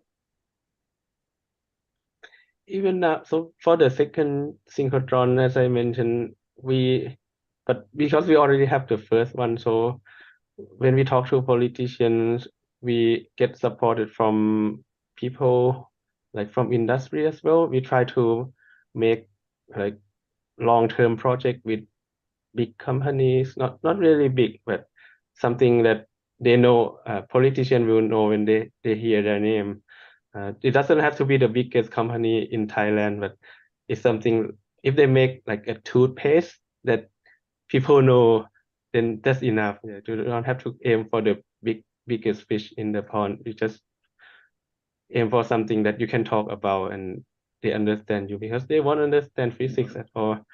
But for the first machine, I really believe I was so young at that time. I was in college or in high school when the first synchrotron project started. But I believe it came from only few people who were very ambitious, and they are very ambitious, and they really wanted to have the synchrotron.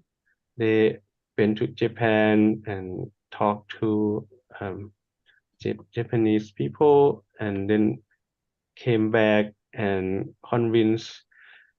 They have to find someone who could also, like, I don't know. I know that there was one person who drove the project. He wasn't even a physicist. I think he came from social science. But when that person was convinced, and he has kind of this person also somehow he's also very good at convincing other people. So I think maybe it's that could be the strategy. Like if you are from science, you find someone who understands you, and that person is also like someone who is very good at convincing people. Yeah. And from that's that a good idea. I think that's something. Yeah, that's something I think Simon and Prosper can think about. Who can we get? It doesn't have to be a scientist. Who is someone who can convince the government officials of the necessity of this? Yeah. Thank you very much. Great talk. Thank you. Yeah, thank you very much. Good. Thank you very much. I don't see any other questions, so I think we can close this session now, and I leave it to Simon or Lawrence for any concluding remarks, if any. You're muted, Simon. I'm really always amazed at the quality of the talks that we can attract and the very good audience participation. And I really want to thank each and every speaker. We so much appreciate that you have come to our conference and given a talk. Thank you so much, and we hope lots of good things will flow from your participation. Good, thank you. So see everyone tomorrow, right? Okay. Cheers, folks. All right, cheers, folks. Cheers.